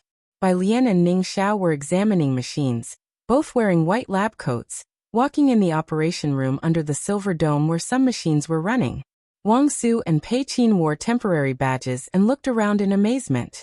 The group spent the entire day there with Bai Lian and Ning Xiao calculating data, and occasionally asking Wang Su and Pei Qin questions about the model. It wasn't until evening, after Bai Lian took a phone call, that the group finally left. Ning Xiao continued to stay for research while Bai Lian was off to see the medicinal herb producers in Xiqing where Xiaoqi had earned his first batch of capital.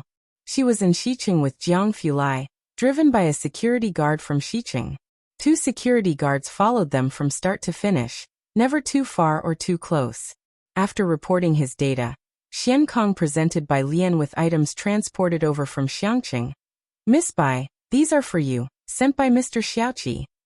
They were several gift boxes prepared by Ji Hung for the Ji family. The 2 security guards behind Bai Lian neatly took them all. After seeing Bai Lian and her party off and ensuring they had left, the bodyguard next to him asked the Xiqing manager of Xian Kong, puzzled. Is Miss Bai really one of ours from Xian Kong? Of course, replied the Xian Kong manager. Manager, let's renew our contract for another 10 years, the bodyguard said, visibly more spirited. Manager. You weren't this easy to talk to when I hired you. Ordinary people wouldn't notice, but as a former soldier, the bodyguard could tell that the 2 men who followed Bai Lian had bulges at their waists, most likely guns. These days, those who dare to carry guns on the street, the Ji family.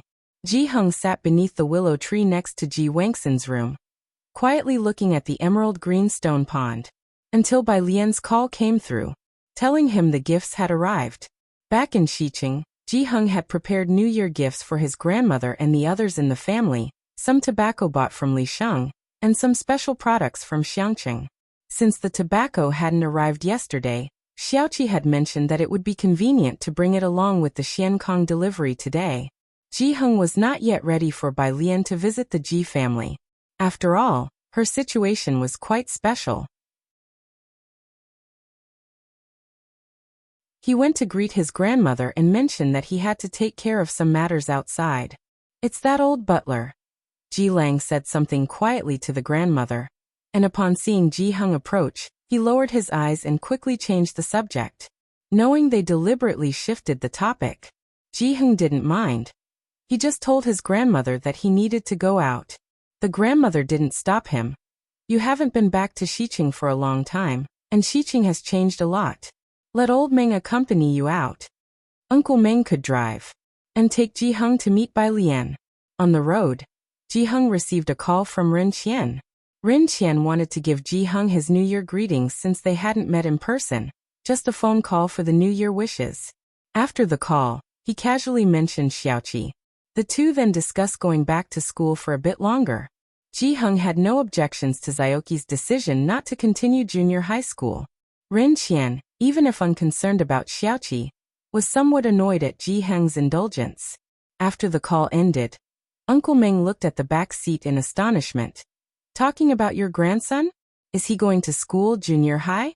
He can attend school in Xiqing. You don't have to worry about the school registration, with young Master Lang and Miss in here."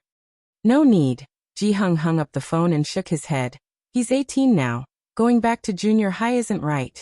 "What? 18? Uncle Meng was taken aback. He had thought that Ji Heng's grandson was around the age of 13 or 14, appropriate for attending junior high school. He hadn't anticipated that at 18, there was still a dilemma about going to junior high.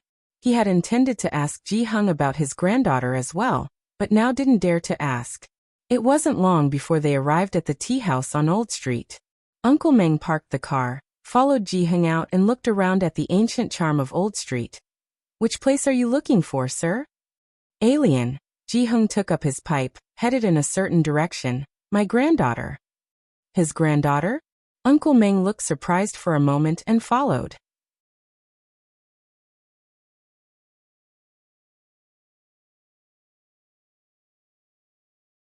Chapter 906, Extra 358-3. A meeting. Grandpa's demeanor. It was still January, and the old street was crowded. The tea house was at the end of the road, a solitary courtyard all by itself. Meng Shu had heard about this tea room. The person backing it was no minor figure, and it only entertained a limited number of guests each day, in a quiet atmosphere. The first time Meng Shu came here, as soon as he pushed the door open and entered, he saw the lacquered wooden square tables in the hall, and several old men speaking in low voices in the courtyard. Once the courtyard door closed again, it shut out the noise from the outside. Following the carved wooden staircase next to him, he went up to the private rooms on the upper floor. Ji Heng gave the number of the private room, and someone led him towards the back. The room was at the very end of the second floor. Outside the room stood two men in black casual wear, their eyes sharp and imposing, looking rather formidable. They weren't Jiangjing's guards, and Ji Heng didn't recognize them. He stopped, just about to clarify his identity to the two guards. The man on the left then lifted the bamboo curtain, letting Ji Heng in. Meng Shu was surprised to see the two men standing outside the private room, noting that they seemed to be bodyguards. He stayed outside, but in the instant the curtain was lifted, he thought he caught sight of two people sitting at the wooden square table. Inside the private room, the environment was somewhat enclosed. Bai Lian sat leisurely by the window, watching the small bridge and flowing water below. A small boat drifted slowly under the arch bridge, with red lanterns hanging on both sides of the bank, flanking a cobbled path and white walls topped with green tiles. A scene like a tranquil ink painting, subdued and serene. She withdrew her gaze, crossing her arms as she assessed Ji Heng's mental state, noting he seemed quite relaxed recently. It seemed the Ji family held significant emotional value for him. Jiang Fulai picked up the teapot to pour tea for Ji Heng sitting opposite, the fragrance of tea enveloping them. Next to it was the gift box Ji Heng had requested. Ji Heng picked up his teacup, slowly sipping from it as he spoke to the two. "It would be enough to have someone send it over to me." Jiang Fulai set down the teapot leisurely, drawling, "No rush, we're on a break for the next couple of days."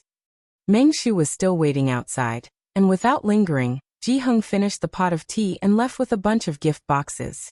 Jiang Fulai bowed slightly, lifting the curtain to see him out. He said his goodbyes to Ji Heng in a low voice. With cold and downcast eyes, he spoke lazily with emphasis, exuding an air of distinguished pride. Meng Shu instinctively lowered his gaze, inwardly startled. If Ji Heng was his granddaughter, who then was this person with such an extraordinary presence? After leaving the tea house, Meng Shu stepped out of the small courtyard and back into the bustling street. "Young Master Ji," Meng Shu said, looking at the boxes in Ji Heng's hands, "let me help you with those." Back door of the tea house. An official car slowly stopped at the entrance. A middle-aged man hurried down and walked briskly inside.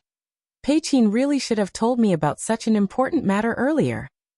He straightened his suit as he walked in. Upon reaching the second floor, seeing the two guards at the door, he took a deep breath and adjusted his clothes. The two guards clearly recognized the middle-aged man and nodded slightly, greeting him, "Mr. Pei." Pei Qin's father nodded politely back at them before reaching out to lift the curtain and go in. "Miss Bai, hello." He was Pei Qin's father and also the man behind the tea house. Pei Qin had just called him to inform him that Bai Lian was at the tea house. "I am Pei Yuanfu, Pei Qin's father." "Hello." Bai Lian stood up and shook hands with Pei Qin's father. Meanwhile, Jiang Fulai was on the phone with the butler, giving Pei Qin's father a slight nod as a greeting.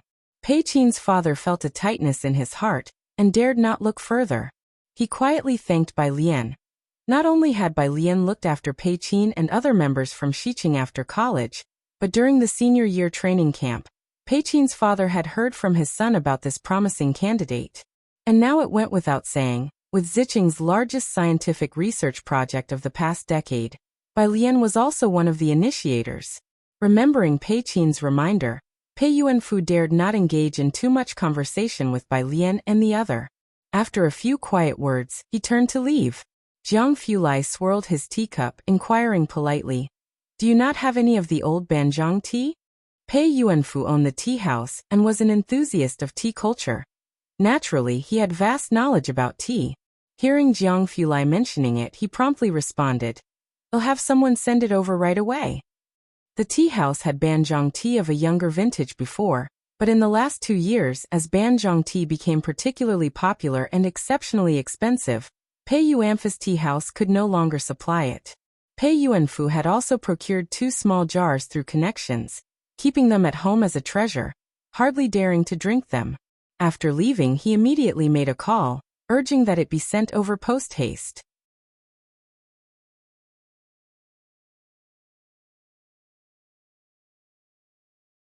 Chapter 907.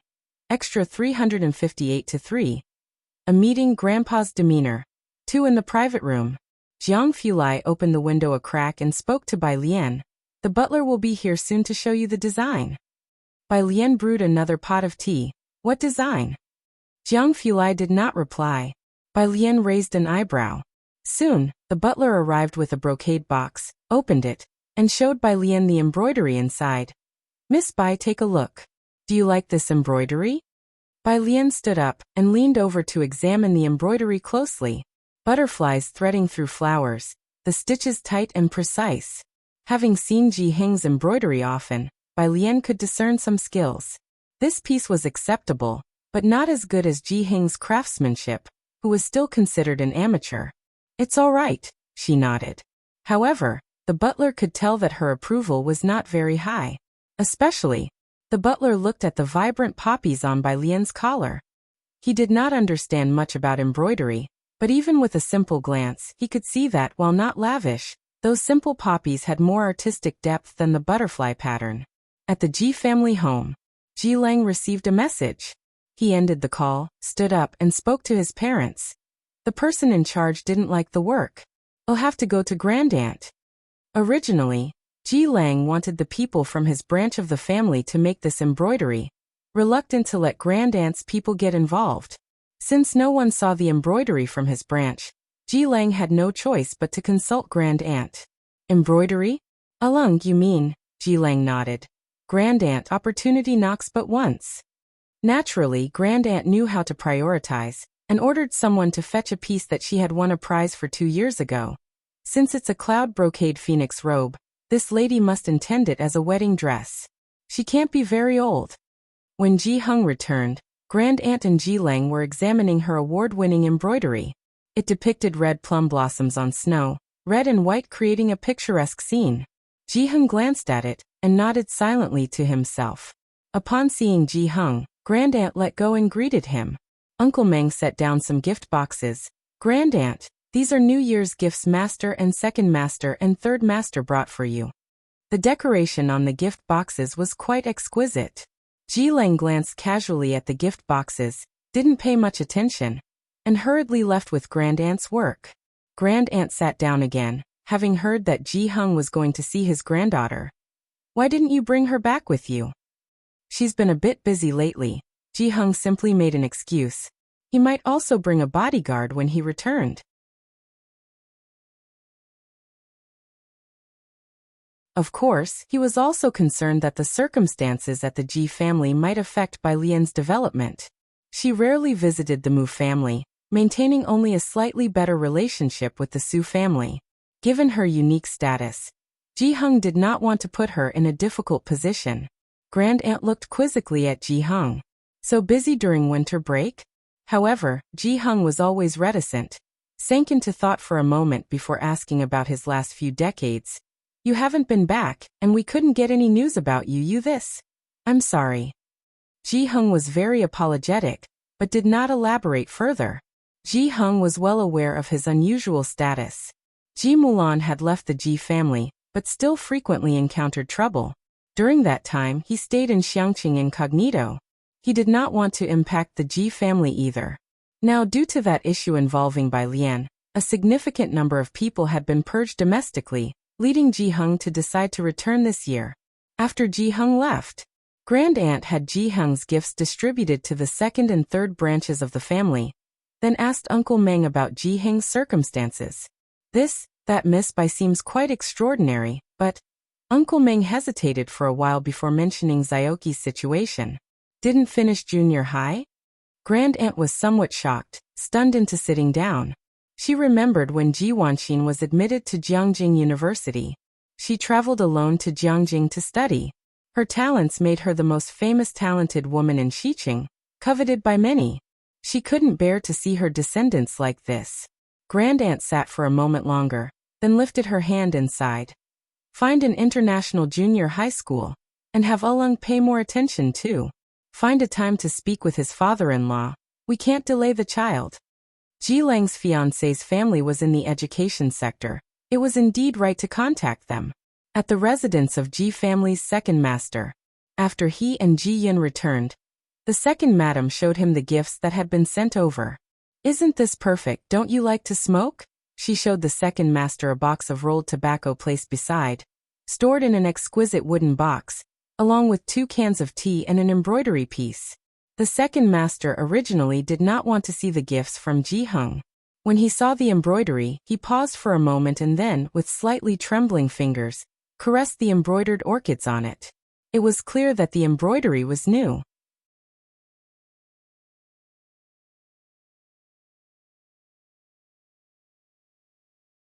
Chapter 908, 358 Extra 3. Meeting, Grandpa's Grand Entrance _3 But the nature of the needlework, the spirituality, Ji family's second master could see. This was Ji Wangxin's style. But Ji Wanxin had been dead for many years. It shouldn't have been her embroidery, so it could only have been Ji Hung. To have learned and carried forward Ji Wangxin's embroidery skills, Ji family's second master knew Ji Hung had spent some time on it. If you don't want it, I will take it back and give it to my cousin.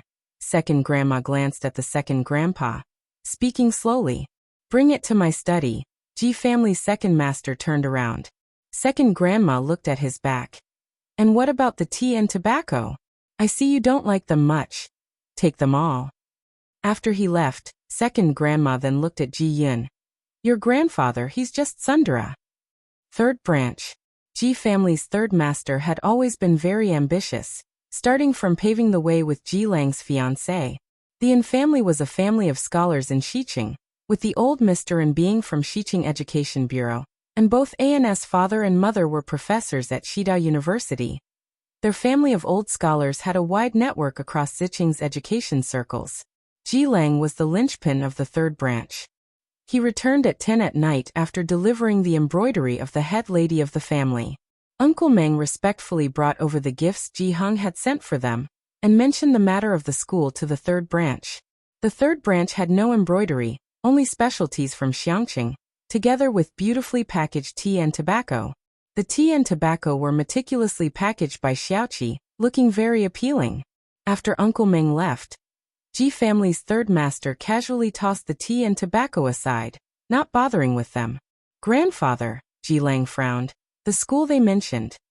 No need to worry about it. Ji Hung had been following Uncle Meng these past few days, revisiting places Ji Wanqing used to frequent. But it had been decades. Some places had been renovated, while others had been rebuilt. Only near the municipal government were there still old Western-style buildings and old buildings, but most were not open to the public. Before, Miss Wanqing wrote speeches right around here. Uncle Meng took Ji Hung to watch from across the street. Young master, there are guards here, we can't get too close. Ji Hung nodded. All right. From a distance, one could see the municipal center building, guarded at the main entrance. Entry required an ID. Ji Hung picked up his phone wanting to take a photo to print out and bring back to Xiangqing for Ji Wanqing to see. Previously, he had done the same when viewing scenery. Uncle Meng was startled. Young master, we can't take photos here. Sorry. Ji Hung put away his phone.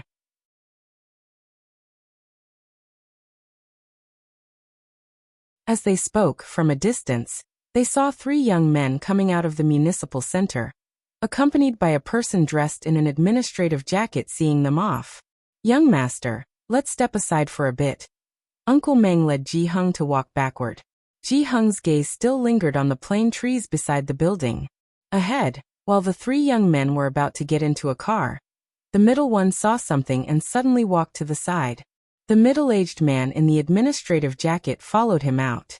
Seeing this, Uncle Meng quickly whispered again. Young master, let's head the other way for now. We can come back to view it later. Ji Hung vaguely retracted his gaze, nodded, and left with Uncle Meng. Lit up a tobacco pipe. Behind him, Ning Xiao saw Ji Hung leaving and quickly called out to him. Grandfather. He and Tang Ming had always addressed him following Bai Lian's example.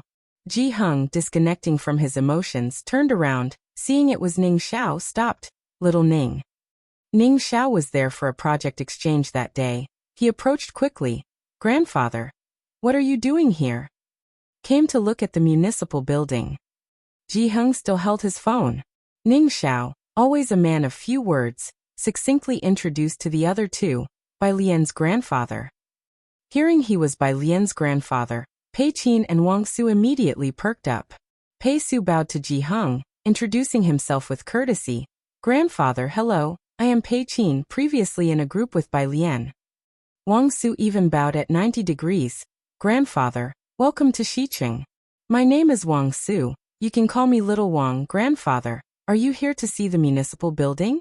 I can take you inside for a tour. Bai Lian's grandfather called Ning Xiao Little Ning, so he called him Little Wang. Rounding up, he was as formidable as Ning Xiao.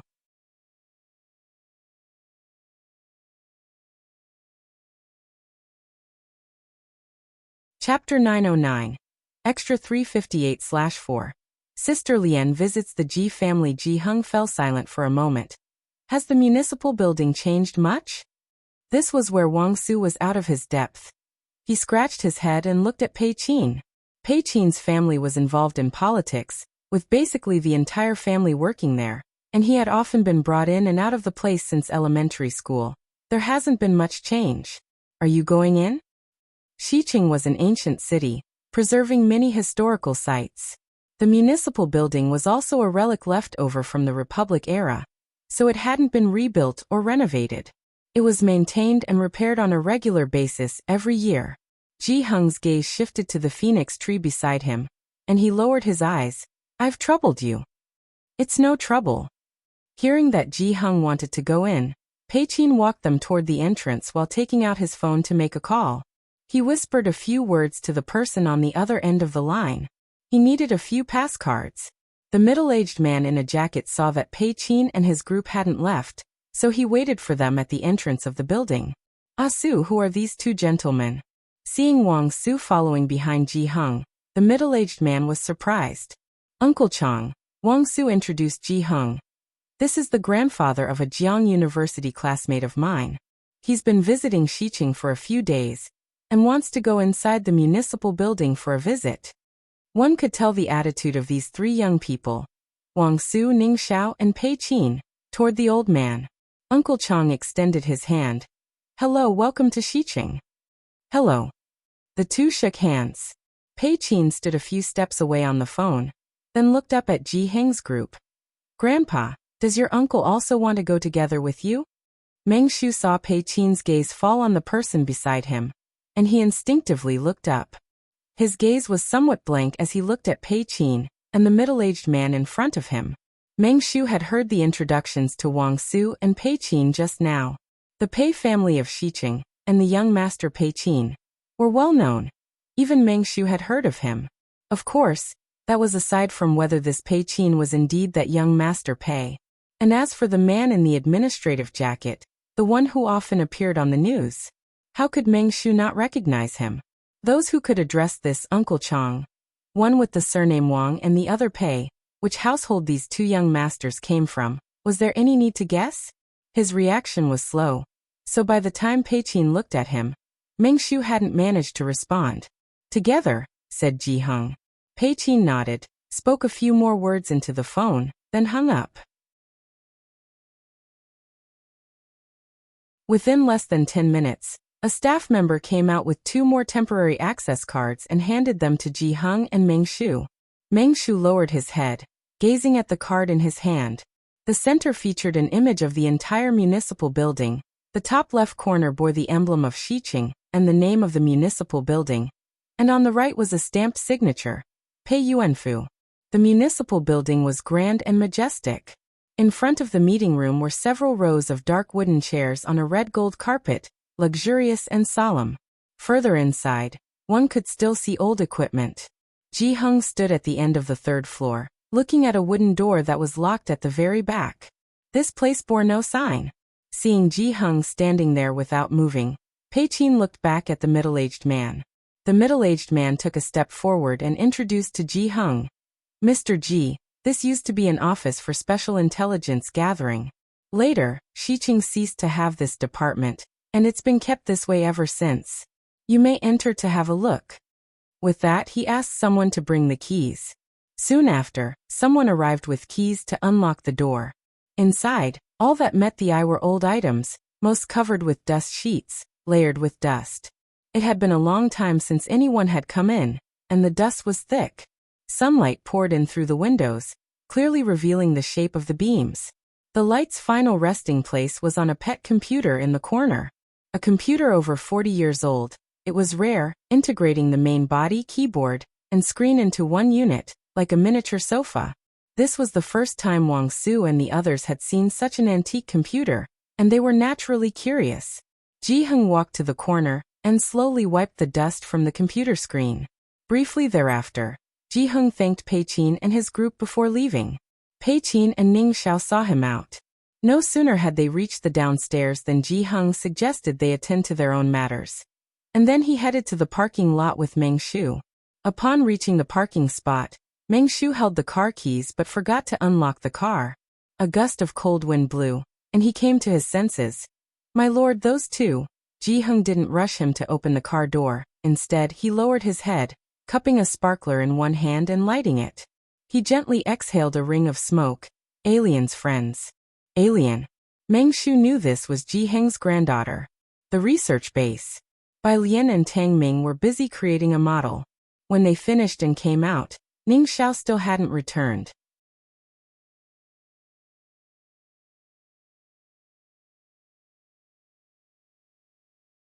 Chapter 910.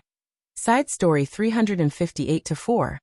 Sister Lian comes to Ji family _2 Jiang Fulai was waiting outside, holding a wooden box in his hand. Upon seeing Bai Lian return, he put down the wooden box, slightly turned his head aside, and said, "The butler Jiang just had someone send this over, have a look." Bai Lian, while removing her white lab coat, walked over. She reached out and casually lifted the lid of the wooden box.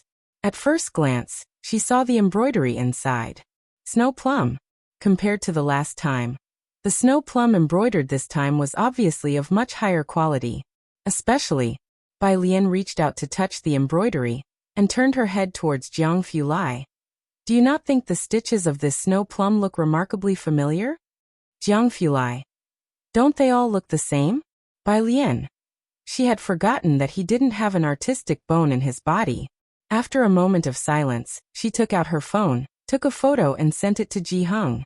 The stitches were somewhat like Ji Hung's technique, but they were more skillful than his. The reply from Ji Hung came back very quickly. "A master's work by Lian." "I think so too." After talking about the snow plum picture, Ji Hung also mentioned Pei Qin and Wang Su, saying he had taken him around the government building that afternoon, and even let him take pictures. Jiang Fulai stood to the left of Bai Lian, watching her conversation with Ji Hung. Then his gaze lowered once again to the snow plum. Feeling downcast for a long while, he sent a message to butler Jiang, confirming this picture of snow plum. Ji family. When Ji Hung returned, Ji Lang was in the hall chatting amiably with Missin. They were all smiles. It was apparent they had encountered something delightful. "Madam, this cloud brocade phoenix robe is going to cost you." Yu Guang, upon seeing Uncle Meng bringing Ji Hung home, saw Ji Lang lower his gaze and take a sip of tea, swallowing down the rest of the sentence he was about to say. Ji Hung had come to greet his elder sister-in-law. The matters in Xiqing were almost settled. He was planning to go back to Xiangqing. Ji Wanqin previously had the best relationship with her sister-in-law. Ji Hing showed her great respect as well. "Want you stay a few more days?" the elder sister-in-law exclaimed in surprise. "I was just talking to Elung about getting in touch with some middle schools." Middle schools? Ji Hung remembered Xiaoqi. Even without considering the Ji family's influence, the bond between Bai Lian and Xiaoqi was unparalleled. If he wanted to continue his education, there would be no shortage of schools fighting to admit him. After all, everyone who came from Bai Lian's side was exceptional. He knew Xiaoqi just didn't want to waste any more time in school.